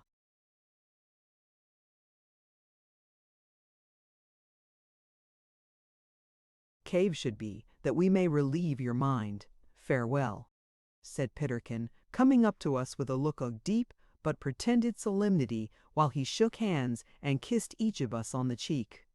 "Farewell, and while you are gone, I shall repose my weary limbs under the shelter of this bush, and meditate on the changefulness of all things earthly, with special reference to the forsaken condition of a poor shipwrecked sailor boy." So saying, Peterkin waved his hand, turned from us, and cast himself upon the ground with a look of melancholy resignation, which was so well feigned that I would have thought it genuine had he not accompanied it with a gentle wink. We both laughed and, springing from the rocks together, plunged head-first into the sea. We gained the interior of the submarine cave without difficulty and, on emerging from the waves, supported ourselves for some time by treading water while we held the two bundles above our heads. This we did in order to let our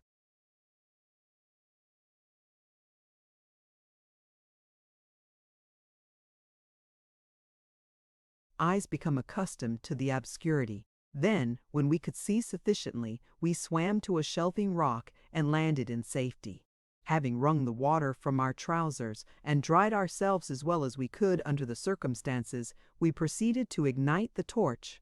This we accomplished without difficulty in a few minutes, and no sooner did it flare up than we were struck dumb with the wonderful objects that were revealed to our gaze.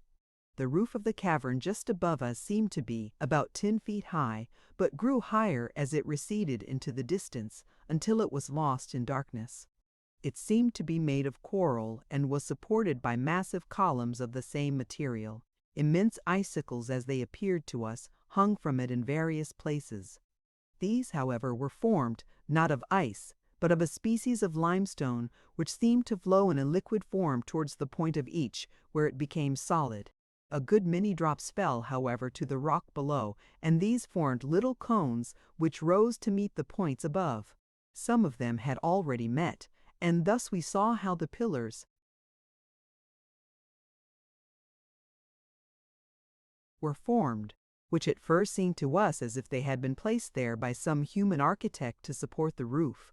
As we advanced farther in, we saw that the floor was composed of the same material as the pillars, and it presented the curious appearance of ripples such as are formed on water when gently ruffled by the wind.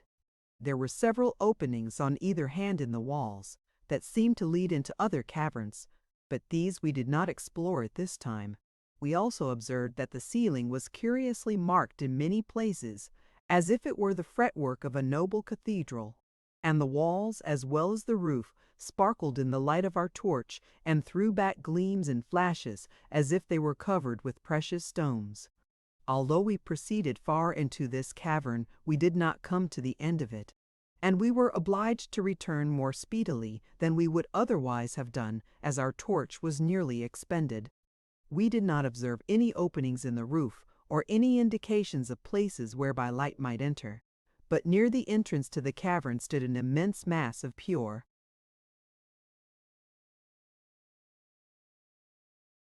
white coral rock, which caught and threw back the little light that found an entrance through the cave's mouth, and thus produced, we conjectured, the pale green object which had first attracted our attention.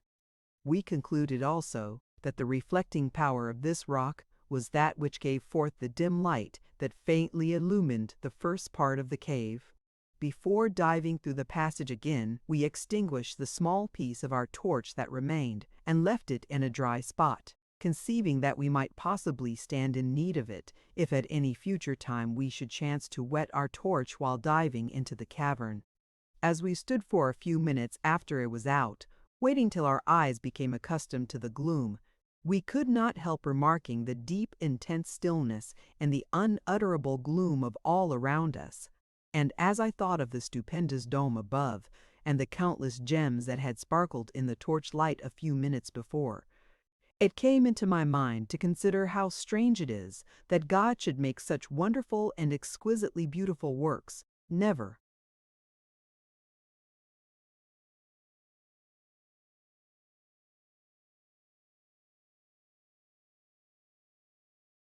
to be seen at all, except indeed by chance visitors such as ourselves. I afterwards found that there were many such caverns among the islands of the South Seas, some of them larger and more beautiful than the one I have just described. "Now, Ralph, are you ready?" said Jack in a low voice that seemed to echo up into the dome above. "Quite ready." "Come along then," said he. And, plunging off the ledge of the rock into the water, we dived through the narrow entrance. In a few seconds we were panting on the rocks above and receiving the congratulations of our friend Paitukin.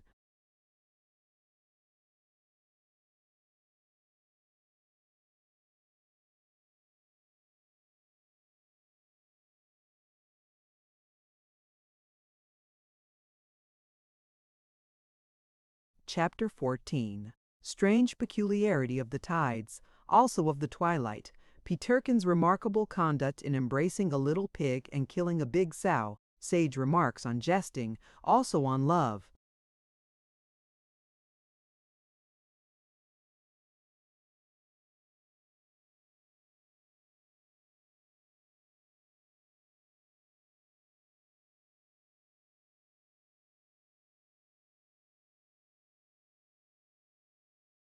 It was quite a relief to us to breathe the pure air and to enjoy the glad sunshine after our long ramble in the Diamond Cave, as we named it. For although we did not stay more than half an hour away, it seemed to us much longer. While we were dressing, and during our walk home, we did our best to satisfy the curiosity of poor Peterkin, who seemed to regret, with lively sincerity, his inability to dive. There was no help for it, however, so we condoled with him as we best could. Had there been any great rise or fall in the tide of these seas, we might perhaps have found it possible to take him down with us at low water. But as the tide never rose or fell more than 18 inches or 2 feet, this was impossible. This peculiarity of the tide, its slight rise and fall, had not attracted our observation till some time after our residence on the island. Neither had we observed another curious circumstance until we had been some time there. This was the fact that the tide rose and fell with constant regularity, instead of being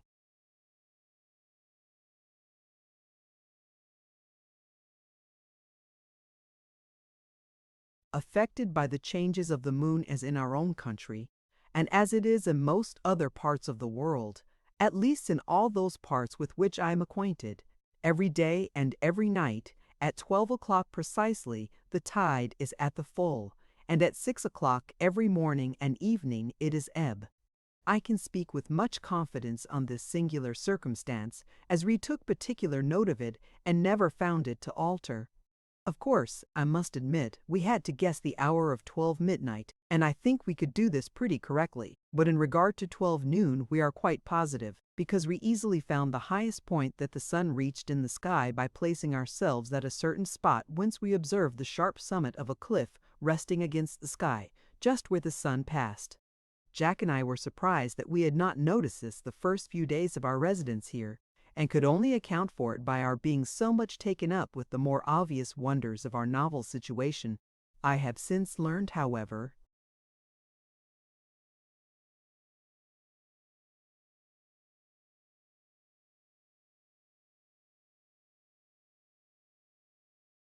that this want of observation is a sad and very common infirmity of human nature, there being hundreds of persons before whose eyes the most wonderful things are passing every day, who nevertheless are totally ignorant of them.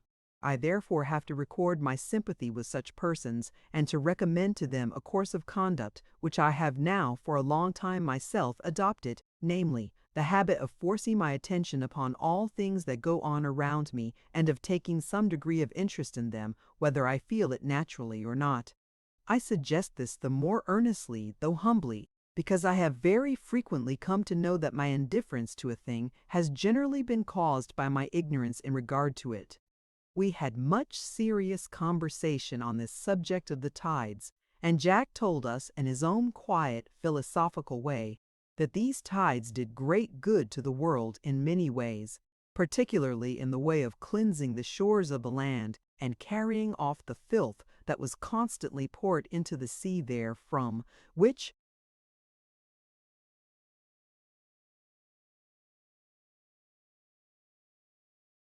Peterkin suggested, was remarkably tidy of it to do. Poor Peterkin could never let slip an opportunity to joke, however inopportune it might be, which at first we found rather a disagreeable conversation, and indeed I cannot too strongly record my disapprobation of this tendency in general, but we became so used to it at last that we found it no interruption whatever.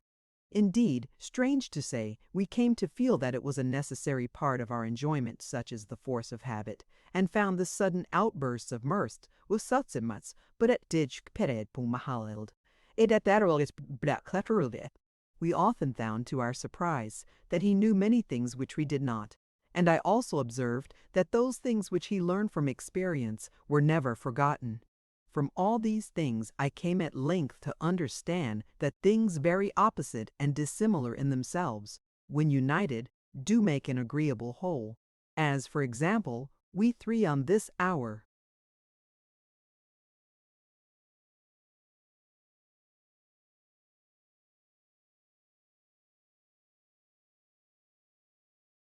Island, although most unlike in many things, when united, made a trio so harmonious that I question if there ever met before such an agreeable triumvirate.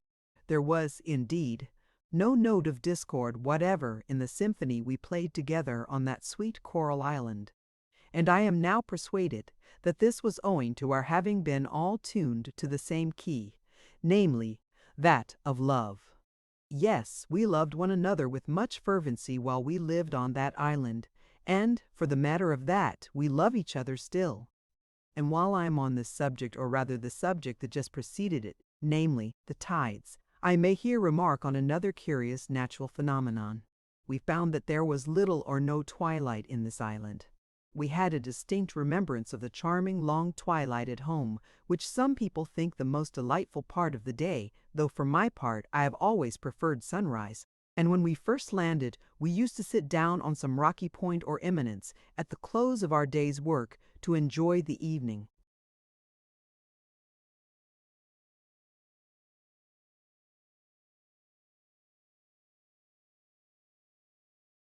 breeze. But no sooner had the sun sunk below the horizon than all became suddenly dark. This rendered it necessary that we should watch the sun when we happened to be out hunting. For to be suddenly left in the dark while in the woods was very perplexing, as, although the stars shone with great beauty and brilliancy, they could not pierce through the thick umbrageous boughs that interlaced above our heads. But to return, after having told all we could to Peterkin about the Diamond Cave under Spouting Cliff, as we named the locality, we were wending our way rapidly homewards, when a grunt and the squeal were borne down by the land breeze to our ears. "That's the ticket," was Peterkin's remarkable exclamation as he started convulsively and levelled his spear. "Hist!" cried Jack. "These are your friends, Peterkin. They must have come over."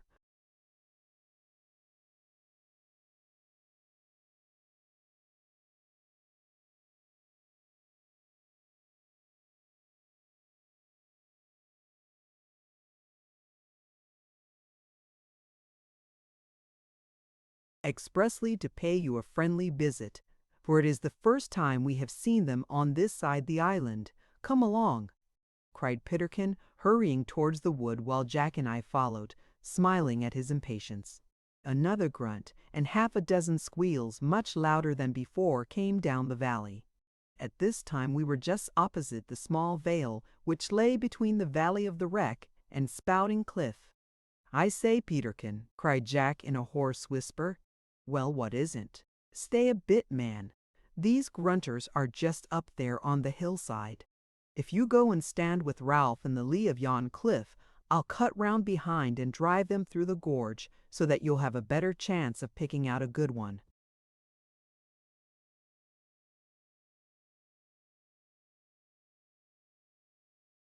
"Now, mind you pitch into a fat young pig, Peterkin," added Jack as he sprang into the bushes. "Won't I just?"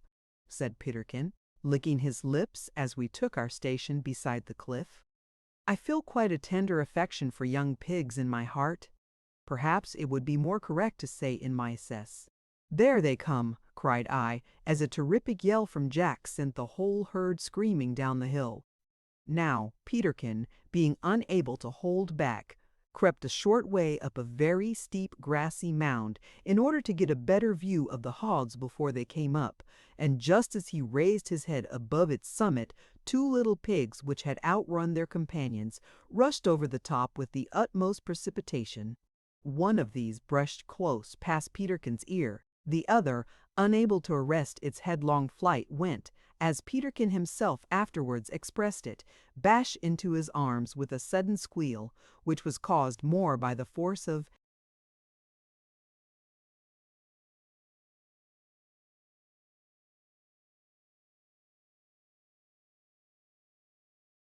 the blow than the will of the animal, and both of them rolled violently down to the foot of the mound.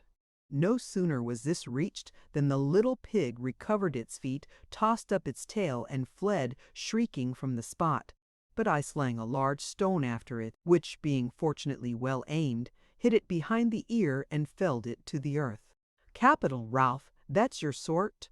cried Peterkin, who, to my surprise and great relief, had risen to his feet. Apparently unhurt, though much dishevelled, he rushed frantically towards the gorge, which the yells of the hogs told us they were now approaching. I had made up my mind that I would abstain from killing another, as, if Peterkin should be successful, 2 were more than sufficient for our wants at the present time. Suddenly they all burst forth, 2 or 3 little round ones in advance, and an enormous old sow with a drove of hogs at her heels.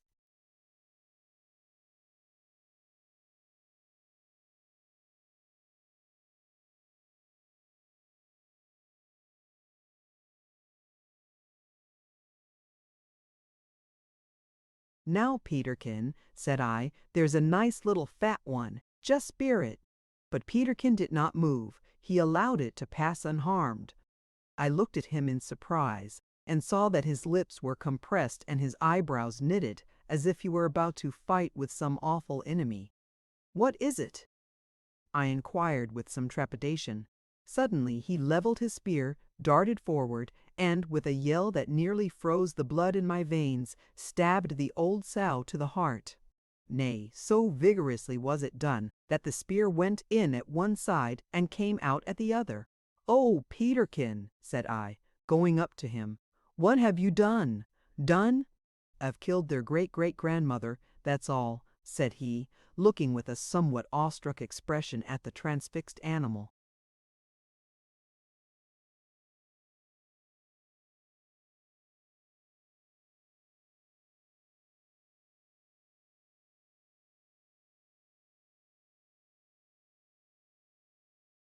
"Hello, what's this?" said Jack as he came up.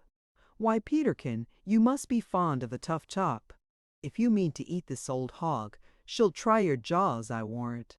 What possessed you to stick her, Peterkin?" "Why, the fact is, I want a pair of shoes." "What have your shoes to do with the old hog?" said I, smiling. "My present shoes have certainly nothing to do with her," replied Peterkin. "Nevertheless, she will have a good deal to do with my future shoes. The fact is, when I saw you floor that pig so neatly, Ralph, it struck me that there was little use in killing another. Then I remembered all at once that I had long wanted some leather or tough substance to make shoes of, and this old grandmother seemed so tough that I just made up my mind to stick her, and you see I've done it."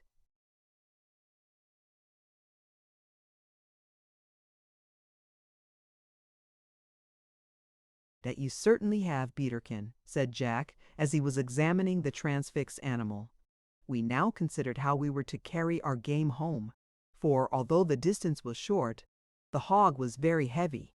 At length we hit on the plan of tying its 4 feet together and passing the spear handle between them.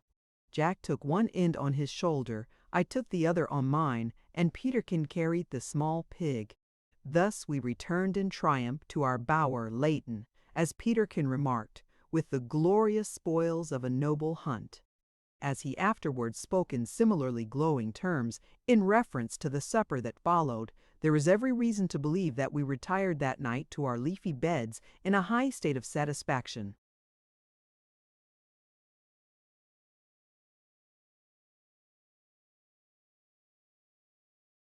Chapter 15. Boat Building Extraordinary. Peterkin tries his hand at cookery and fails most signally. The boat finished. Curious conversation with the cat and other matters.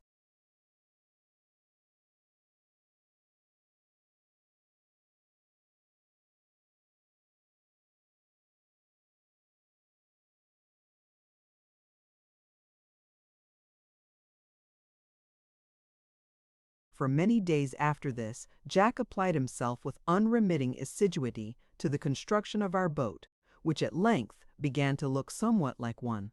But those only who have had the thing to do can entertain a right idea of the difficulty involved in such an undertaking, with no other implements than an axe, a bit of hoop iron, a sail needle, and a broken penknife. But Jack did it. He was of that disposition which will not be conquered. When he believed himself to be acting rightly, he overcame all obstacles. I have seen Jack, when doubtful whether what he was about to do were right or wrong, as timid and vacillating as a little girl, and I honor him for it. As this boat was a curiosity in its way, a few words here relative to the manner of its construction may not be amiss. I have already mentioned the chestnut tree with its wonderful buttresses or planks. This tree, then, furnished us with the chief part of our material. First,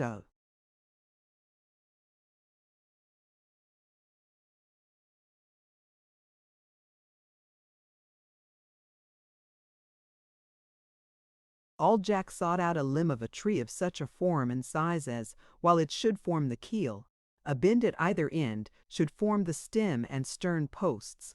Such a piece, however, was not easy to obtain, but at last he procured it by rooting up a small tree which had a branch growing at the proper angle about 10 feet up its stem, with 2 strong roots growing in such a form as enabled him to make a flat-sterned boat.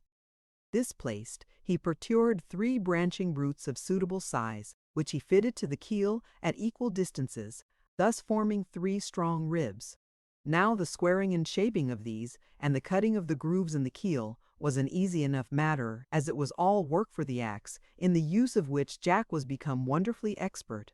But it was quite a different affair when he came to nailing the ribs to the keel, for we had no instrument capable of boring a large hole, and no nails to fasten them with. We were indeed much perplexed here, but Jack at length devised an instrument that served very well. He took the remainder of our hoop iron and beat it into the form of a pipe or cylinder about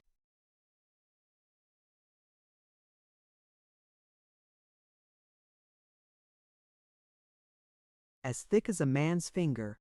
This he did by means of our axe and the old rusty axe we had found at the house of the poor man at the other side of the island. This, when made red hot, bored slowly through the timbers, and, the better to retain the heat, Jack shut up one end of it and filled it with sand. True, the work was very slowly done, but it mattered not. We had little else to do. 2 holes were bored in each timber, about 1.5 inches apart, and also down into the keel, but not quite through. Into these were placed stout pegs made of a tree called iron wood, and, when they were hammered well home, the timbers were as firmly fixed as if they had been nailed with iron. The gunwales, which were very stout, were fixed in a similar manner.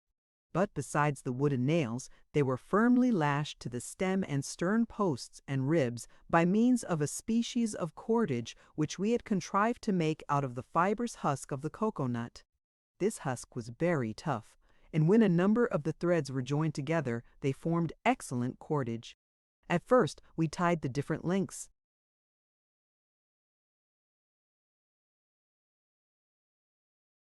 together, but this was such a clumsy and awkward complication of knots that we contrived, by careful interlacing of the ends together before twisting, to make good cordage of any size or length we chose.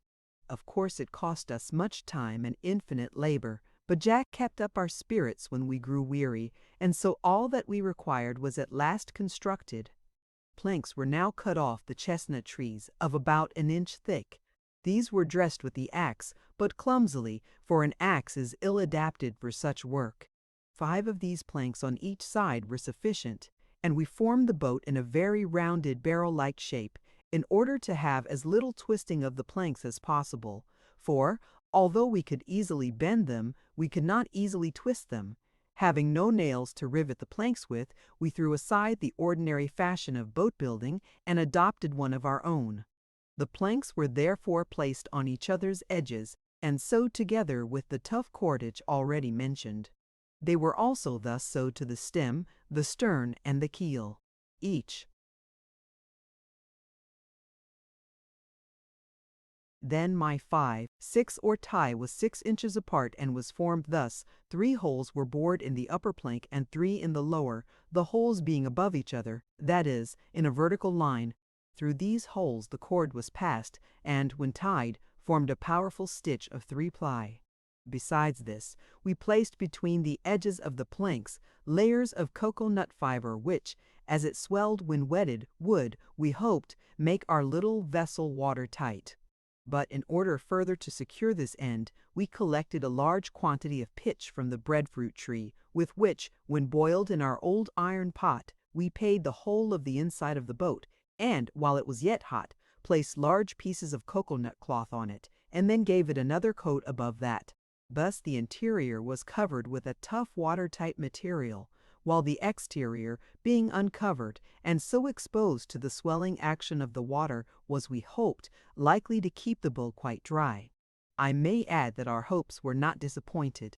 While Jack was thus engaged, Peterkin and I sometimes assisted him, but, as our assistance was not much required, we more frequently went a-hunting on the extensive mud-flats at the entrance of a long valley which lay nearest to our bower. Here we found large flocks of ducks of various kinds, some of them bearing so much resemblance to the wild ducks of our own country that I think they must have been the same. On these occasions we took the bow and the sling, with both of which we were often successful, though I must confess I was the least so. Our suppers were thus pleasantly varied, and sometimes we had such a profusion spread out before us that we frequently knew not with which of the dainties to begin. I must also add that the poor old cat which we had brought home had always a liberal share of our good things, and so well was it looked after, especially by Peterkin, that it recovered much of its former strength, and seemed to improve in sight as well as hearing.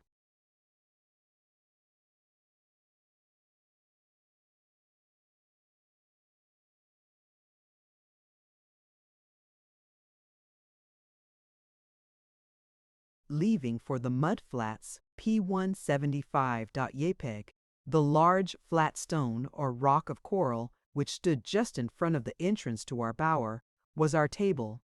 On this rock we had spread out the few articles we possessed the day we were shipwrecked, and on the same rock, during many a day afterwards, we spread out the bountiful supply with which we had been blessed on our coral island. Sometimes we sat down at this table to a feast consisting of hot rolls, as Peterkin called the newly baked breadfruit, a roast pig, roast duck, boiled and roasted yams, cocoa-nuts, taro, and sweet potatoes, which we followed up with a dessert of plums, apples, and plantains, the last being a large-sized and delightful fruit which grew on a large shrub or tree not more than 12 feet high, with light green leaves of enormous length and breadth. These luxurious feasts were usually washed down with cocoa-nut lemonade. Occasionally Peterkin tried to devise some new dish, a conglomerate, as he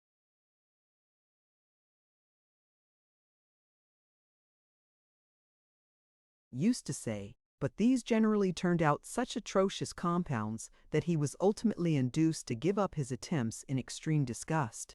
Not forgetting, however, to point out to Jack that his failure was a direct contradiction to the proverb which he, Jack, was constantly thrusting down his throat, namely, that where there's a will, there's a way. For he had a great will to become a cook, but could by no means find a way to accomplish that end. One day, while Peterkin and I were seated beside our table on which dinner was spread, Jack came up from the beach, and flinging down his axe, exclaimed, "There, lads, the boat's finished at last. So we've nothing to do now but shape 2 pair of oars, and then we may put to sea as soon as we like." This piece of news threw us into a state of great joy, for although we were aware that the boat had been gradually getting near its completion, it had taken so long that we did not expect it to be quite ready for at least 2 or 3 weeks. But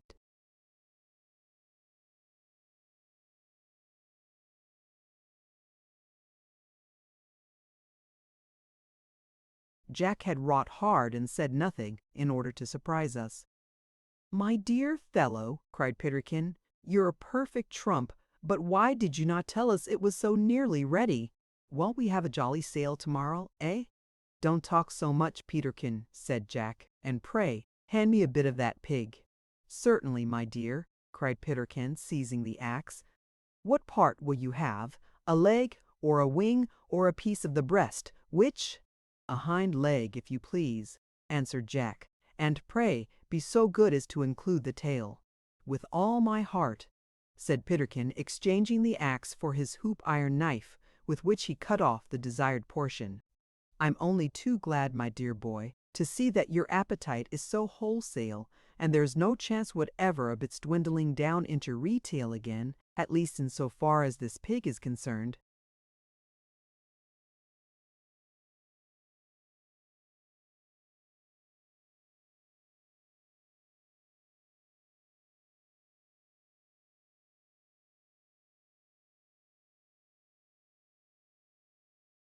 "Ralph, lad, why don't you laugh? Eh?" he added, turning suddenly to me with a severe look of inquiry. "Laugh?" said I. "What at, Peterkin? Why should I laugh?" Both Jack and Peterkin answered this inquiry by themselves, laughing so immoderately that I was induced to believe I had missed noticing some good joke, so I begged that it might be explained to me. But as this only produced repeated roars of laughter, I smiled and helped myself to another slice of plantain. "Well, but," continued Peterkin, "I was talking of a sail tomorrow. Can't we have one, Jack?" "No," replied Jack, "we can't have a sail, but I hope we shall have a row, as I intend to work hard at the oars this afternoon, and if we can't get them finished by sunset, we'll light our candle nuts and turn them out of hands before we turn."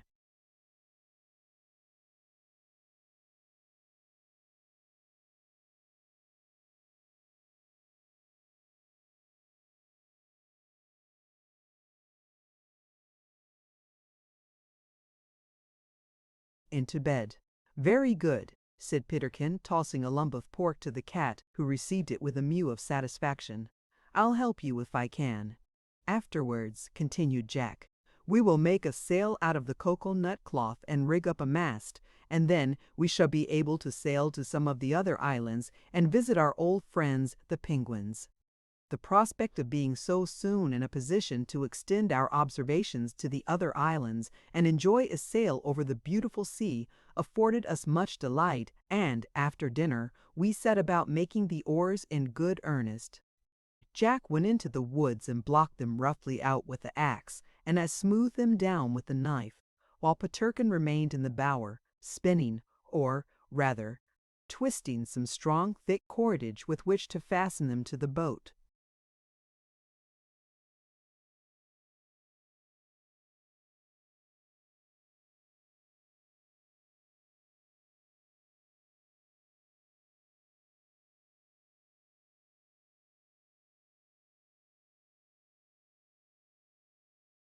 We worked hard and rapidly, so that when the sun went down, Jack and I returned to the bower with 4 stout oars, which required little to be done to them save a slight degree of polishing with the knife.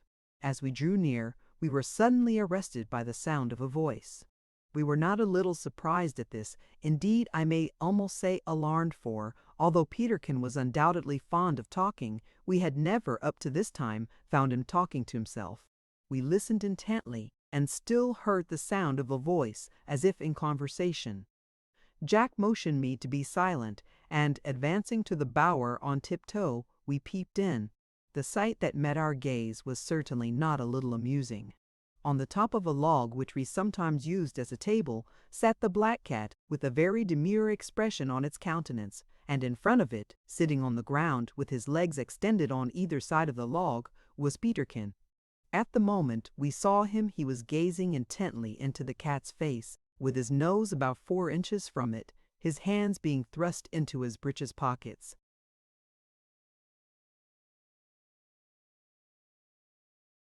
"Cat," said Peterkin, turning his head a little on one side, "I love you." There was a pause, as if Peterkin awaited a reply to this affectionate declaration, but the cat said nothing. "Do you hear me?" cried Peterkin sharply. "I love you, I do. Don't you love me?" To this touching appeal the cat said, "Mew" faintly. "Ah, that's right, you're a jolly old rascal. Why did you not speak at once? Eh? And Peterkin put forward his mouth and kissed the cat on the nose. Yes, continued Peterkin after a pause, I love you. Did you think I'd say so if I didn't, you black villain?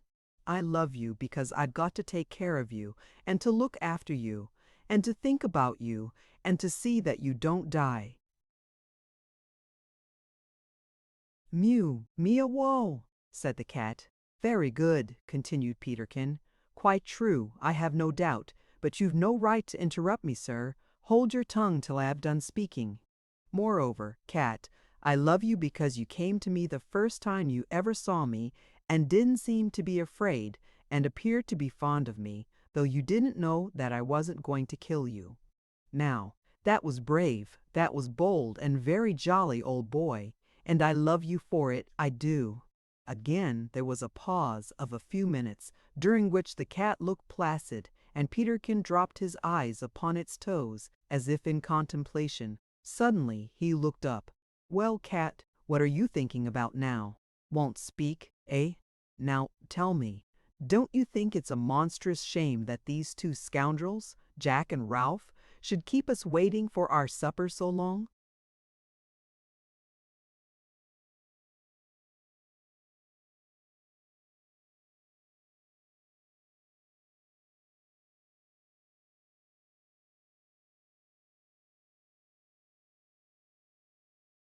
Here the cat arose, put up its back and stretched itself, yawned slightly and licked the point of Peterkin's nose.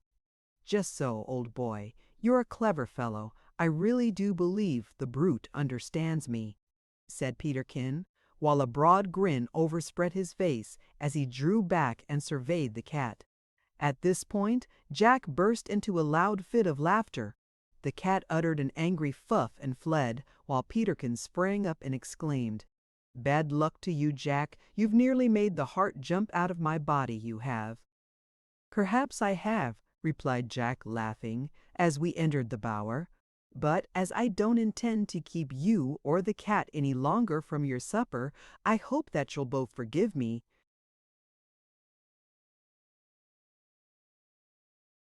Peterkin endeavored to turn this affair off with a laugh, but I observed that he blushed very deeply at the time we discovered ourselves, and he did not seem to relish any allusion to the subject afterwards, so we refrained from remarking on it ever after, though it tickled us not a little at the time.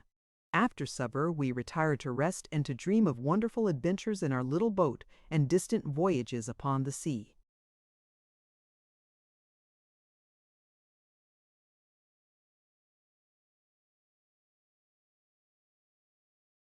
Chapter 16. The boat launched. We visit the coral reef, the great breaker that never goes down, coral insects, the way in which coral islands are made, the boat's sail. We tax our ingenuity to form fish hooks, some of the fish we saw, and a monstrous whale, wonderful shower of little fish, waterspouts.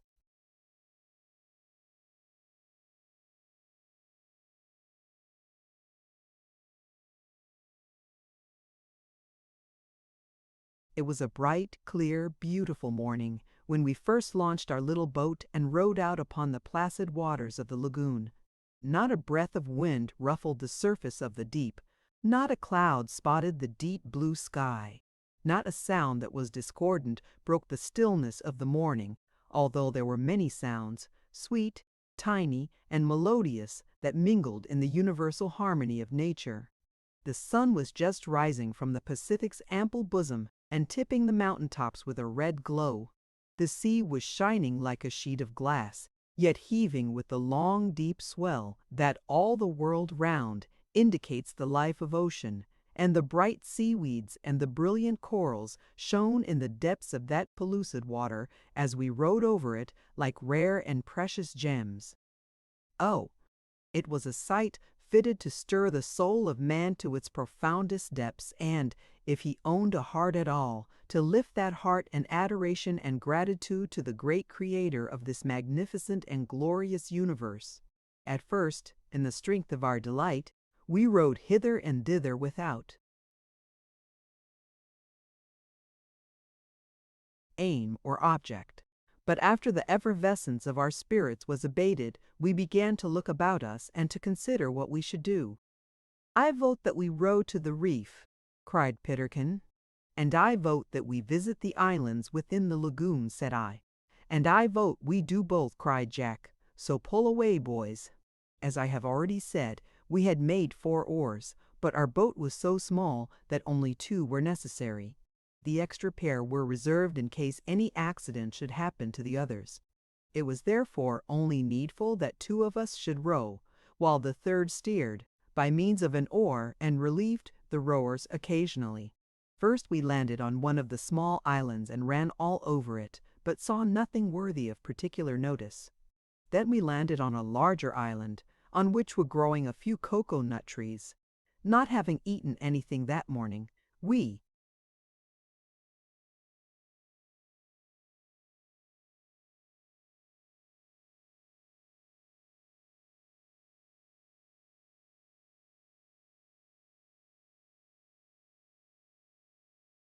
gathered a few of the nuts and breakfasted. After this, we pulled straight out to sea and landed on the coral reef. This was indeed a novel and interesting sight to us. We had now been so long on shore that we had almost forgotten the appearance of breakers, for there were none within the lagoon. But now, as we stood beside the foam-crested billow of the open sea, all the enthusiasm of the sailor was awakened in our breasts, and as we gazed on the widespread ruin of that single magnificent breaker that burst in thunder at our feet, we forgot the coral island behind us. We forgot our bower and the cocorum and of powder. We fright for this huge, ceaseless breaker, to which I have so often alluded, was a much larger and more sublime object than we had at all imagined it to be. It rose many yards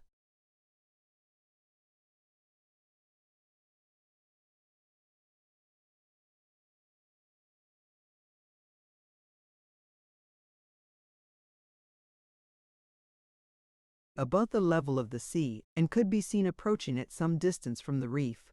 Slowly and majestically it came on, acquiring greater volume and velocity as it advanced, until it assumed the form of a clear watery arch which sparkled in the bright sun. On it came with resistless and solemn majesty. The upper edge lipped gently over, and it fell with a roar that seemed as though the heart of ocean were broken in the crash of tumultuous water, while the foam-clad coral reef appeared to tremble beneath the mighty shock. We gazed long and wonderingly at this great sight, and it was with difficulty we could tear ourselves away from it. As I have once before mentioned, this wave broke in many places over the reef and scattered some of its spray into the lagoon, but in most places the reef was sufficiently broad and elevated to receive and check its entire force. In many places the coral rocks were covered with vegetation, the beginning, as it appeared to us, of future islands. Thus, on this reef, we came to perceive how most of the small islands of those seas are formed.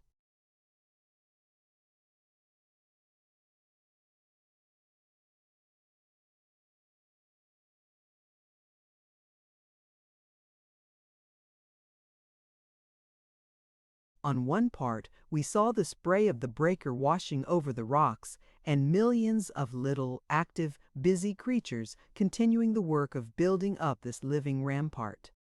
At another place, which was just a little too high for the waves to wash over it, the coral insects were all dead, for we found that they never did their work above water. They had faithfully completed the mighty work which their Creator had given them to do, and they were now all dead. Again, in other spots, the ceaseless lashing of the sea had broken the dead coral in pieces and cast it up in the form of sand. Here seabirds had alighted, little pieces of seaweed and stray bits of wood had been washed up, seeds of plants had been carried by the wind, and a few lovely blades of bright green had already sprung up, which, when they died, would increase the size and fertility of these emeralds of ocean. At other places these islets had grown apace, and were shaded by 1 or 2 cocoa-nut trees, which grew, literally, in the sand, and were constantly washed by the ocean spray. Yet, as I have before remarked, their fruit was most refreshing and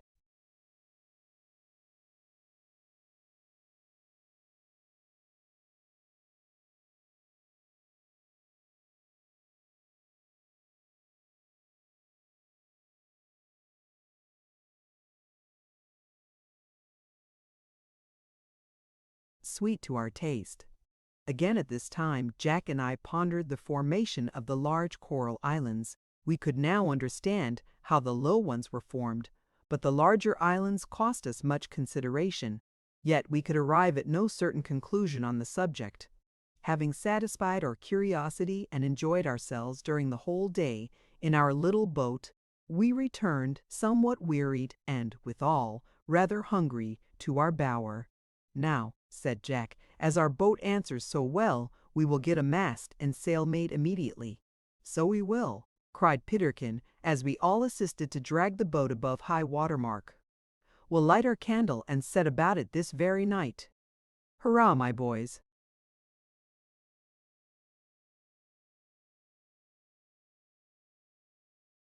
Pull away. As we dragged our boat, we observed that she grated heavily on her keel, and, as the sands were in this place mingled with broken coral rocks, we saw portions of the wood being scraped off. "Hello!" cried Jack on seeing this. "That won't do. Our keel will be worn off in no time at this rate." "So it will," said I, pondering deeply as to how this might be prevented. But I am not of a mechanical turn, naturally, so I could conceive no remedy save that of putting a plate of iron on the keel, but as we had no iron, I knew not what was to be done. "It seems to me, Jack," I added, "that it is impossible to prevent the keel being worn off thus." "Impossible!" cried Peterkin. "My dear Ralph, you are mistaken. There is nothing so easy." "How?" I inquired in some surprise. "Why, by not using the boat at all," replied Peterkin. "Hold your impudent tongue, Peterkin," said Jack as he shouldered the oars. "Come along with me and I'll give you work to do. In the first place, you will go and collect cocoanut fiber, and set to work to make sewing twine with it." "Please, Captain," interrupted Peterkin, "I've got lots of it made already, more than enough, as a little friend of mine used to be in the habit of saying every day after dinner." "Very well," continued Jack. "Then you'll help Ralph to collect cocoanut cloth and cut it into shape, after which we'll make a sail of it. I'll see to getting the mast and the gearing, so let's to work."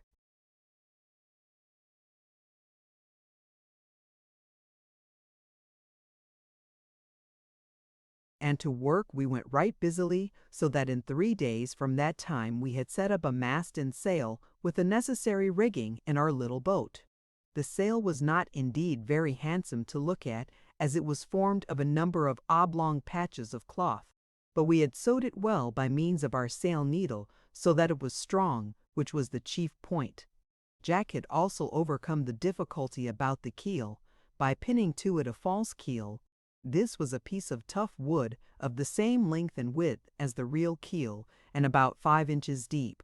He made it of this depth because the boat would be thereby rendered not only much more safe, but more able to beat against the wind, which, in a sea where the trade winds blow so long and so steadily in one direction, was a matter of great importance. This piece of wood was pegged very firmly to the keel, and we now launched our boat with the satisfaction of knowing that when the false keel should be scraped off we could easily put on another, whereas, should the real keel have been scraped away, we could not have renewed it without taking our boat to pieces, which Peterkin said made his marrow quake to think upon. The mast and sail answered excellently, and we now sailed about in the lagoon with great delight, and examined with much interest the appearance of our island from a distance. Also, we gazed into the depths of the water and watched for hours the gambols of the curious and bright-colored fish among the corals and seaweed. Peterkin also made a fishing line, and Jack constructed a number of hooks, some of which were very good, others remarkably bad. Some of these hooks were made of iron wood, which did pretty well, the wood being extremely hard, and Jack made them very thick and large. Fish there are not particular. Some of the crooked bones in fish heads also answered for this purpose pretty well. But that which formed our best and most serviceable hook was the brass finger ring belonging to Jack. It gave him not a little trouble to manufacture it. First he cut it with the axe, then twisted it into the form of a hook. The barb took him several hours to cut. He did it by means of constant sawing with the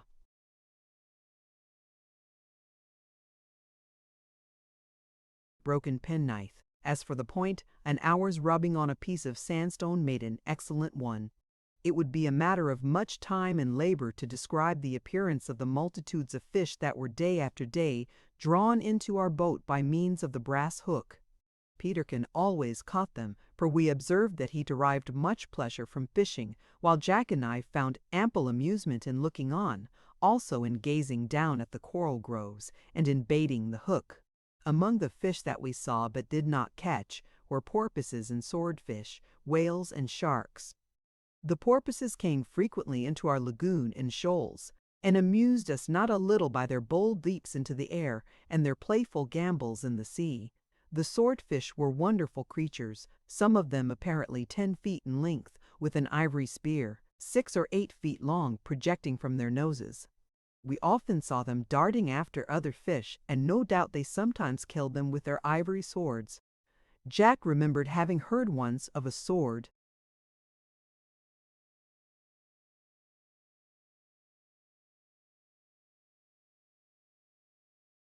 fish attacking a ship, which seemed strange indeed, but, as they are often in the habit of attacking whales, perhaps it mistook the ship for one.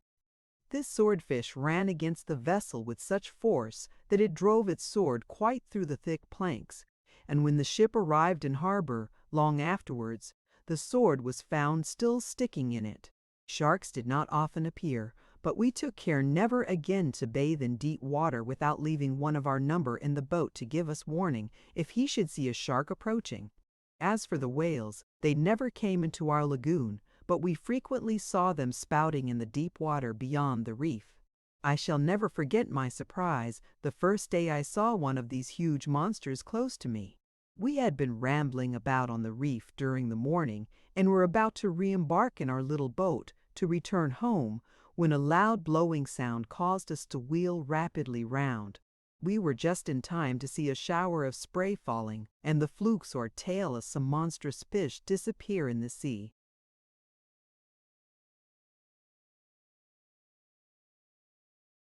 Few hundred yards off, we waited some time to see if he would rise again.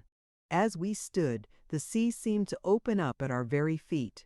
An immense spout of water was sent with a snort high into the air, and the huge blunt head of a sperm whale arose before us. It was so large that it could easily have taken our little boat along with ourselves into its mouth. It plunged slowly back into the sea, like a large ship foundering, and struck the water with its tail so forcibly as to cause a sound like a cannon shot. We also saw a great number of flying fish, although we caught none, and we noticed that they never flew out of the water except when followed by their bitter foe, the dolphin, from whom they thus endeavored to escape. But of all the fish that we saw, none surprised us so much as those that we used to find in shallow pools after a shower of rain. And this not on account of their appearance, for they were ordinary looking and very small, but on account of their having descended in a shower of rain. We could account for them in no other way, because the pools in which we found these fish were quite dry before.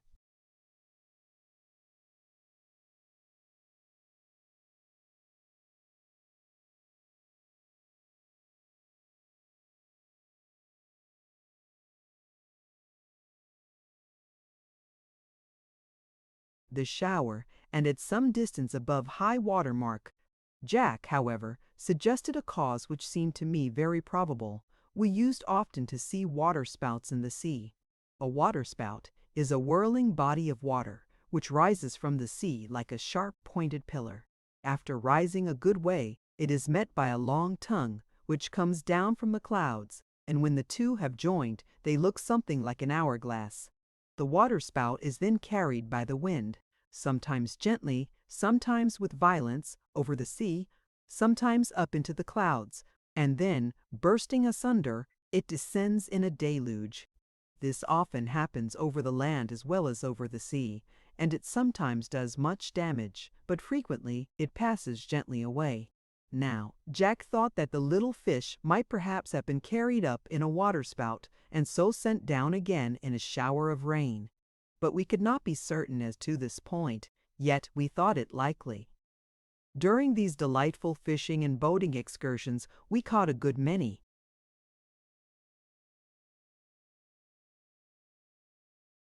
eels, which we found to be very good to eat. We also found turtles among the coral rocks and made excellent soup in our iron kettle. Moreover, we discovered many shrimps and prawns, so that we had no lack of variety in our food, and indeed, we never passed a week without making some new and interesting discovery of some sort or other, either on the land or in the sea.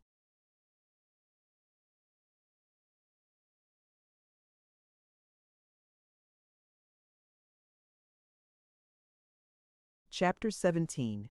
A Monster Wave and Its Consequences, the Boat Lost and Found, Peterkin's Terrible Accident, Supplies of Food for a Voyage in the Boat. We visit Penguin Island and are amazed beyond measure. Account of the penguins.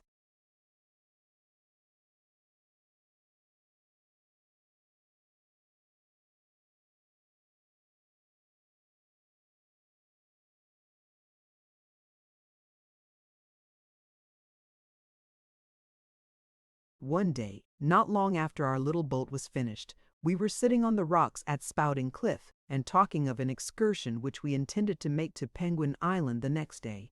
"You see," said Peterkin, "it might be all very well for a stupid fellow like me to remain here and leave the penguins alone, but it would be quite inconsistent with your characters as philosophers to remain any longer in ignorance of the habits and customs of these birds, so the sooner we go, the better." "Very true," said I. "There is nothing I desire so much as to have a closer inspection of them." "And I think," said Jack, "that you would better remain at home, Peterkin, to take care of the cat, for I'm sure the Halls will be at it in your absence, out of revenge for your killing their great-grandmother so recklessly." "Stay at home!" cried Peterkin. "My dear fellow, you would certainly lose your way or get upset if I were not there to take care of you." "Ah, true," said Jack gravely. "That did not occur to me. No doubt you must go. Our boat does require a good deal of ballast, and all that you say, Peterkin, carries so much weight with it that we won't need stones if you go."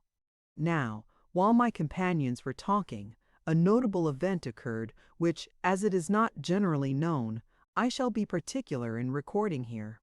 While we were talking, as I have said, we noticed a dark line, like a low cloud or fog bank, on the seaward horizon. The day was a fine one, though cloudy, and the gentle breeze was blowing, but the sea was not rougher, or the breaker on the reef higher than usual. At first we thought that this looked like a thunder cloud, and as we had had a good deal of broken weather of late, accompanied by occasional peals of thunder, we supposed that a storm must be approaching.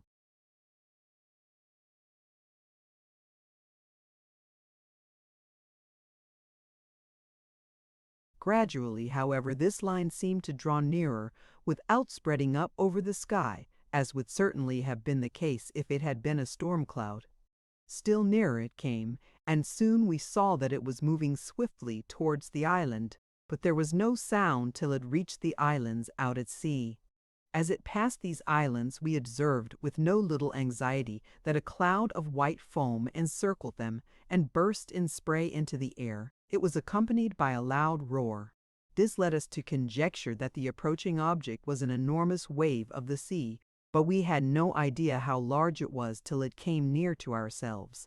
When it approached the outer reef, however, we were awestruck with its unusual magnitude, and we sprang to our feet and clambered hastily up to the highest point of the precipice, under an indefinable feeling of fear. I have said before that the reef opposite Spouting Cliff was very near to the shore, while just in front of the bower it was at a considerable distance out to sea. Owing to this formation, the wave reached the reef at the latter point before,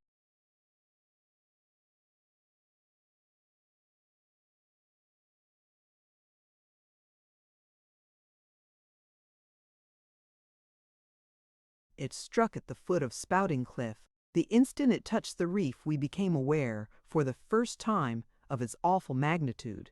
It burst completely over the reef at all points, with a roar that seemed louder to me than thunder.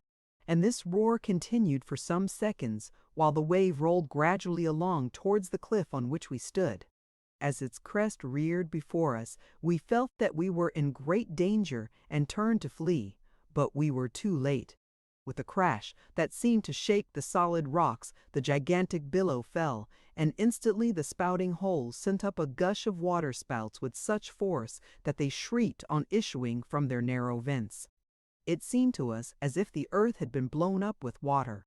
We were stunned and confused by the shock, and so drenched and blinded with spray that we knew not for a few moments whither to flee for shelter. At length we all three gained an eminence beyond the reach of the water. But what a scene of devastation met our gaze as we looked along the shore!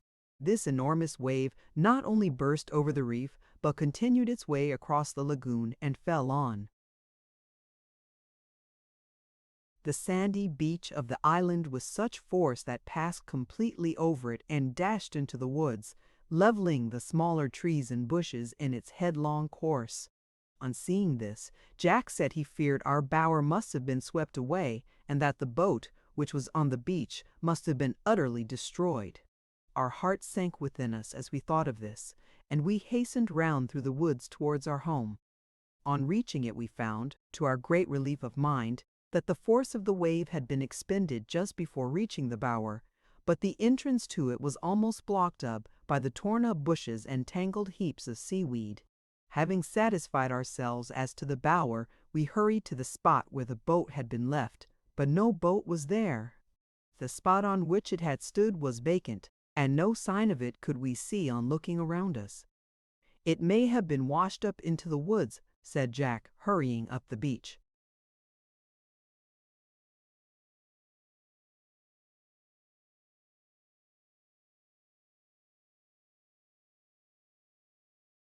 As he spoke, still no boat was to be seen, and we were about to give ourselves over to despair when Peterkin called to Jack and said, "Jack, my friend, you were once so exceedingly sagacious and wise as to make me acquainted with the fact that cocoa-nuts grow upon trees. Will you now be so good as to inform me what sort of fruit that is growing on the top of yonder bush?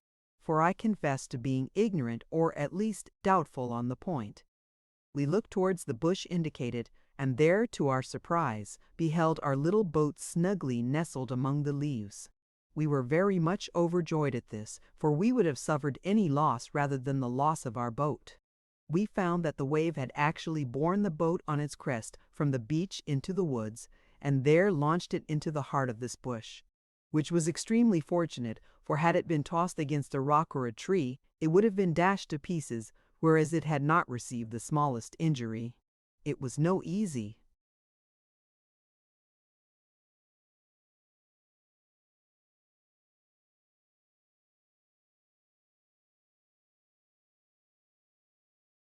matter, however, to get it out of the bush and down to the sea again. This cost us 2 days of hard labor to accomplish. We had also much ado to clear away the rubbish from before the bower, and spent nearly a week in constant labor ere we got the neighborhood to look as clean and orderly as before, for the uprooted bushes and seaweed that lay on the beach formed a more dreadfully confused-looking mass than one who had not seen the place after the inundation could conceive. Before leaving the subject, I may mention, for the sake of those who interest themselves in the curious natural phenomena of our world, that this gigantic wave occurs regularly on some of the islands of the Pacific, once and sometimes twice in the year. I heard this stated by the missionaries during my career in those seas. They could not tell me whether it visited all of the islands, but I was certainly assured that it occurred periodically in some of them.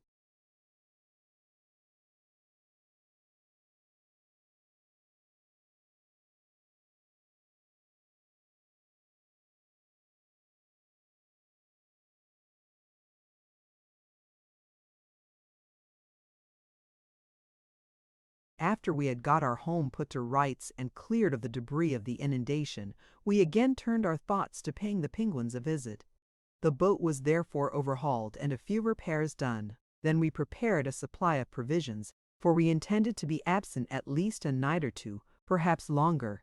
This took us some time to do, for while Jack was busy with the boat, Peterkin was sent into the woods to spear a hog or two, and had to search long sometimes ere he found them.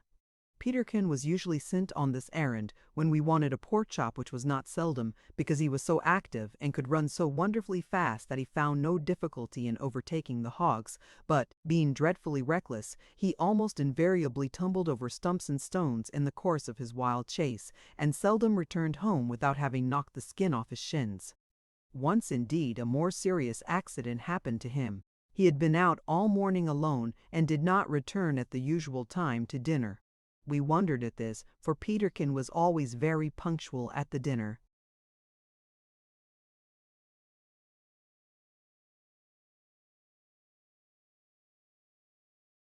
Hour. As supper time drew near, we began to be anxious about him, and at length sallied forth to search the woods. For a long time we sought in vain, but a little before dark we came upon the tracks of the hogs, which we followed up until we came to the brow of a rather steep bank or precipice. Looking over this, we beheld Peterkin lying in a state of insensibility at the foot, with his cheek resting on the snout of a little pig, which was pinned to the earth by the spear. We were dreadfully alarmed, but hastened to bathe his forehead with water, and had soon the satisfaction of seeing him revive. After we had carried him home, he related to as how the thing had happened. "You must know," said he, "I walked about all the forenoon till I was as tired as an old donkey, without seeing a single grunter, not so much as a track of one, but as I was determined not to return empty-handed, I resolved to go without my dinner, and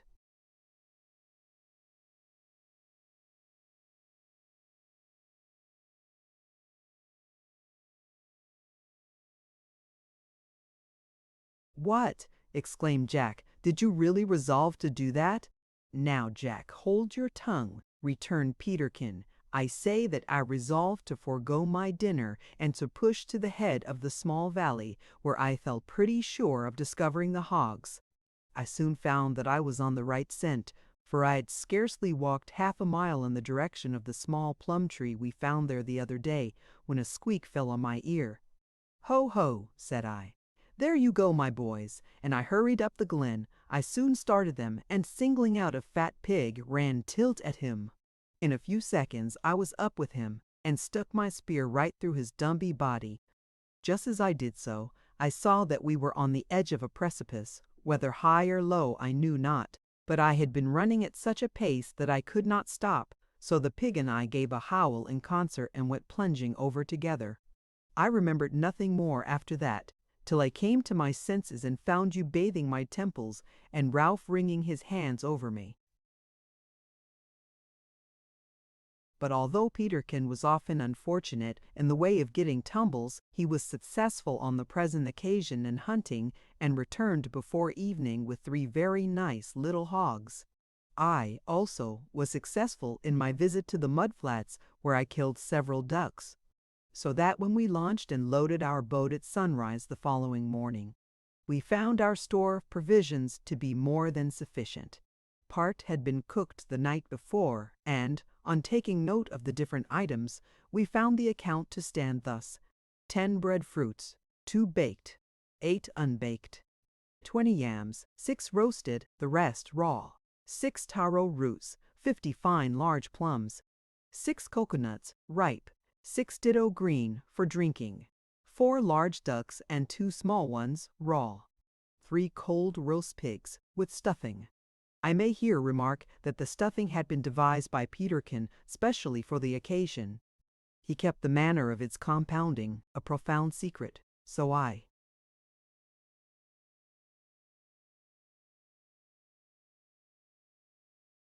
cannot tell what it was. But I can say with much confidence that we found it to be atrociously bad, and, after the first tasting, scraped it carefully out and threw it overboard. We calculated that this supply would last us for several days, but we afterwards found that it was much more than we required, especially in regard to the cocoa nuts, of which we found large supplies wherever we went. However, as Peterkin remarked, it was better to have too much than too little, as we knew not to what straits we might be put during our voyage. It was a very calm sunny morning when we launched forth and rowed over the lagoon towards the outlet in the reef, and passed between the two green islets that guard the entrance. We experienced some difficulty and no little danger in passing the surf of the breaker, and shipped a good deal of water in the attempt, but once past the billow we found ourselves floating placidly on the long oily swell that rose and fell slowly as it rolled over the wide ocean.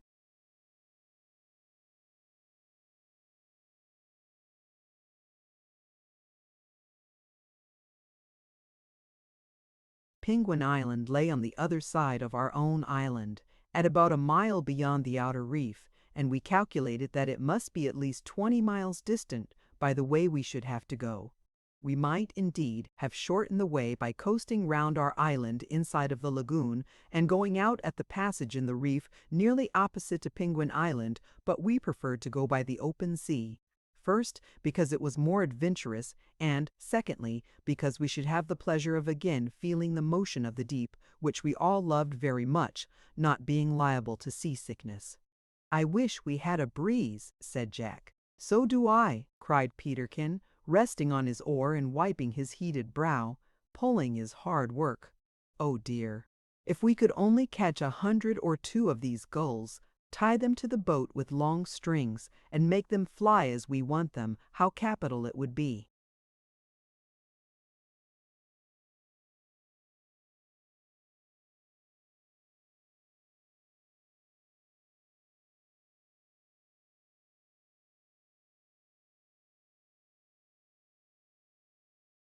"Or bore a hole through a shark's tail and reeve a rope through it, eh?" remarked Jack. "But, I say, it seems that my wish is going to be granted, for here comes a breeze. Ship your oar, Peterkin. Up with the mast, Ralph. I'll see to the sail. Mind your helm. Look out for squalls." This last speech was caused by the sudden appearance of a dark blue line on the horizon, which, in an incredibly short space of time, swept down on us, lashing up the sea in white foam as it went. We presented the stern of the boat to its first violence, and in a few seconds it moderated into a steady breeze, to which we spread our sail and flew merrily over the waves.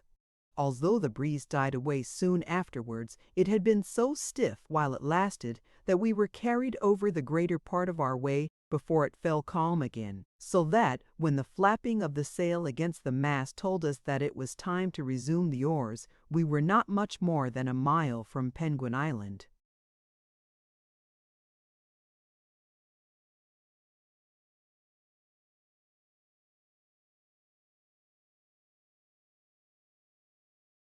"There go the soldiers," cried Peterkin as we came in sight of it. "How spruce their white trousers look this morning.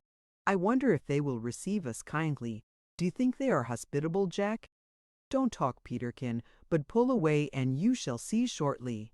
As we drew near to the island we were much amused by the maneuvers and appearance of these strange birds. They seemed to be of different species, for some had crests on their heads while others had none, and while some were about the size of a goose, others appeared nearly as large as a swan. We also saw a huge albatross soaring above the heads of the penguins. It was followed and surrounded by numerous flocks of seagulls. Having approached to within a few yards of the island, which was a low rock with no other vegetation on it than a few bushes, we lay on our oars and gazed at the birds with surprise and pleasure. They were turning our gaze with interest. We now saw that their soldier-like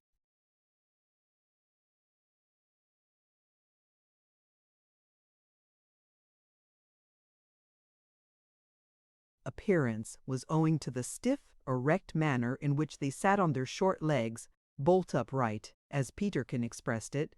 They had black heads, long sharp beaks, white breasts, and bluish backs.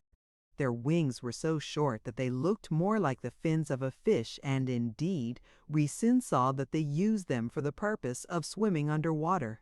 There were no quills on these wings, but a sort of scaly feathers, which also thickly covered their bodies.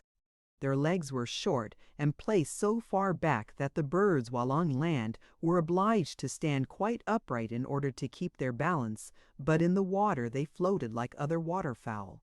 At first we were so stunned with the clamor which they and other seabirds kept up around us that we knew not which way to look, for they covered the rocks in thousands. But as we continued to gaze, we observed several quadrupeds as we thought walking in the midst of the penguins. "Pull in a bit," cried Peterkin, "and let's see what these are. They must be fond of noisy company to consort with such creatures."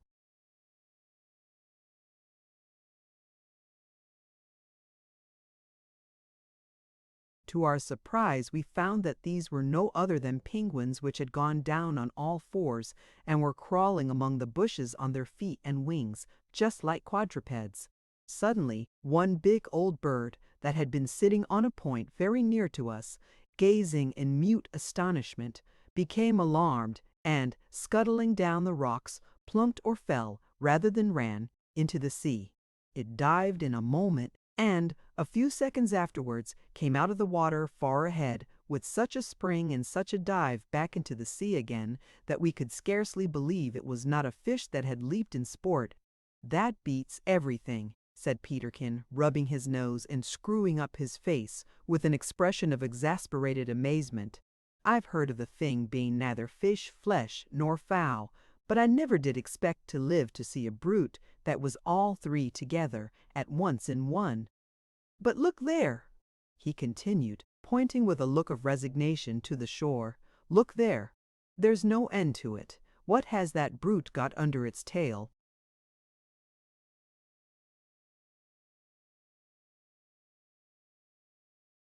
We turned to look in the direction pointed out, and there saw a penguin walking slowly and very sedately along the shore with an egg under its tail. There were several others we observed, burdened in the same way, and we found afterwards that these were a species of penguins that always carried their eggs so. Indeed, they had a most convenient cavity for the purpose, just between the tail and the legs. We were very much impressed with the regularity and order of this colony. The island seemed to be apportioned out into squares, of which each penguin possessed one, and sat in stiff solemnity in the middle of it, or took a slow march up and down the spaces between. Some were hatching their eggs, but others were feeding their young ones, in a manner that caused us to laugh not a little. The mother stood on a mound or raised rock, while the young ones stood patiently below her on the ground. Suddenly the mother raised her head and uttered a series of the most discordant cackling sounds. "She's going to choke," cried Peterkin. But this was not the case, although, I confess, she looked like it.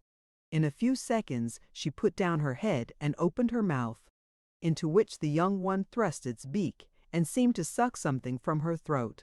Then the cackling was renewed, the sucking continued, and so the operation of feeding was carried on till the young one was satisfied, but what she fed her little one with we could not tell. "Now, just look yonder," said Peterkin in an excited tone. "If that isn't the most abominable piece of maternal deception I ever saw. That rascally old lady penguin has just pitched her young one into the sea, and there's another about to follow her example." This indeed seemed to be the cue, for, on the top of a steep rock, close to the edge of the sea, we observed an old penguin endeavoring to entice her young one into the water. But the young one seemed very unwilling to go, and,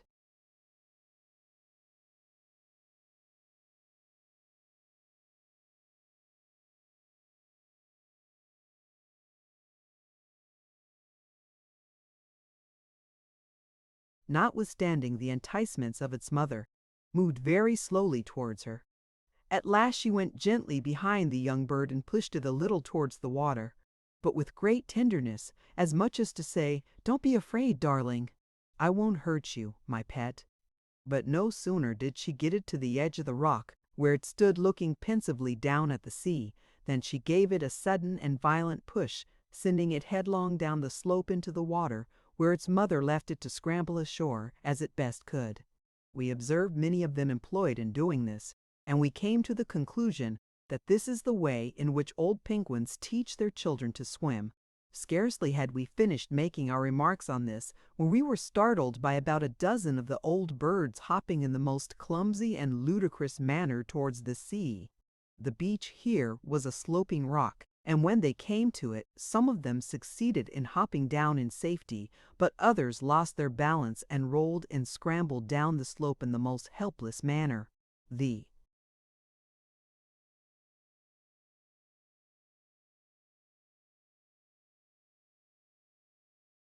instant they reached the water, however, they seemed to be in their proper element.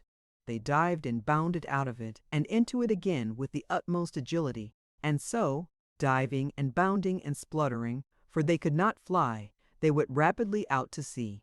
On seeing this, Peterkin turned with a grave face to us and said, "It's my opinion that these birds are all stark, staring mad, and that this is an enchanted island.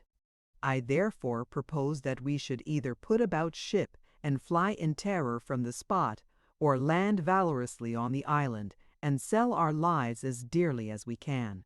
"I bolt for landing, so pull in, lads," said Jack, giving a stroke with his oar that made the boat spin.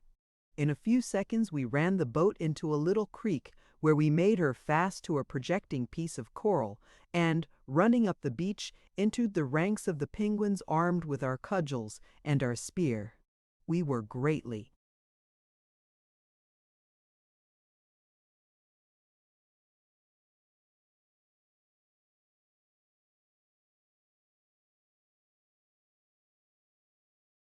surprised to find that, instead of attacking us or showing signs of fear at our approach, these curious birds did not move from their places until we laid hands on them and merely turned their eyes on us in solemn, stupid wonder as we passed. There was one old penguin, however, that began to walk slowly toward the sea, and Peterkin took it into his head that he would try to interrupt its progress, so he ran between it and the sea and brandished his cudgel in its face. But this proved to be a resolute old bird. It would not retreat, nay, more, it would not cease to advance, but battled with Peterkin bravely and drove him before it until it reached the sea. Had Peterkin used his club, he could easily have felled it, no doubt, but, as he had no wish to do so cruel an act merely out of sport, he let the bird escape. We spent fully 3 hours on this island in watching the habits of these curious birds, and when we finally left them, we all three concluded, after much consultation, that they were the most wonderful creatures we had ever seen, and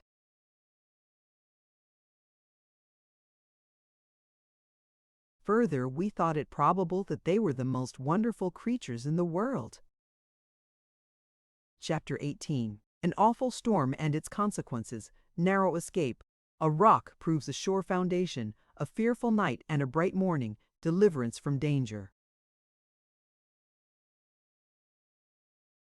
It was evening before we left the island of the penguins. As we had made up our minds to encamp for the night on a small island, whereon grew a few cocoa-nut trees, which was about 2 miles off, we lay to our oars with some energy. But a danger was in store for us which we had not anticipated. The wind, which had carried us so quickly to Penguin Island, freshened as evening drew on to a stiff breeze, and, before we had made half the distance to the small island, it became a regular gale. Although it was not so directly against us as to prevent our rowing in the course we wished to go, yet it checked us very much, and although the force of the sea was somewhat broken by the island, the waves soon began to rise, and to roll their broken crests against our small craft, so that she began to take in water, and we had much ado to keep ourselves afloat. At last the wind and sea together became so violent that we found it impossible to make the island. So Jack suddenly put the head of the boat round and ordered Peterkin and me to hoist a corner of the sail, intending to run back to Penguin Island.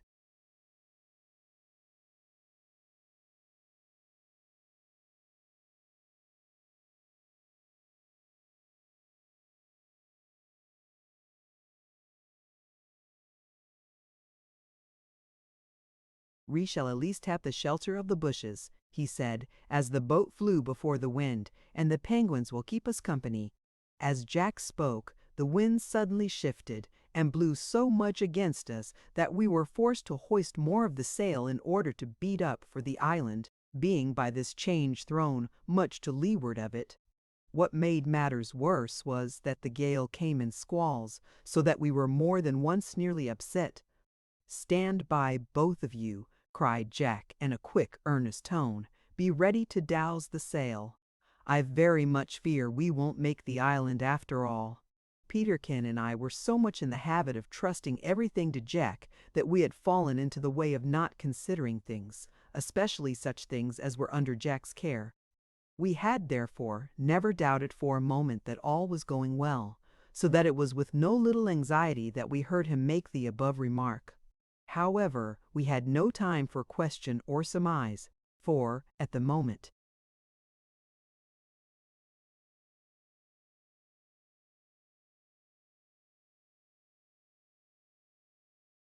spoke. A heavy squall was bearing down upon us, and as we were then flying with our lee gunwale dipping occasionally under the waves, it was evident that we should have to lower our sail altogether. In a few seconds the squall struck the boat, but Peterkin and I had the sail down in a moment, so that it did not upset us, but when it was past, we were more than half full of water. This I soon bailed out, while Peterkin again hoisted a corner of the sail, but the evil which Jack had feared came upon us. We found it quite impossible to make Penguin Island. The gale carried us quickly past it towards the open sea, and the terrible truth flashed upon us that we should be swept out and left to perish miserably in a small boat in the midst of the wide ocean. This idea was forced very strongly upon us because we saw nothing in the direction whither the wind was blowing us save the raging billows of the sea, and indeed we trembled as we gazed around us, for we were now beyond the shelter of the islands, and it seemed as though any of the huge billows which curled over in masses of foam might swallow us up in a moment. The water, also, began to wash in over our sides, and I had to keep constantly bailing, for Jack could not quit the helm nor Peterkin the sail for an instant without endangering our lives. In the midst of this distress, Jack uttered an exclamation of hope, and pointed toward the low island or rock which lay directly ahead. It had been hitherto unobserved, owing to the dark clouds that obscured the sky and the blinding spray that seemed to fill the whole atmosphere. As we neared this rock, we observed that it was quite destitute of trees and verdure, and so low that the sea broke completely over it. In fact, it was nothing more than the summit of one of the coral formations, which rose only a few feet above the level of the water, and was, in stormy weather, all but invisible. Over this island the waves were breaking in the utmost fury, and our hearts sank within us as we saw that there was not a spot where we could thrust our little boat without its being dashed to pieces.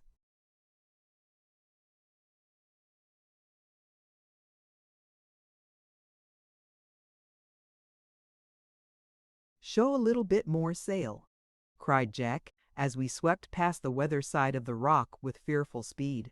"Aye, aye," answered Peterkin, hoisting about a foot more of our sail.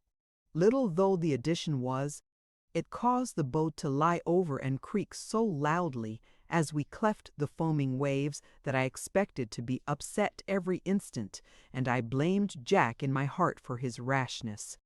But I did him injustice, for although during 2 seconds the water rushed inboard in a torrent, he succeeded in steering us sharply round to the leeward side of the rock, where the water was comparatively calm and the force of the breeze broken. "Out your oars now, lads. That's well done. Give way." We obeyed instantly. The oars splashed into the waves together.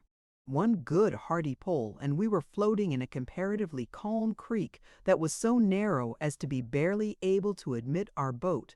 Here we were in perfect safety, and as we leaped on shore and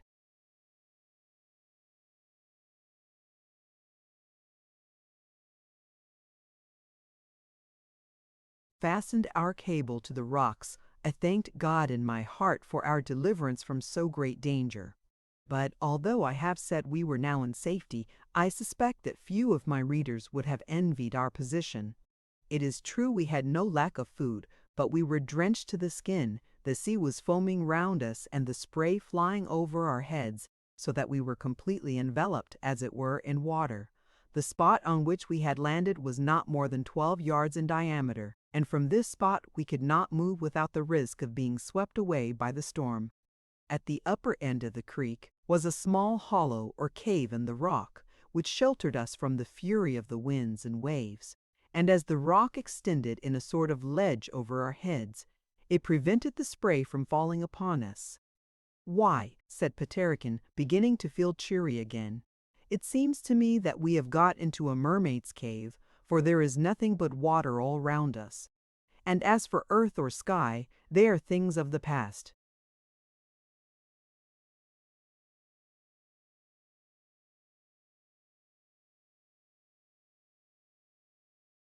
Peterkin's idea was not inappropriate, for what with the sea roaring in white foam up to our very feet, and the spray flying in white sheets continually over our heads, and the water dripping heavily from the ledge above like a curtain in front of our cave, it did seem to us very much more like being below than above water.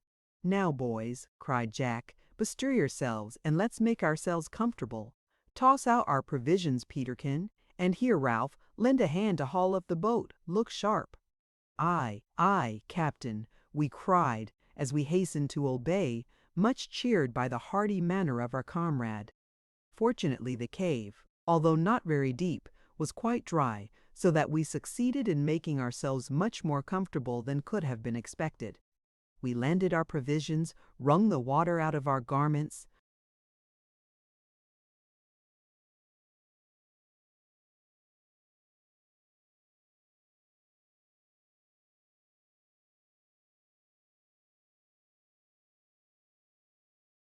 spread our sail below us for a carpet, and, after having eaten a hearty meal, began to feel quite cheerful. But as night drew on, our spirits sank again, for with the daylight all evidence of our security vanished away. We could no longer see the firm rock on which we lay, while we were stunned with the violence of the tempest that raged around us. The night grew pitchy dark as it advanced, so that we could not see our hands when we held them up before our eyes, and were obliged to feel each other occasionally to make sure that we were safe, for the storm at last became so terrible that it was difficult to make our voices audible. A slight variation of the wind, as we supposed, caused a few drops of spray ever and anon to blow into our faces, and the eddy of the sea, in its mad boiling, washed up into our little creek until it reached our feet and threatened to tear away our boat. In order to prevent this latter calamity, we hauled the boat farther up and held the cable in our hands. Occasional flashes of lightning shone with a ghastly glare through the watery curtains around us, and lent additional horror to the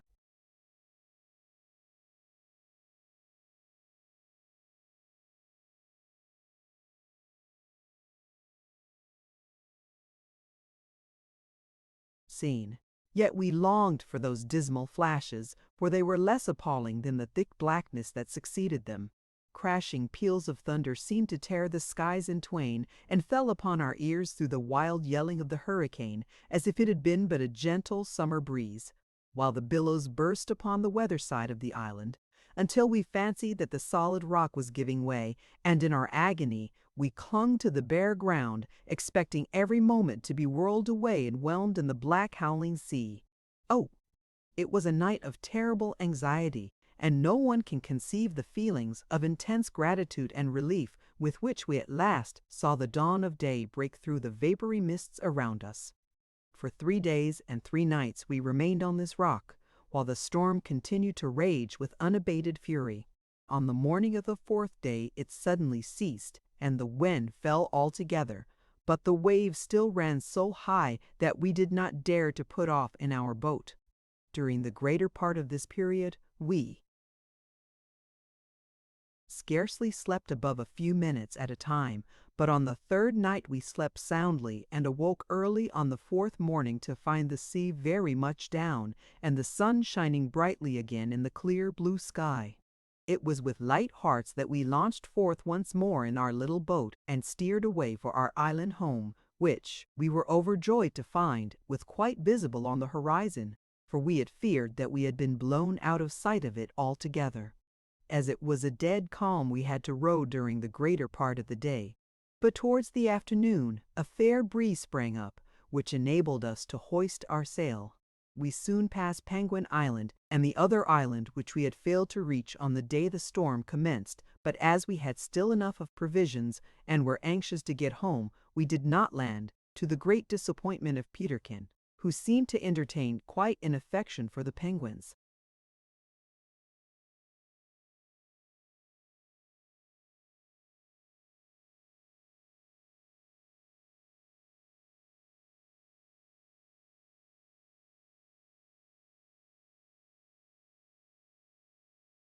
Although the breeze was pretty fresh for several hours, we did not reach the outer reef of our island till nightfall, and before we had sailed more than 100 yards into the lagoon, the wind died away altogether, so that we had to take to our oars again.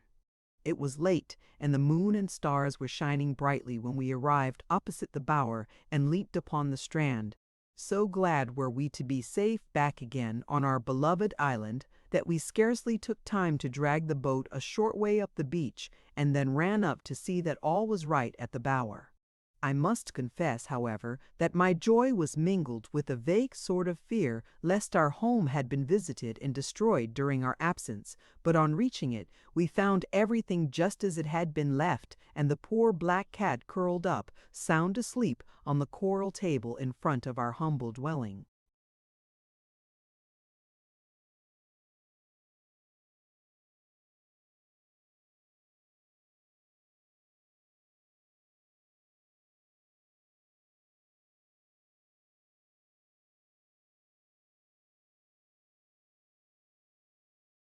Chapter 19.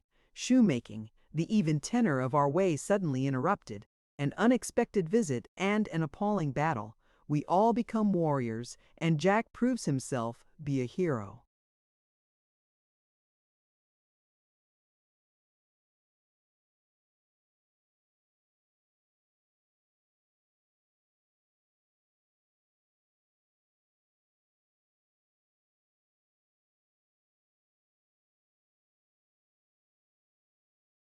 For many months after this we continued to live on our island in uninterrupted harmony and happiness. Sometimes we went out a fishing in the lagoon, and sometimes went a hunting in the woods, or ascended to the mountain top by way of variety, although Peterkin always asserted that we went for the purpose of hailing any ship that might chance to heave in sight. But I am certain that none of us wished to be delivered from our captivity, for we were extremely happy, and Peterkin used to say that as we were very young, we should not feel the loss of a year or two. Peterkin, as I have said before, was 13 years of age, Jack 18, and I 15. But Jack was very tall, strong, and manly for his age, and might easily have been mistaken for 20. The climate was so beautiful that it seemed to be a perpetual summer, and as many of the fruit trees continued to bear fruit and blossom all the year round, we never wanted for a plentiful supply of food. The hogs, too, seemed rather to increase than diminish, although Peterkin was very frequent in his attacks on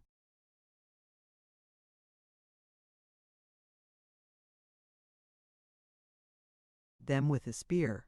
If at any time we failed in finding a drove, we had only to pay a visit to the plum tree before mentioned, where we always found a large family of them asleep under its branches. We employed ourselves very busily during this time in making various garments of cocoanut cloth, as those with which we had landed were beginning to be very ragged. Peterkin also succeeded in making excellent shoes out of the skin of the old hog, in the following manner. He first cut a piece of the hide of an oblong form, a few inches longer than his foot. This he soaked in water, and, while it was wet, he sewed up one end of it so as to form a rough imitation of that part of the heel of a shoe where the seam is. This done, he bored a row of holes all round the edge of the piece of skin, through which a tough line was passed. Into the sewed-up part of the shoe he thrust his heel. Then, drawing the string tight, the edges rose up and overlapped his foot all round. It is true there were a great many ill-looking puckers in these shoes, but we found them very serviceable.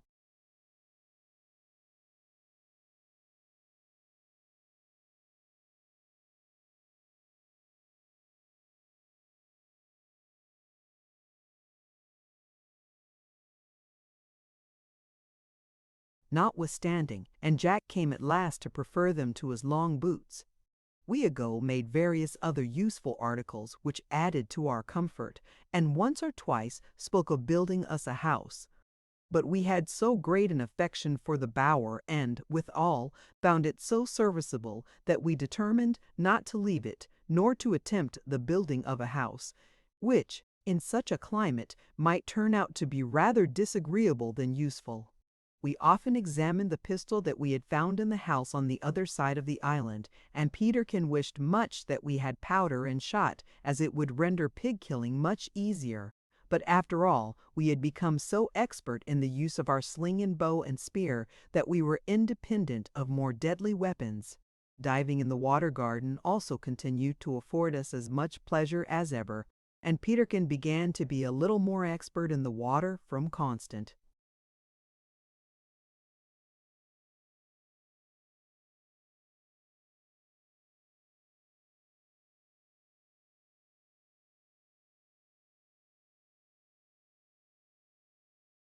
practice. As for Jack and I, we began to feel as if water were our native element, and reveled in it with so much confidence and comfort that Peterkin said he feared we would turn into fish some day, and swim off and leave him, adding that he had been for a long time observing that Jack was becoming more and more like a shark every day. Whereupon Jack remarked that if he, Peterkin, were changed into a fish, he would certainly turn into nothing better or bigger than a shrimp. Poor Peterkin did not envy us our delightful excursions under water, except, indeed, when Jack would dive down to the bottom of the water garden, sit down on a rock and look up and make faces at him. Peterkin did feel envious then, and often said he would give anything to be able to do that. I was much amused when Peterkin said this, for if he could only have seen his own face when he happened to take a short dive, he would have seen that Jack's was far surpassed by it. The great difference being, however, that Jack made faces on purpose. Peterkin couldn't help it.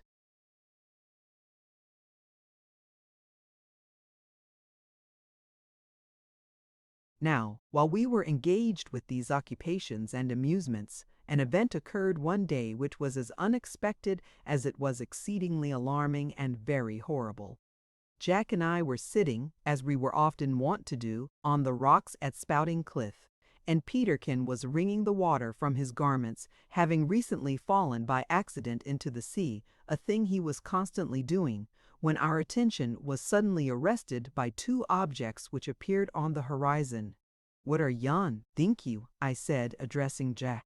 "I can't imagine," answered he. "I've noticed them for some time, and fancied they were black seagulls, but the more I look at them, the more I feel convinced they are much larger than gulls."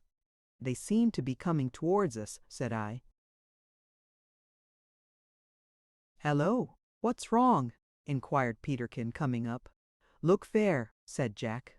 "Whales," cried Peterkin, shading his eyes with his hand. "No, can they be boats, Jack?"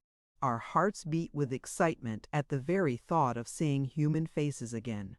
"I think you are about right, Peterkin, but they seem to me to move strangely for boats," said Jack in a low tone, as if he were talking to himself. I noticed that a shade of anxiety crossed Jack's countenance as he gazed long and intently at the two objects, which were now nearing us fast. At last he sprang to his feet. "They are canoes, Ralph. Whether war canoes or not I cannot tell, but this I know, that all the natives of the South Sea Islands are fierce cannibals, and they have little respect for strangers.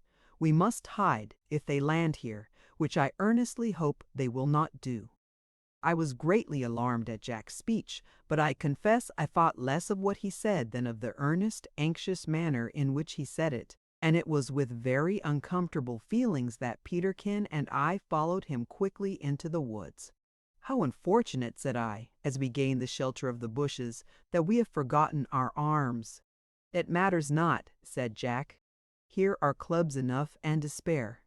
As he spoke, he laid his hand on a bundle of stout poles of various sizes, which Peterkin's ever busy hands had formed during our frequent visits to the cliff, for no other purpose, apparently, than that of having something to do.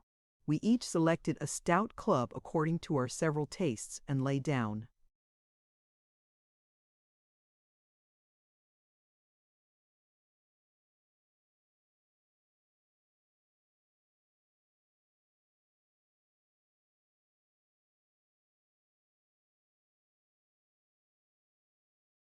Behind a rock, whence we could see the canoes approach without ourselves being seen. At first we made an occasional remark on their appearance, but after they entered the lagoon and drew near the beach, we ceased to speak and gazed with intense interest at the scene before us. We now observed that the foremost canoe was being chased by the other, and that it contained a few women and children as well as men, perhaps 40 souls altogether, while the canoe which pursued it contained only men. They seemed to be about the same in number, but were better armed and had the appearance of being a war party. Both crews were paddling with all their might, and it seemed as if the pursuers exerted themselves to overtake the natives ere they could land. In this, however, they failed. The foremost canoe made for the beach close beneath the rocks behind which we were concealed. Their short paddles flashed like meteors in the water and sent up a constant shower of spray. The foam curled from the prow, and the eyes of the rowers glistened in their black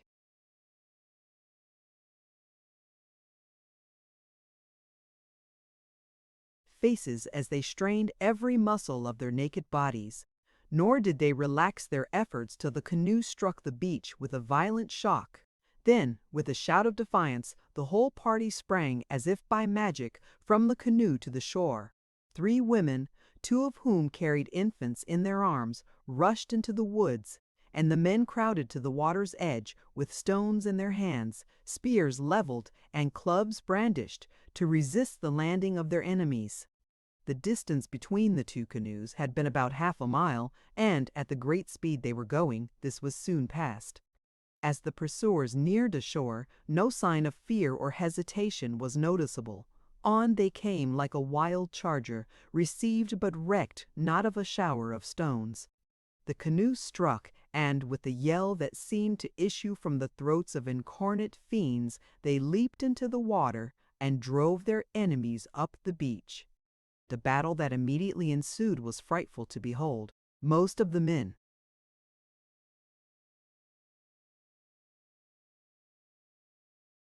wielded clubs of enormous size and curious shapes, with which they dashed out each other's brains. As they were almost entirely naked and had to bound, stoop, leap, and run in their terrible hand-to-hand encounters, they looked more like demons than human beings. I felt my heart grow sick at the sight of this bloody battle, and would fain have turned away, but a species of fascination seemed to hold me down and glue my eyes upon the combatants. I observed that the attacking party was led by a most extraordinary being, who, from his size and peculiarity, I concluded was a chief. His hair was frizzed out to an enormous extent, so that it resembled a large turban. It was of a light yellow hue, which surprised me much, for the man's body was as black as coal, and I felt convinced that the hair must have been dyed. He was tattooed from head to foot, and his face, besides being tattooed, was besmeared with red paint and streaked with white. Altogether, with his yellow turban-like hair, his Herculean black frame, his glittering eyes and white teeth, he seemed the most terrible monster I ever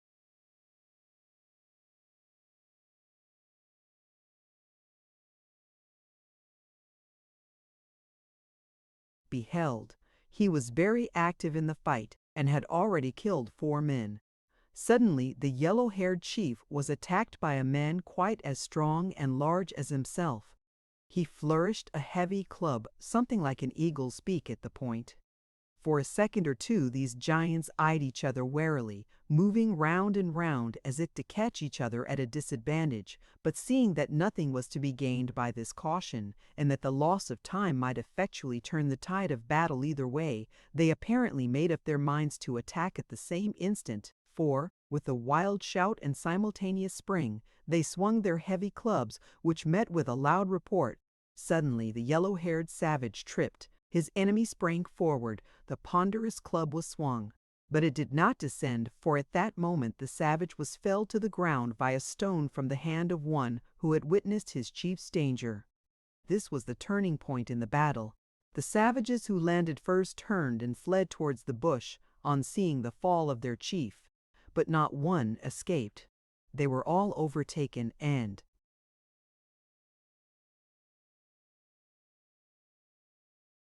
fell to the earth. I saw, however, that they were not all killed.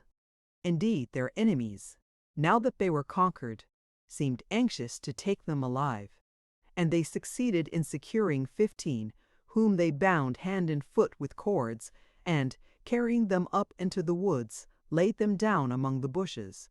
Here they left them, for what purpose I knew not, and returned to the scene of the late battle, where the remnant of the party were bathing their wounds.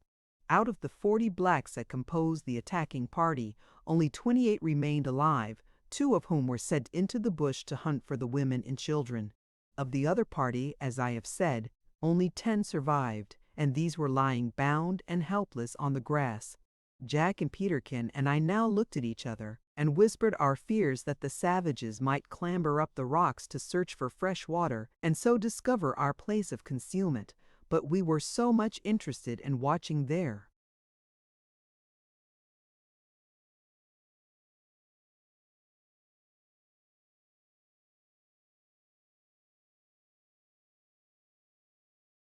movements that we agreed to remain where we were, and, indeed, we could not easily have risen without exposing ourselves to detection.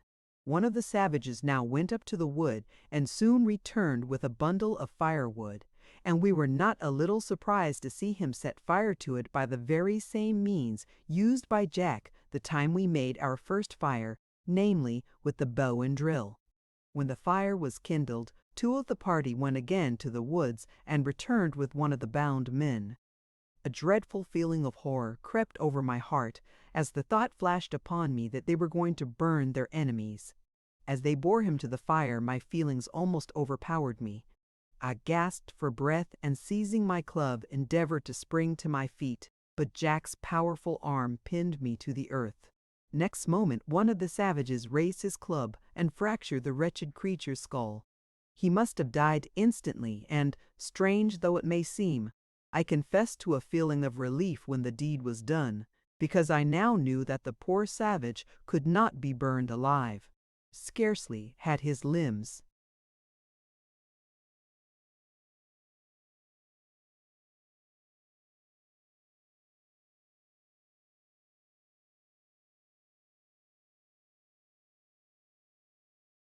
ceased to quiver when the monsters cut slices of flesh from his body and, after roasting them slightly over the fire, devoured them. Suddenly there arose a cry from the woods, and, in a few seconds, the 2 savages hastened towards the fire, dragging the 3 women and their 2 infants along with them.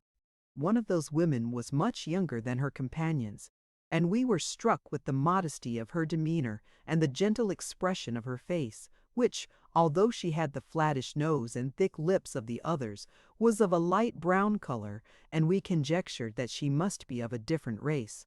She and her companions wore short petticoats and a kind of tippet on their shoulders. Their hair was jet black, but instead of being long, was short and curly, though not woolly, somewhat like the hair of a young boy. While we gazed with interest and some anxiety at these poor creatures, the big chief advanced to one of the elder females and laid his hand upon the child. But the mother shrank from him, and clasping the little one to her bosom, uttered a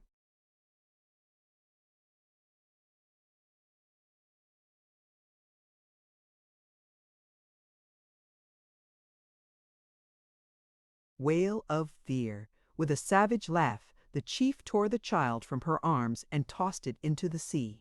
A low groan burst from Jack's lips as we witnessed this atrocious act and heard the mother's shriek as she fell insensible on the sand. The rippling waves rolled the child on the beach, as if they refused to be a party in such a foul murder, and we could observe that the little one still lived. The young girl was now brought forward, and the chief addressed her. But although we heard his voice and even the words distinctly, of course we could not understand what he said. The girl made no answer to his fierce questions, and we saw by the way in which he pointed to the fire that he threatened her life. "Peterkin," said Jack in a hoarse whisper, "have you got your knife?" "Yes," replied Peterkin, whose face was pale as death. "That will do. Listen to me, and do my bidding quick. Here is the small knife."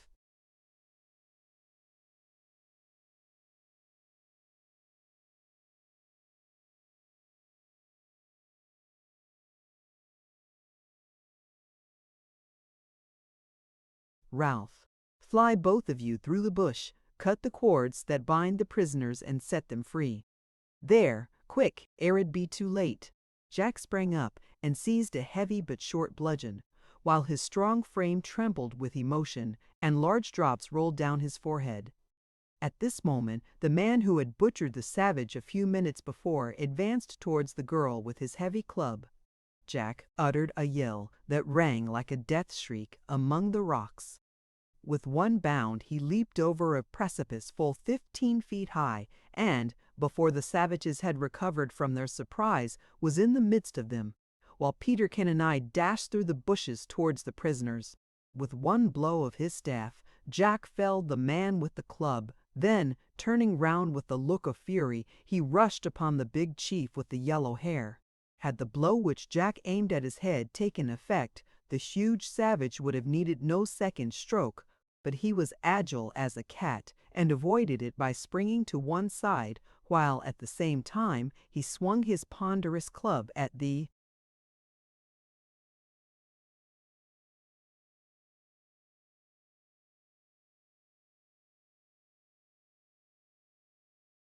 head of his foe. It was now Jack's turn to leap aside, and well was it for him that the first outburst of his blind fury was over, else he had become an easy prey to his gigantic antagonist. But Jack was cool now. He darted his blows rapidly and well, and the superiority of his light weapon was strikingly proved in this combat. For while he could easily evade the blows of the chief's heavy club, the chief could not so easily evade those of his light one. Nevertheless, so quick was he, and so frightfully did he fling about the mighty weapon, that although Jack struck him almost every blow, the strokes had to be delivered so quickly that they wanted force to be very effectual. It was lucky for Jack that the other savages considered the success of their chief in this encounter to be so certain that they refrained from interfering. Had they doubted it, they would have probably ended the matter at once by felling him. But they contented themselves with awaiting the issue.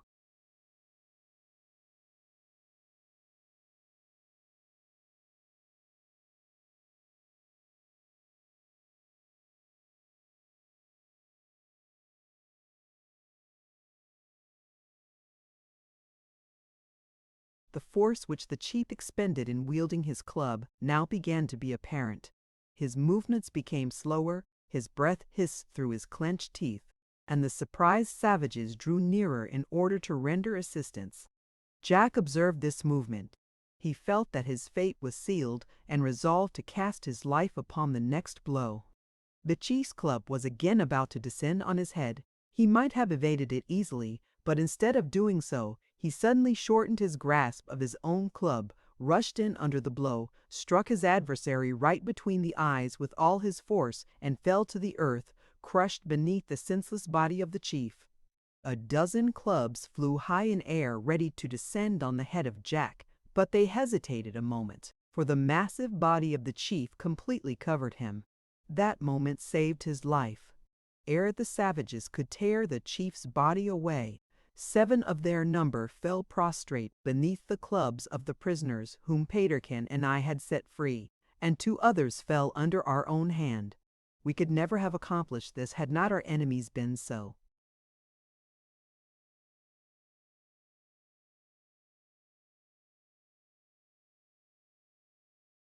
Engrossed with the fight between Jack and their chief, that they had failed to observe us until we were upon them. They still outnumbered our party by 3, but we were flushed with victory while they were taken by surprise and dispirited by the fall of their chief. Moreover, they were awestruck by the sweeping fury of Jack, who seemed to have lost his senses altogether. and had no sooner shaken himself free of the chief's body than he rushed into the midst of them and in 3 blows equalized our numbers. Peterkin and I flew to the rescue. The savages followed us, and, in less than 10 minutes, the whole of our opponents were knocked down or made prisoners, bound hand and foot, and extended side by side upon the seashore.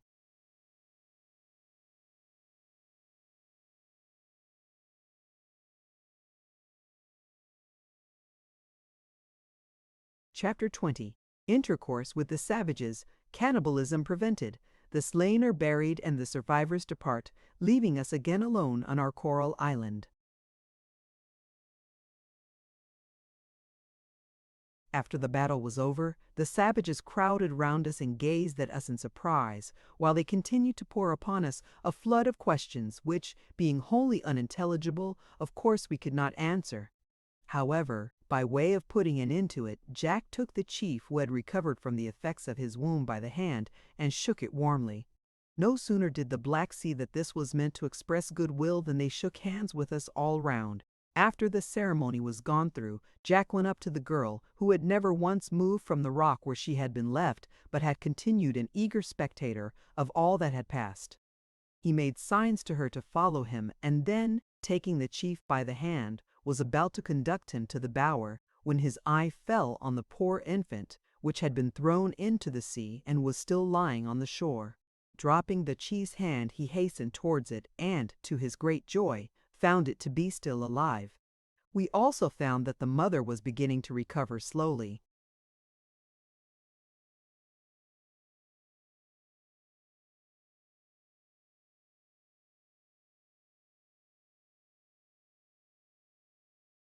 "Here, get out of the way," said Jack, pushing us aside, as we stooped over the poor woman and endeavored to restore her.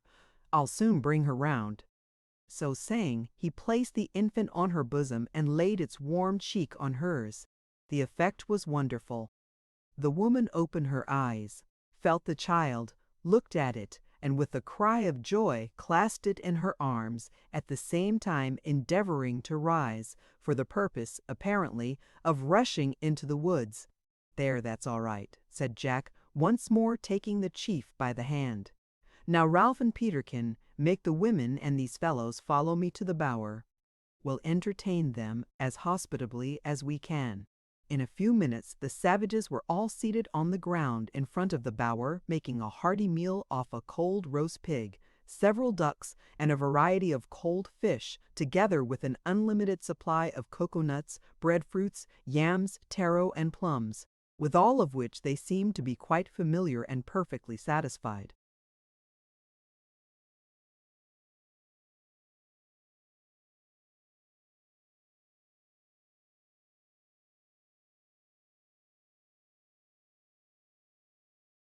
Meanwhile, we 3, being thoroughly knocked up with our day's work, took a good draught of cocoa-nut lemonade, and throwing ourselves on our beds, fell fast asleep. The savages, it seems, followed our example, and in half an hour the whole camp was buried in repose. How long we slept I cannot tell, but this I know, that when we lay down, the sun was setting, and when we awoke, it was high in the heavens. I awoke Jack, who started up in surprise, being unable at first to comprehend our situation. "Now then," said he, springing up, "let's see after breakfast." "Hello, Peterkin, lazy fellow, how long do you mean to lie there?" Peterkin yawned heavily. "Well," said he, opening his eyes and looking up after some trouble, "if it isn't tomorrow morning, and me thinking it was today all this time. Hello, Venus, where did you come from? You seem tolerably at home, anyhow. Bah, might as well speak to the cat as to you better, in fact, for it."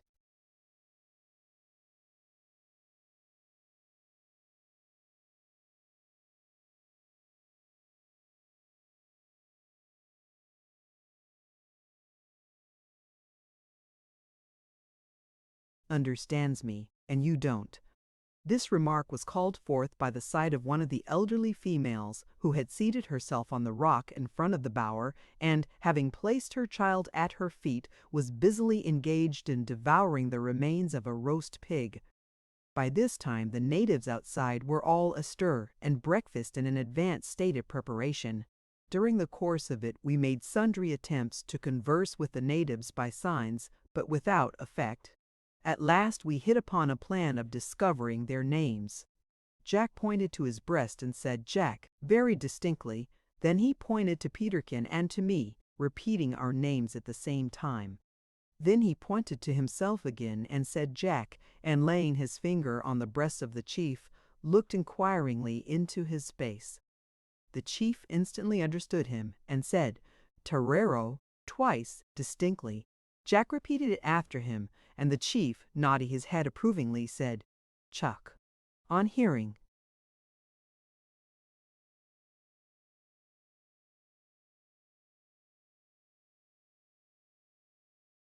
Which Peterkin exploded with laughter, but Jack turned and with a frown rebuked him, saying, "I must look even more indignantly at you than I feel, Peterkin, you rascal, for these fellows don't like to be laughed at." Then turning towards the youngest of the women, who was seated at the door of the bower, he pointed to her, whereupon the chief said, "Avatia," and pointing towards the sun, raised his finger slowly towards the zenith, where it remained steadily for a minute or two. "What can that mean, I wonder?" said Jack, looking puzzled. "Perhaps," said Peterkin, "the chief means she is an angel come down to stay here for a while. If so, she's an uncommonly black one." We did not feel quite satisfied with this explanation, so Jack went up to her and said, "Avatia."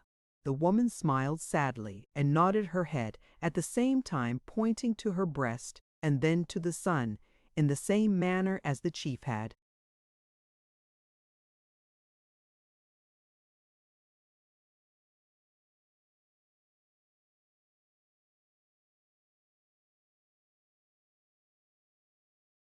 Done. We were much puzzled to know what this could signify, but as there was no way of solving our difficulty, we were obliged to rest content.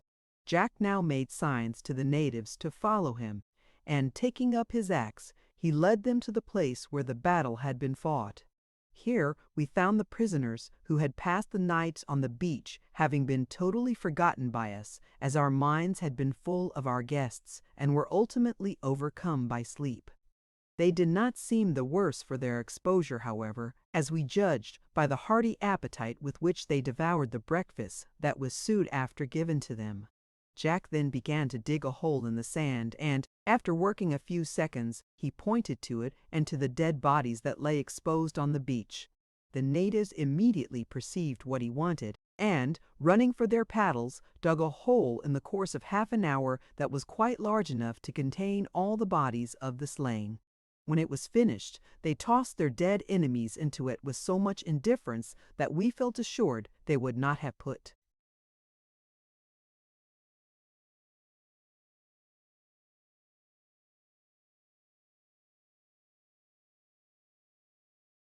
themselves to this trouble had we not asked them to do so. The body of the yellow-haired chief was the last thrown in. This wretched man would have recovered from the blow with which Jack felled him, and indeed he did endeavor to rise during the melee that followed his fall, but one of his enemies, happening to notice the action, dealt him a blow with his club that killed him on the spot. While they were about to throw the sand over this chief, one of the savages stooped over him, and with a knife, made apparently of stone, cut a large slice of flesh from his thigh. We knew at once that he intended to make use of this for food, and could not repress a cry of horror and disgust. "Come, come, you blackguard," cried Jack, starting up and seizing the man by the arm. "Pitch that into the hole, do you hear?" The savage, of course, did not understand the command, but he perfectly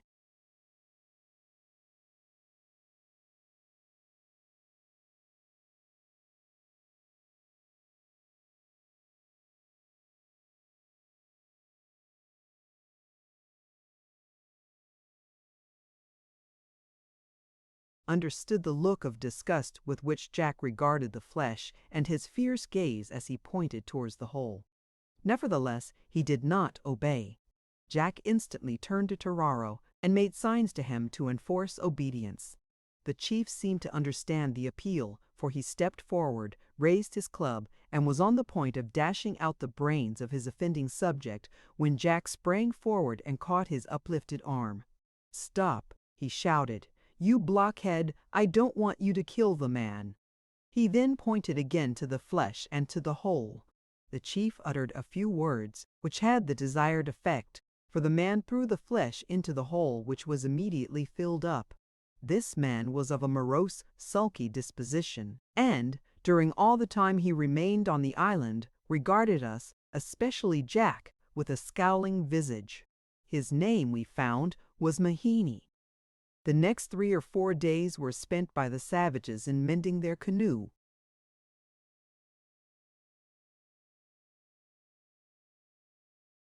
which had been damaged by the violent shock it had sustained on striking the shore. This canoe was a very curious structure.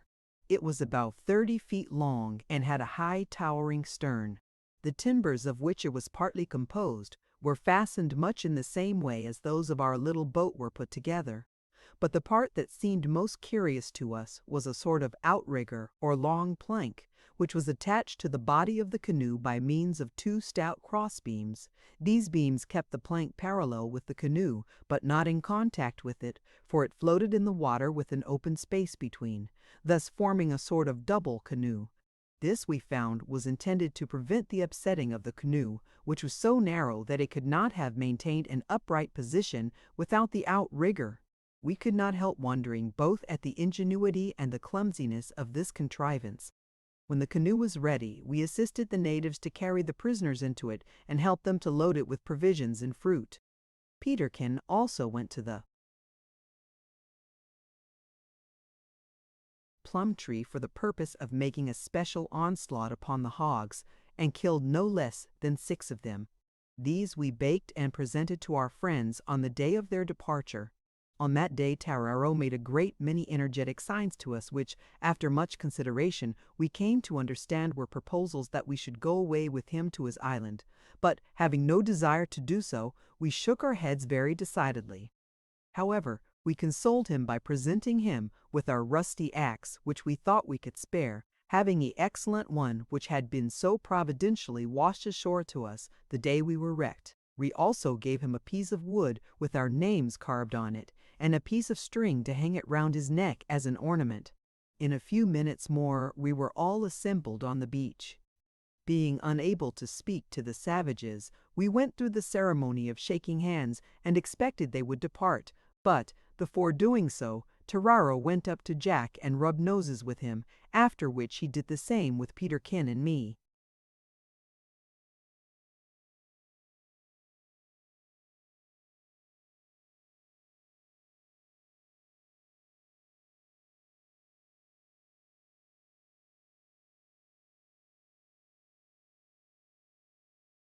Seeing that this was their mode of salutation, we determined to conform to their custom, so we rubbed noses heartily with the whole party, women and all. The only disagreeable part of the process was when we came to rub noses with Mahine, and Peterkin afterwards said that when he saw his wolfish eyes glaring so close to his face, he felt much more inclined to bang than to rub his nose. Avatia was the last to take leave of us, and we experienced a feeling of real sorrow when she approached to bid us farewell. Besides her modest air and gentle manners, she was the only one of the party who exhibited the smallest sign of regret at parting from us. Going up to Jack, she put out her flat little nose to be rubbed, and thereafter paid the same compliment to Peterkin and me.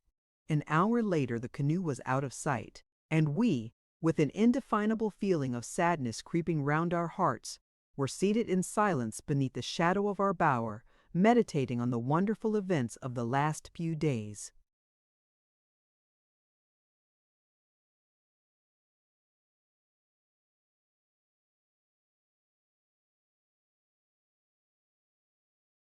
Chapter 21. Sagacious and moral remarks in regard to life. A sail, an unexpected salute, the end of the black cat, a terrible dive, an incautious proceeding, and a frightful catastrophe.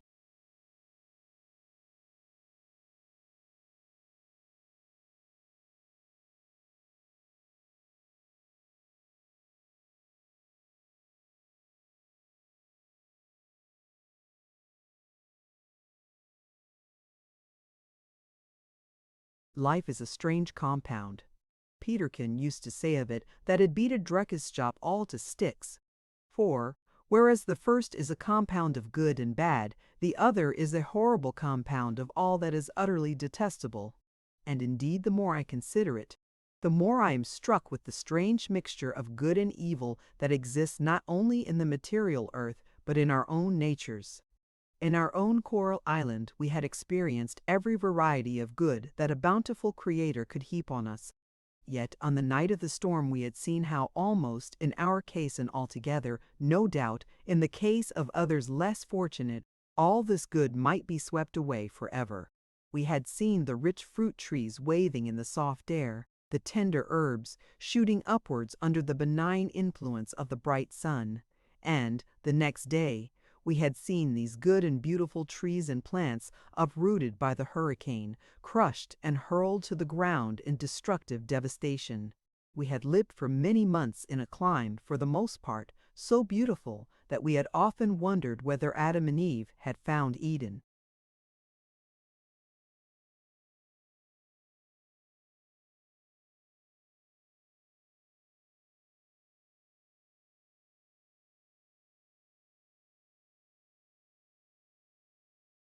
More sweet, and we had seen the quiet solitudes of our paradise suddenly broken in upon by ferocious savages, and the white sand stained with blood and strewed with lifeless forms.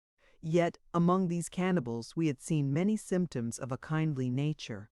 I pondered these things much, and, while I considered them, there recurred to my memory those words which I had read in my Bible: "The works of God are wonderful, and His ways past finding out." After these poor savages had left us, we used to hold long and frequent conversations about them, and I noticed that Peterkin's manner was now much altered. He did not, indeed, just less heartily than before, but he did so less frequently, and often there was a tone of deep seriousness in his manner, if not in his words, which made him seem to Jack and me as if he had grown 2 years older within a few days. But indeed I was not surprised at this, when I reflected on the awful realities which we had witnessed so lately. We could by no means shake off a tendency to gloom for several weeks afterwards, but as time wore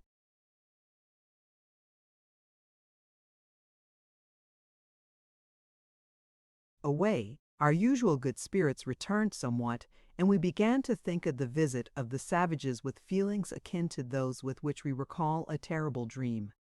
One day we were all enjoying ourselves in the water garden, preparatory to going on a fishing excursion. For Peterkin had kept us in such constant supply of hogs that we had become quite tired of pork and desired a change. Peterkin was sunning himself on the ledge of rock, while we were creeping among the rocks below. Happening to look up, I observed Peterkin cutting the most extraordinary capers and making violent gesticulations for us to come up. So I gave Jack a push and rose immediately. "A sail! A sail! Ralph, look! Jack, away on the horizon there, just over the entrance to the lagoon!" cried Peterkin, as we scrambled up the rocks. "So it is, and a schooner, too," said Jack as he proceeded hastily to dress.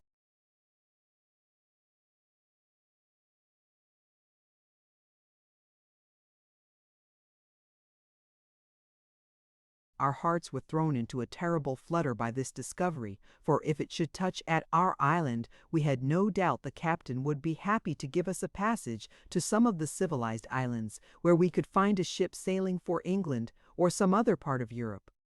Home, with all its associations, rushed in upon my heart like a flood, and, much though I loved the coral island and the bower which had now been our home so long, I felt that I could have quitted all at that moment without a sigh.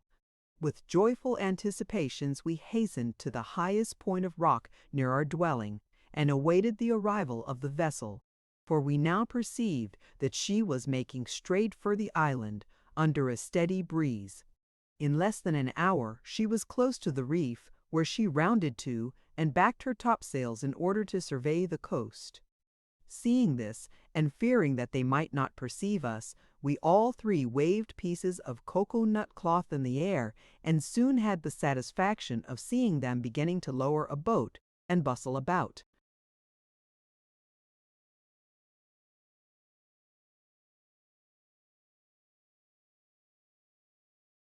the decks as if they meant to land. Suddenly, a flag was run up to the peak. A little cloud of white smoke rose from the schooner's side, and, before we could guess their intentions, a cannon shot came crashing through the bushes, carried away several cocoa-nut trees in its passage, and burst in atoms against the cliff a few yards below the spot on which we stood. With feelings of terror, we now observed that the flag at the schooner's peak was black, with a death's head and crossbones upon it. As we gazed at each other in blank amazement, the word pirate escaped our lips simultaneously. "What is to be done?" cried Peterkin, as we observed a boat shoot from the vessel's side and make for the entrance of the reef. "If they take us off the island, it will either be to throw us overboard for sport or to make pirates of us." I did not reply, but looked at Jack, as being our only resource in this emergency. He stood with folded arms and his eyes fixed with a grave, anxious expression on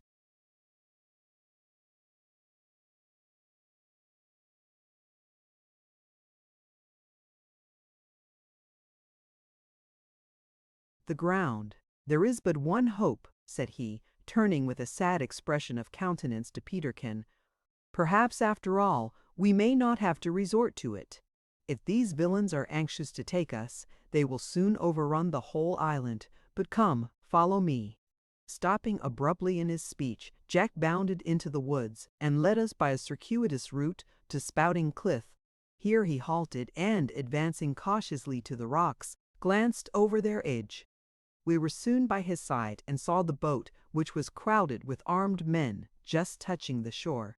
In an instant the crew landed, formed line, and rushed up to our bower.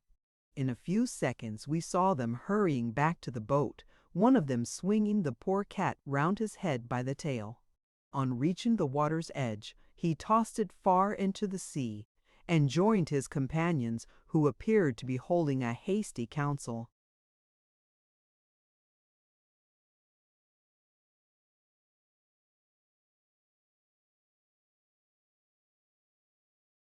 "You see what we may expect," said Jack bitterly.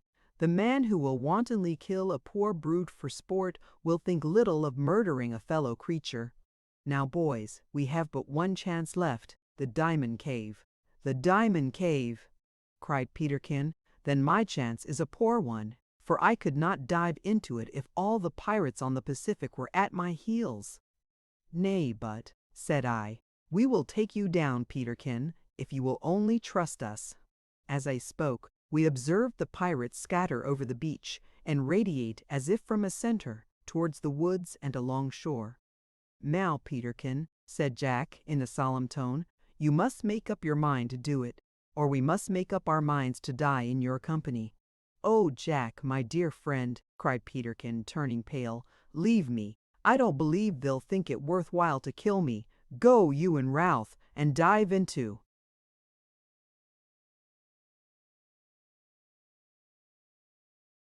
the cave." "That will not I," answered Jack quietly, while he picked up a stout cudgel from the ground. "So now, Ralph, we must prepare to meet these fellows. Their motto is, 'No quarter.' If we can manage to floor those coming in this direction, we may escape into the woods for a while." "There are 5 of them," said I. "We have no chance." "Come then," cried Peterkin, starting up and grasping Jack convulsively by the arm. "Let us dive. I will go."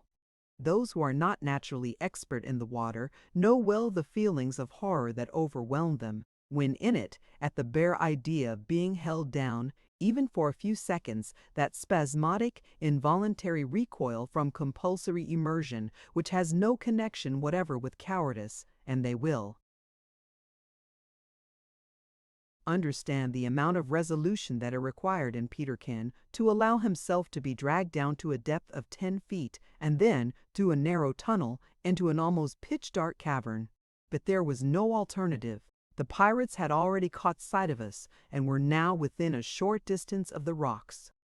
Jack and I seized Peterkin by the arms.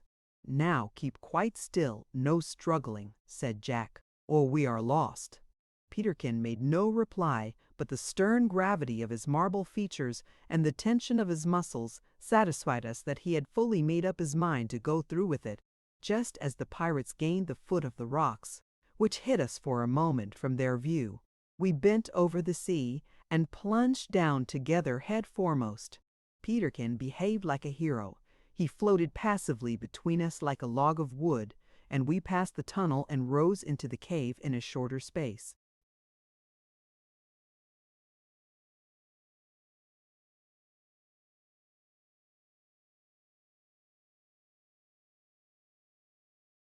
Of time than I had ever done it before. Peterkin drew a long, deep breath on reaching the surface, and in a few seconds we were all standing on the ledge of rock in safety. Jack now searched for the tinder and torch, which always lay in the cave. He soon found them, and, lighting the torch, revealed to Peterkin's wondering gaze the marvels of the place. But we were too wet to waste much time in looking about us. Our first care was to take off our clothes and wring them as dry as we could. This done, we proceeded to examine into the state of our larder, for, as Jack truly remarked, there was no knowing how long the pirates might remain on the island. "Perhaps," said Peterkin, "they may take it into their heads to stop here altogether, and so we shall be buried alive in this place."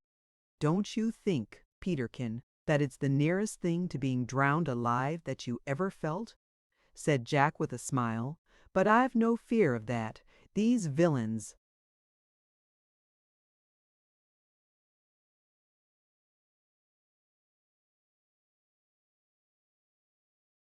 never stay long on shore. The sea is their home, so you may depend upon it that they won't stay more than a day or two at the furthest." We now began to make arrangements for spending the night in the cavern. At various periods, Jack and I had conveyed cocoa nuts and other fruits, besides rolls of cocoanut cloth, to this submarine cave, partly for amusement and partly from a feeling that we might possibly be driven one day to take shelter here from the savages.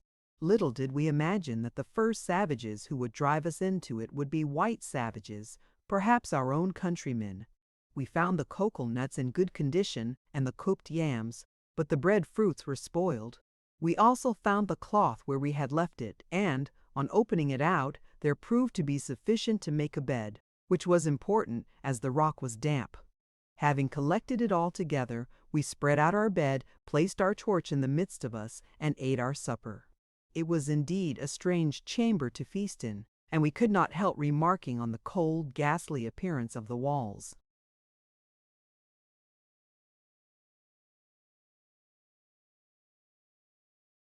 And the black water at our side, with the thick darkness beyond, and the sullen sound of the drops that fell at long intervals from the roof of the cavern into the still water, and the strong contrast between all this and our bed and supper, which with our faces were lit up with the deep red flame of the torch. We sat long over our meal, talking together in subdued voices, for we did not like the dismal echoes that rang through the vault above when we happened to raise them. At last the faint light that came through the opening died away, warning us that it was night and time for rest. We therefore put out our torch and lay down to sleep.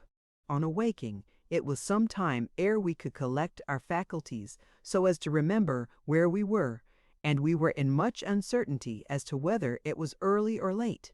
We saw by the faint light that it was day, but could not guess at the hour, so Jack proposed that he should dive out and reconnoiter.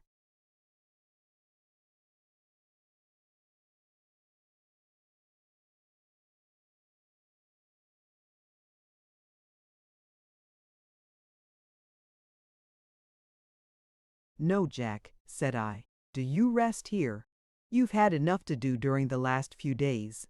Rest yourself now, and take care of Peterkin while I go out to see what the pirates are about. I'll be very careful not to expose myself, and I'll bring you word again in a short time." "Very well, Ralph," answered Jack.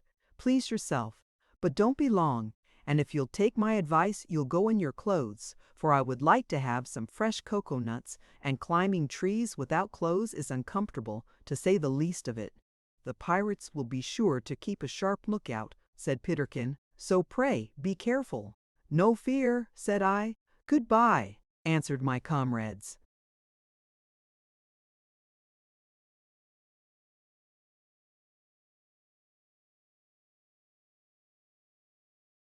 and while the words were yet sounding in my ears, I plunged into the water and in a few seconds found myself in the open air. On rising, I was careful to come up gently and to breathe softly while I kept close in beside the rocks. But, as I observed no one near me, I crept slowly out and ascended the cliff a step at a time till I attained a full view of the shore. No pirates were to be seen, even their boat was gone, but as it was possible they might have hidden themselves, I did not venture too boldly forward. Then it occurred to me to look out to sea, when, to my surprise, I saw the pirate schooner sailing away almost hull down on the horizon. On seeing this, I uttered a shout of joy. Then my first impulse was to dive back to tell my companions the good news. But I checked myself and ran to the top of the cliff in order to make sure that the vessel I saw was indeed the pirate schooner. I looked long and anxiously at her and, giving vent to a deep sigh of relief, said aloud, "Yes, there she goes. The villains have been balked of their prey this time at least."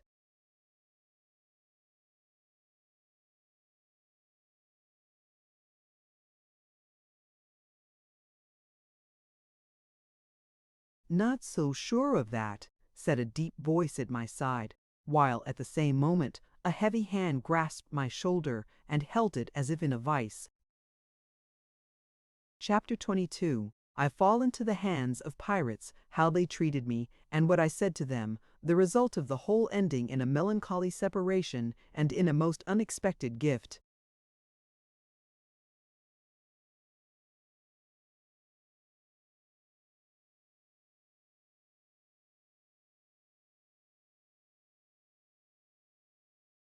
My heart seemed to leap into my throat at the words, and, turning round, I beheld a man of immense stature and fierce aspect regarding me with a smile of contempt. He was a white man, that is to say, he was a man of European blood, though his face, from long exposure to the weather, was deeply bronzed. His dress was that of a common seaman, except that he had on a Greek skullcap and wore a broad shawl of the richest silk round his waist. In this shawl were placed 2 pair of pistols and a heavy cutlass. He wore a beard and mustache, which, like the locks on his head, were short, curly, and sprinkled with gray hairs.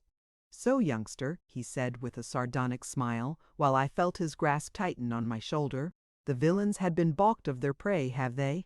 We shall see, we shall see. Now, you whelp, look yonder." As he spoke, the pirate uttered a shrill whistle. In a second or two it was answered, and the pirate boat rowed round the point at the water garden and came rapidly towards us. "Now, go, make a fire on that point. And hark ye, youngster, if you try to run away, I'll send."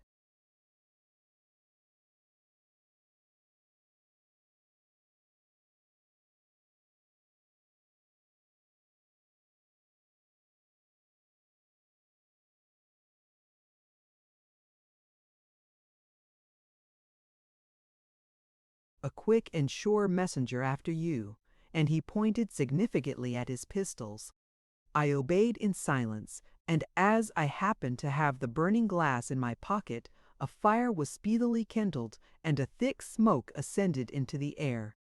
It had scarcely appeared for 2 minutes when the boom of a gun rolled over the sea, and, looking up, I saw that the schooner was making for the island again. It now flashed across me that this was a ruse on the part of the pirates, and that they had sent their vessel away, knowing that it would lead us to suppose that they had left altogether. But there was no use of regret now. I was completely in their power, so I stood helplessly beside the pirate, watching the crew of the boat as they landed on the beach. For an instant I contemplated rushing over the cliff into the sea, but this I saw I could not now accomplish, as some of the men were already between me and the water. There was a good deal of jesting at the success of their scheme, as the crew,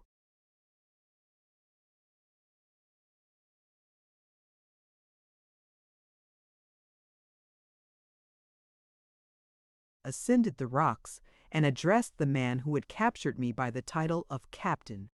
They were a ferocious set of men, with shaggy beards and scowling brows. All of them were armed with cutlasses and pistols, and their costumes were, with trifling variations, similar to that of the captain. As I looked from one to the other, and observed the low, scowling brows that never unbent, even when the men laughed, and the mean, rascally expression that sat on each face, I felt that my life hung by a hair. "But where are the other cubs?" cried one of the men, with an oath that made me shudder. I'll swear to it, there were 3, at least, if not more. "You hear what he says, whelp." "Where are the other dogs?" said the captain. "If you mean my companions," said I in a low voice, "I won't tell you." A loud laugh burst from the crew at this answer.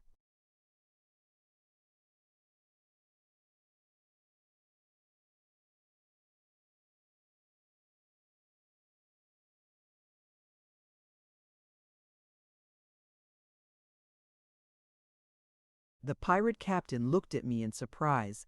Then drawing a pistol from his belt, he cocked it and said, "Now, youngster, listen to me. I've no time to waste here. If you don't tell me all you know, I'll blow your brains out. Where are your comrades?" For an instant I hesitated, not knowing what to do in this extremity. Suddenly a thought occurred to me. "Villain," said I, shaking my clenched fist in his face, "to blow my brains out would make short work of me and be soon over. Death by drowning is as sure, and the agony prolonged. Yet I tell you to your face, if you were to toss me over yonder cliff into the sea, I would not tell you where my companions are, and I dare you to try me." The pirate captain grew white with rage as I spoke. "Say you so?" cried he, uttering a fierce oath. "Here, lads, take him by the legs and heave him in, quick."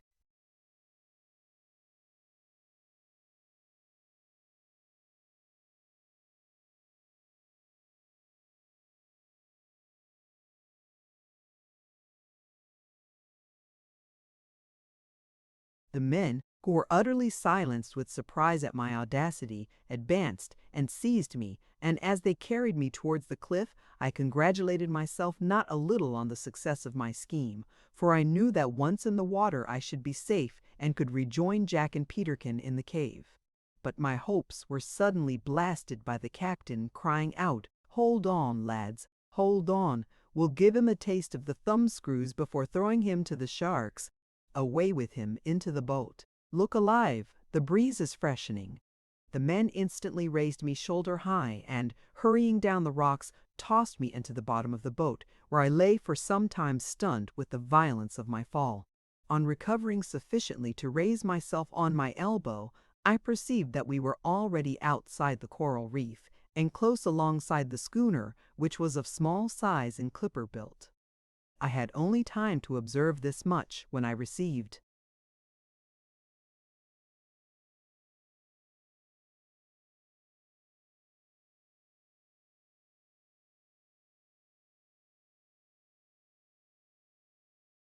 a severe kick on the side from one of the men, who ordered me, in a rough voice, to jump aboard.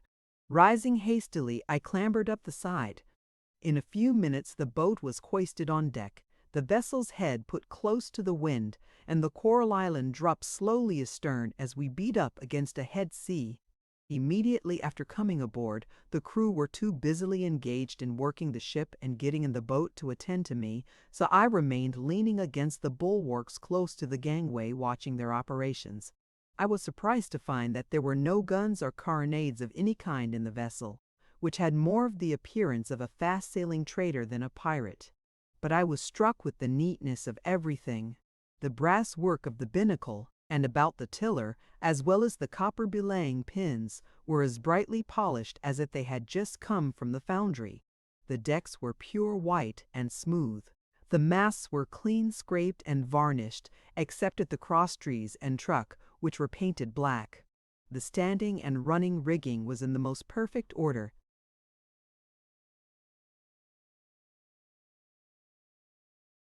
and the sails white as snow. In short, everything, from the single narrow red stripe on her low black hull to the trucks on her tapering masts, evinced an amount of care and strict discipline that would have done credit to a ship of the Royal Navy. There was nothing lumbering or unseemly about the vessel, excepting perhaps a boat which lay on the deck with its keel up between the fore and main masts. It seemed disproportionately large for the schooner, but when I saw that the crew amounted to between 30 and 40 men, I concluded that this boat was held in reserve in case of any accident compelling the crew to desert the vessel. As I have before said, the costumes of the men were similar to that of the captain, but in headgear they differed not only from him, but from each other, some wearing the ordinary straw hat of the merchant service, while others wore cloth caps and red worsted nightcaps. I observed that all their arms were sent below, the captain only retaining his cutlass and a single pistol in the folds of his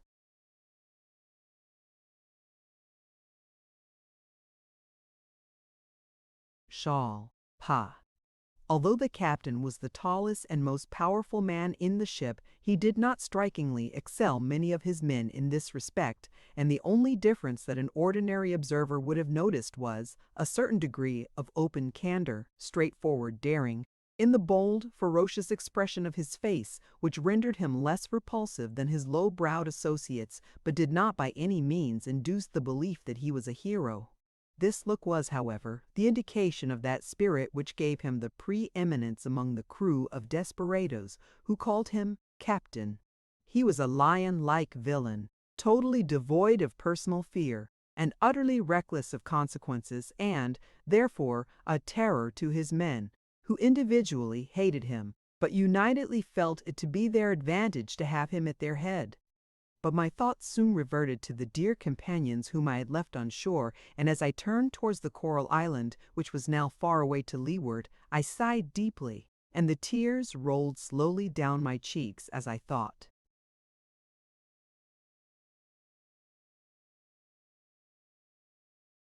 that I might never see them more. So you're blubbering, are you, you obstinate whelp? Said the deep voice of the captain, as he came up and gave me a box on the ear that nearly felled me to the deck. I don't allow any such weakness aboard of this ship. So clap a stopper on your eyes, or I'll give you something to cry for. I flushed with indignation at this rough and cruel treatment, but felt that giving way to anger would only make matters worse, so I made no reply, but took out my handkerchief and dried my eyes. I thought you were made of better stuff, continued the captain angrily. I'd rather have a mad bulldog aboard than a water-eyed puppy. But I'll cure you, lad, or introduce you to the sharks before long. Now go below and stay there till I call you. As I walked forward to obey, my eye fell on a small keg standing by the side of the mainmast, on which the word gunpowder was written in pencil.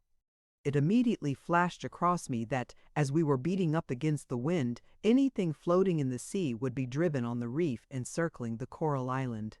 I also recollected, for thought is more rapid than the lightning, that my old companions had a pistol. Without a moment's hesitation, therefore, I lifted the keg from the deck and tossed it into the sea. An exclamation of surprise burst from the captain and some of the men who witnessed this act of mine. Striding up to me and uttering fearful imprecations, the captain raised his hand to strike me, while he shouted, "Boy! Whelp! What mean you by that?" "If you lower your hand," said I, in a loud voice, while I felt the blood rush to my temples, "I'll tell you. Until you do so, I'm dumb." The captain stepped back and regarded me with a look of amazement.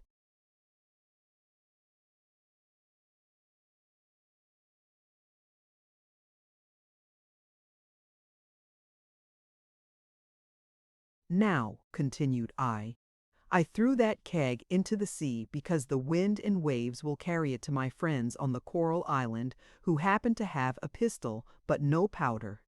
I hope that it will reach them soon, and my only regret is that the keg was not a bigger one. Moreover, pirate, you said just now that you thought I was made of better stuff. I don't know what stuff I'm made of. I never thought much about that subject, but I'm quite certain of this, that I am made of such stuff as the like of you shall never tame, though you should do your worst." To my surprise, the captain, instead of flying into a rage, smiled and, thrusting his hand into the voluminous shawl that encircled his waist, turned on his heel and walked aft, while I went below. Here, instead of being rudely handled, as I had expected, the men received me with a shout of laughter, and one of them, patting me on the back, said, "Well done, lad. You're a brick, and I have no doubt will turn out a rare cove." Bloody Bill, there, was just such a fellow as you are, and he's now the biggest cutthroat of us all. "Take a can of beer, lad," cried another, "and wet your whistle after that speech o' yourn to the captain." "If any one o' us had made it, youngster, he would have had no whistle to wet by this time." "Stop your clapper, Jack," vociferated a third. "Give the boy a junco meat. Don't you see he's a'most going to kick the bucket?" "And no wonder," said the first speaker, with an oath, "after the tumble you gave him into the boat. I guess it would have broke your neck if you had got it." I did indeed feel somewhat faint, which was owing doubtless to the combined effects of ill usage and hunger, for it will be recollected that I had dived out of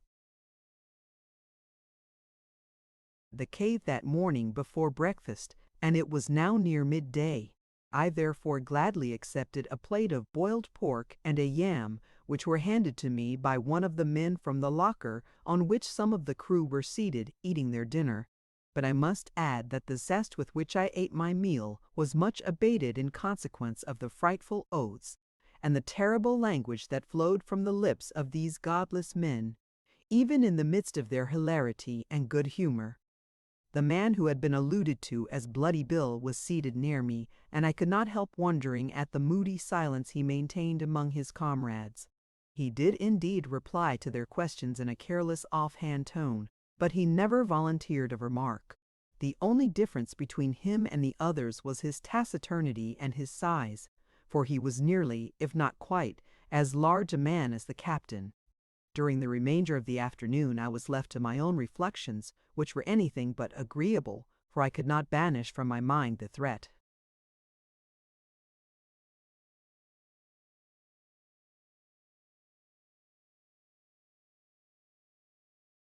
About the thumbscrews, of the nature and use of which I had a vague but terrible conception. I was still meditating on my unhappy fate when, just after nightfall, one of the watch on deck called down the hatchway, "Hello there! One o' you tumble up and light the cabin lamp, and send that boy aft to the captain sharp. Now then, do you hear, youngster? The captain wants you. Look alive," said Bloody Bill, raising his huge frame from the locker on which he had been asleep for the last 2 hours. He sprang up the ladder, and I instantly followed him, and, going aft, was shown into the cabin by one of the men, who closed the door after me. A small silver lamp which hung from a beam threw a dim, soft light over the cabin, which was a small apartment, and comfortably but plainly finished. Seated on a camp stool at the table and busily engaged in examining a chart of the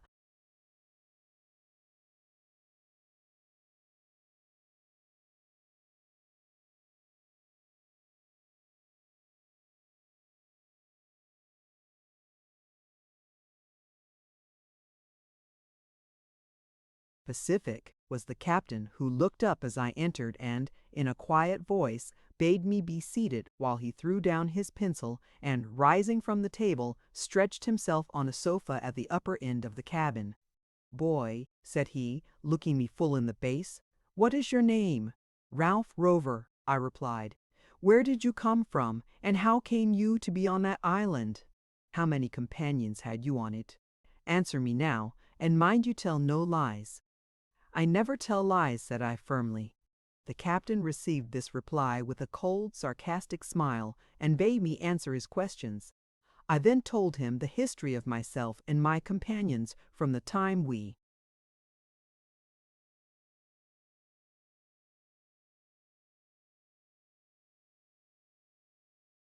sailed till the day of his visit to the island, taking care, however, to make no mention of the Diamond Cave.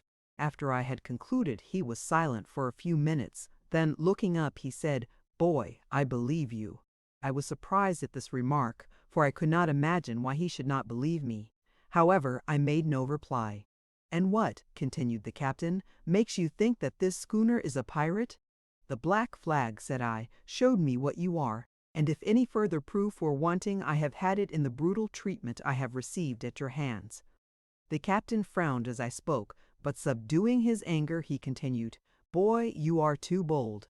I admit that we treated you roughly, but that was because you made us lose time and gave us a good deal of trouble. As to the black flag, that is merely a joke that my fellows play off upon people sometimes in order to frighten them. It is their humor and does no harm. I am no pirate, boy, but a lawful trader, a rough one, I grant you, but one can't help that in these seas, where there are so many pirates on the water and such murderous blackguards on the land.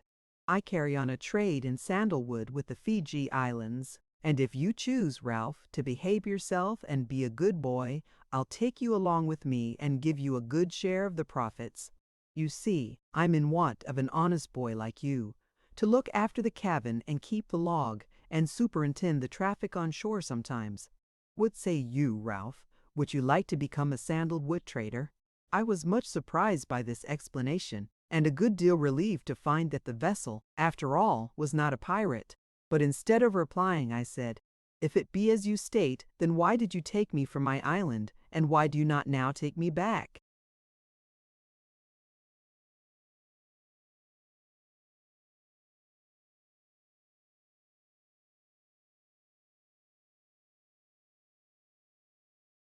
The captain smiled as he replied, "I took you off in anger, boy, and I'm sorry for it. I would even now take you back, but we are too far away from it. See, there it is," he added, laying his finger on the chart, "and we are now here, 50 miles at least. It would not be fair to my men to put about now, for they have all an interest in the trade." I could make no reply to this. So, after a little more conversation, I agreed to become one of the crew, at least until we could reach some civilized island where I might be put ashore. The captain assented to this proposition, and after thanking him for the promise, I left the cabin and went on deck with feelings that ought to have been lighter, but which were, I could not tell why, marvelously heavy and uncomfortable still.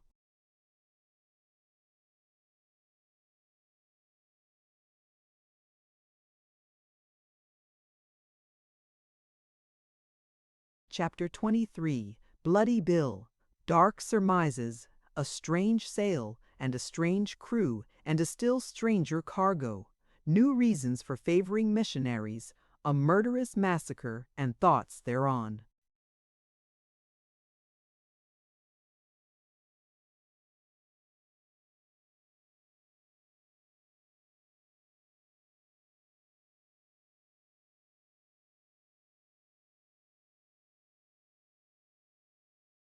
Three weeks after the conversation narrated in the last chapter, I was standing on the quarter-deck of the schooner, watching the gambols of a shoal of porpoises that swam round us.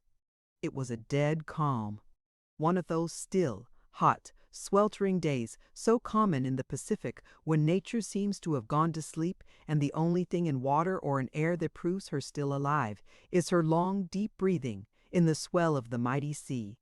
No cloud floated in the deep blue above, no ripple broke the reflected blue below. The sun shone fiercely in the sky, and a ball of fire blazed, with almost equal power, from out the bosom of the water. So intensely still was it, and so perfectly transparent was the surface of the deep, that had it not been for the long swell already alluded to, we might have believed the surrounding universe to be a huge blue liquid ball, and our little ship the one solitary material, speck in all creation, floating in the midst of it. No sound broke on our ears save the soft puff now and then of a porpoise, the slow creak of the masts as we swayed gently on the swell, the patter of the reef.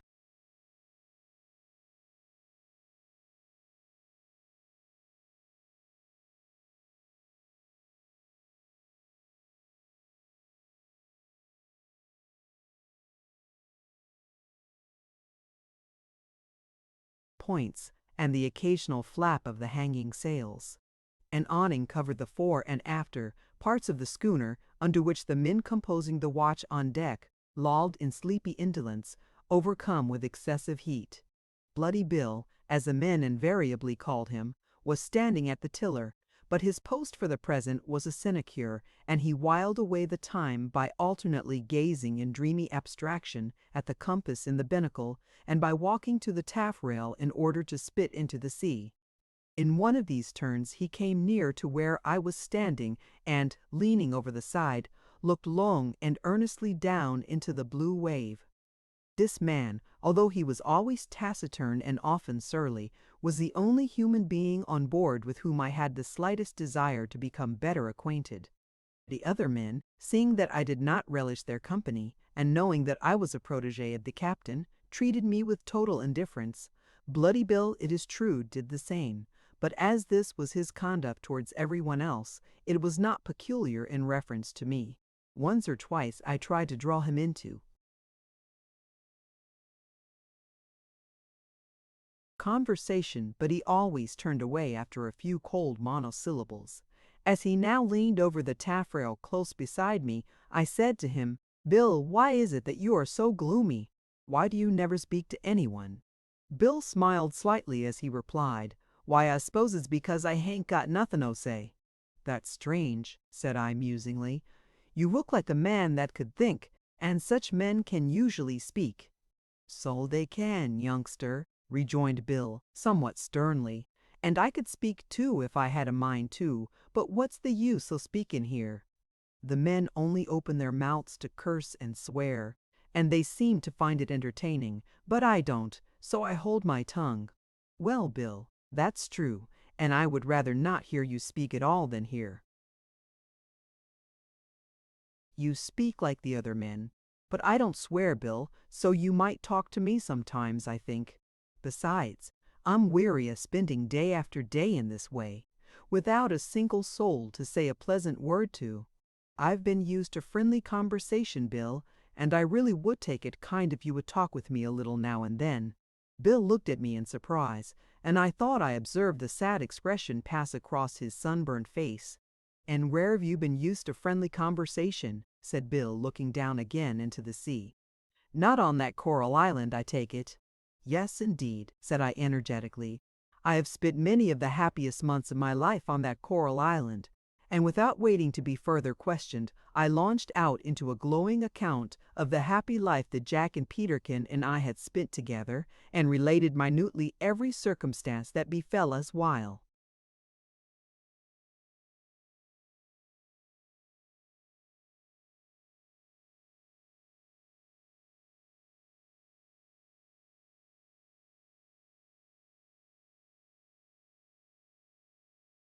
on the island. "Boy, boy," said Bill in a voice so deep that it startled me, "this is no place for you." "That's true," said I. "I'm of little use on board, and I don't like my comrades, but I can't help it, and at any rate I hope to be free again soon." "Free," said Bill, looking at me in surprise. "Yes, free," returned I. "The captain said he would put me ashore after this trip was over." "This trip!" "Harkee, boy," said Bill, lowering his voice, "what said the captain to you the day you came aboard?" "He said that he was a trader in sandalwood and no pirate, and told me that if I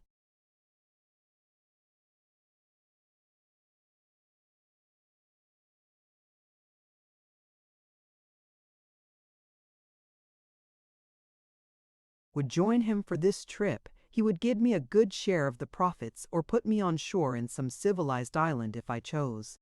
Bill's brows lowered savagely as he muttered, "Aye, he said truth when he told you he was a sandalwood trader, but he lied when sail ho!" shouted the lookout at the masthead.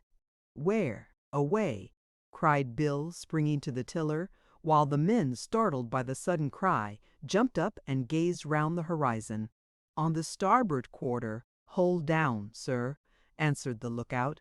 At this moment the captain came on deck, and mounting into the rigging, surveyed the sail through the glass. Then sweeping his eye round the horizon, he gazed steadily at a particular point.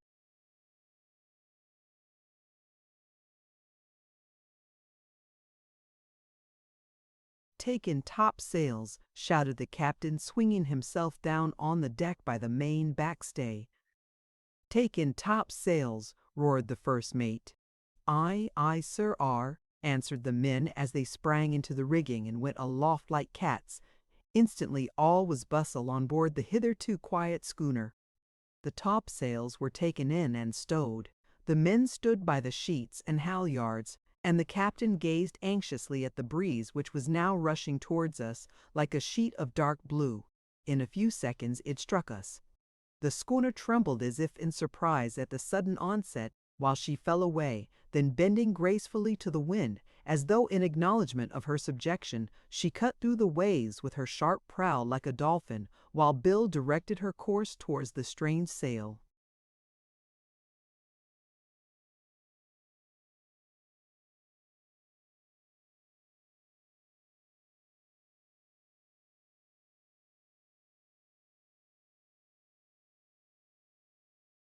In half an hour we neared her sufficiently to make out that she was a schooner, and from the clumsy appearance of her masts and sails, we judged her to be a trader. She evidently did not like our appearance, for, the instant the breeze reached her, she crowded all sail and showed us her stern. As the breeze had moderated a little, our topsails were again shaken out, and it soon became evident, despite the proverb, "A stern chase is a long one," that we doubled her speed and would overhaul her speedily. When within a mile we hoisted British colors, but receiving no acknowledgment, the captain ordered a shot to be fired across her bows. In a moment, to my surprise, a large portion of the bottom of the boat amidships was removed, and in the hole thus exposed appeared an immense brass gun. It worked on a swivel and was elevated by means of machinery. It was quickly loaded and fired. The heavy ball struck the water a few yards ahead of the chase, and, ricocheting into the air, plunged into the sea a mile beyond it.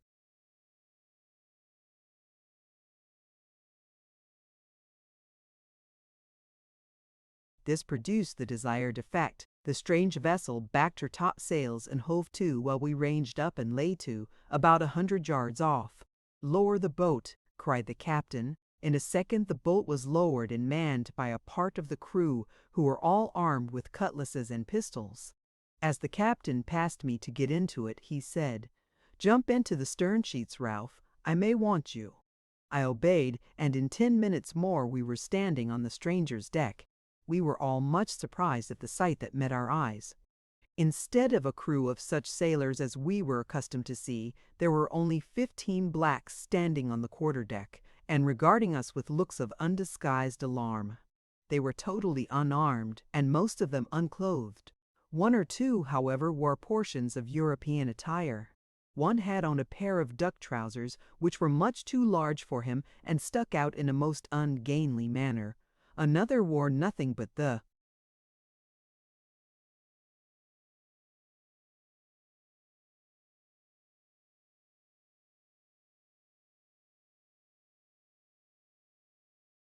common scanty native garment round the loins, and a black beaver hat. But the most ludicrous personage of all, and one who seemed to be chief, was a tall, middle-aged man of a mild, simple expression of countenance, who wore a white cotton shirt, a swallow-tailed coat, and a straw hat, while his black brawny legs were totally uncovered below the knees. "Where's the commander of this ship?" inquired our captain, stepping up to this individual. "I is cap'n," he answered, taking off his straw hat and making a low bow. "You?" said our captain in surprise. "Where do you come from, and where are you bound? What cargo have you aboard?" "We is come," answered the man with the swallow tail, "from Otataki. We was go for Rarotonga. We is native missionary ship. Our name is Day Olive Branch."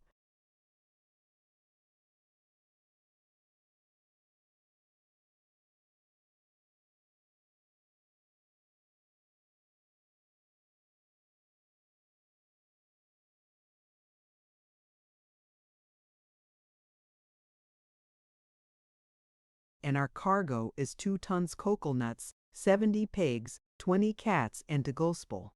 This announcement was received by the crew of our vessel with a shout of laughter, which, however, was peremptorily checked by the captain, whose expression instantly changed from one of severity to that of frank urbanity as he advanced towards the missionary and shook him warmly by the hand.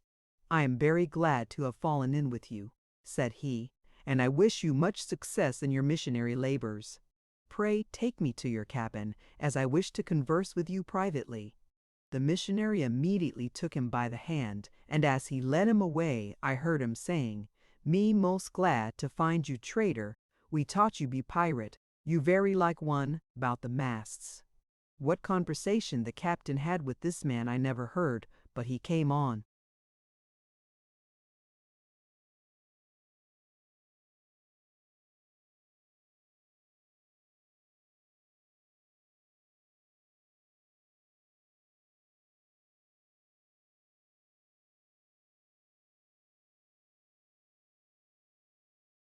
Deck again in a quarter of an hour, and, shaking hands cordially with the missionary, ordered us into our boat and returned to the schooner, which was immediately put before the wind.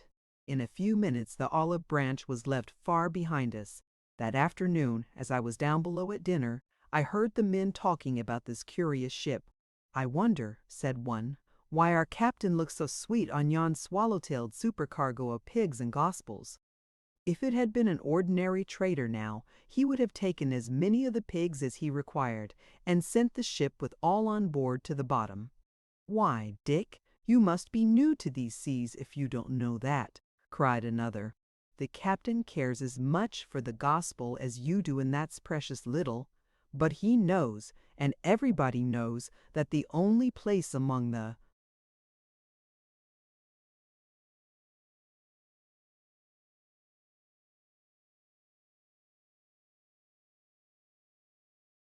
southern islands where a ship can put in and get what she wants in comfort is where the gospel has been sent to. There are hundreds of islands at this blessed moment where you might as well jump straight into a shark's maw as land without a band of 30 comrades armed to the teeth to back you." "Aye," said a man with a deep scar over his right eye, "Dick's new to the work, but if the captain takes us for a cargo of sandalwood to the Fijis, he'll get a taste of these black gentry in their native condition. For my part, I don't know, and I don't care what the gospel does to them. But I know that when any of the islands chance to get it, trade goes all smooth and easy. But where they han't got it, Beelzebub himself could hardly desire better company." "Well, you ought to be a good judge," cried another, laughing, "for you've never kept any company but the worst all your life." "Ralph Rover," shouted a voice down the hatchway. "Captain wants you, aft."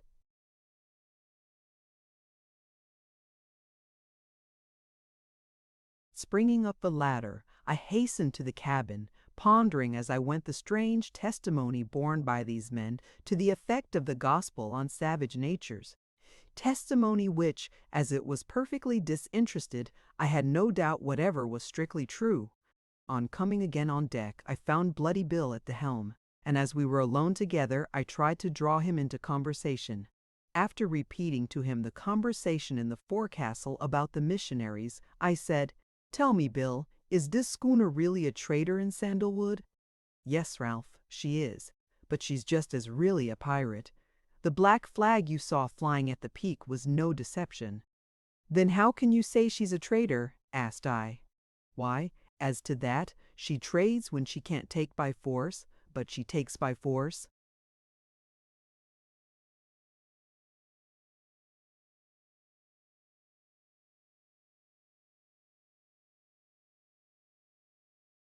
"When she can in preference. Ralph," he added, lowering his voice, "if you had seen the bloody deeds that I have witnessed done on these decks, you would not need to ask if we were pirates. But you'll find it out soon enough. As for the missionaries, the captain favors them because they are useful to him. The South Sea Islanders are such incarnate fiends that they are the better of being tamed, and the missionaries are the only men who can do it." Our track after this lay through several clusters of small islets, among which we were becalmed more than once. During this part of our voyage, the watch on deck and the lookout at the masthead were more than usually vigilant. as we were not only in danger of being attacked by the natives, who, I learned from the captain's remarks, were a bloody and deceitful tribe at this group, but we were also exposed to much risk from the multitudes of coral reefs that rose up in the channels between the islands, some of them just above the surface, others a few feet below it. Our precautions against the savages, I found, were indeed necessary.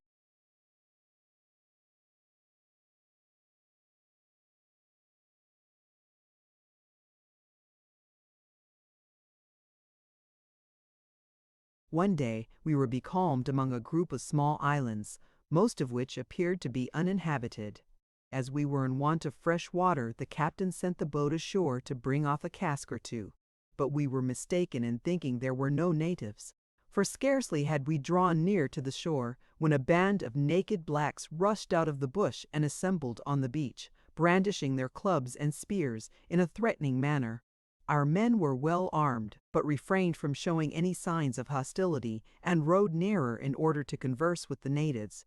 And I now found that more than one of the crew could imperfectly speak dialects of the language peculiar to the South Sea Islanders. When within 40 yards of the shore, we ceased rowing, and the first mate stood up to address the multitude. But instead of answering us, they replied with a shower of stones, some of which cut the men severely. Instantly our muskets were leveled, and a volley was about to be fired, when the captain hailed us in a loud voice from the schooner, which lay not more than 500 or 600 yards.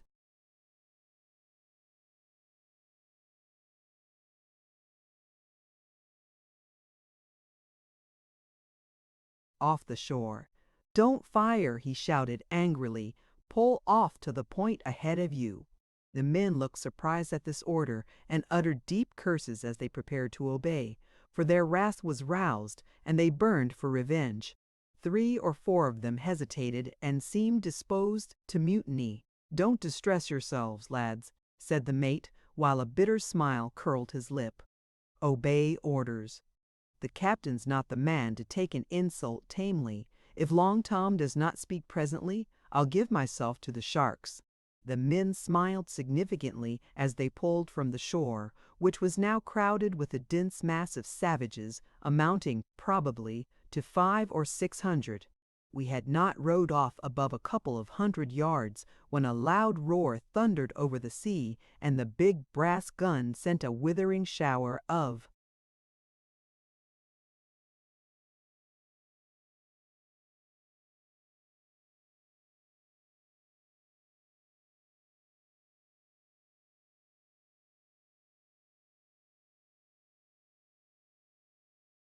great point blank into the midst of the living mass, through which a wide lane was cut, while a yell, the like of which I could not have imagined, burst from the miserable survivors as they fled to the woods. Amongst the heaps of dead that lay on the sand, just where they had fallen, I could distinguish mutilated forms writhing in agony, while ever and anon one and another rose convulsively from out the mass, endeavored to stagger towards the wood, and ere they had taken a few steps, fell and wallowed on the bloody sand. My blood curdled within me as I witnessed this frightful and wanton slaughter, but I had little time to think, for the captain's deep voice came again over the water towards us. "Pull ashore, lads, and fill your water casks." The men obeyed in silence, and it seemed to me as if even their hard hearts were shocked by the ruthless deed. On gaining the mouth of the rivulet at which we intended to take in water, we found it flowing with blood, for the greater part of those who were slain had been standing on the banks of the stream, a short way above its mouth. Many of the wretched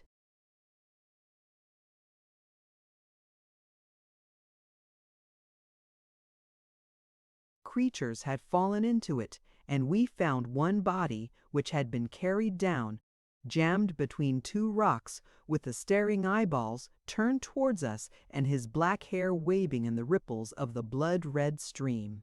No one dared to oppose our landing now, so we carried our casks to a pool above the murdered group, and having filled them, returned on board. Fortunately, a breeze sprang up soon afterwards and carried us away from the dreadful spot. But it could not waft me away from the memory of what I had seen. And this, thought I, gazing in horror at the captain, who, with a quiet look of indifference, leaned upon the taffrail smoking a cigar and contemplating the fertile green islets as they passed like a lovely picture before our. This is the man who favors the missionaries because they are useful to him and can tame the savages better than anyone else can do it. Then I wondered in my mind whether it were possible for any missionary to tame him.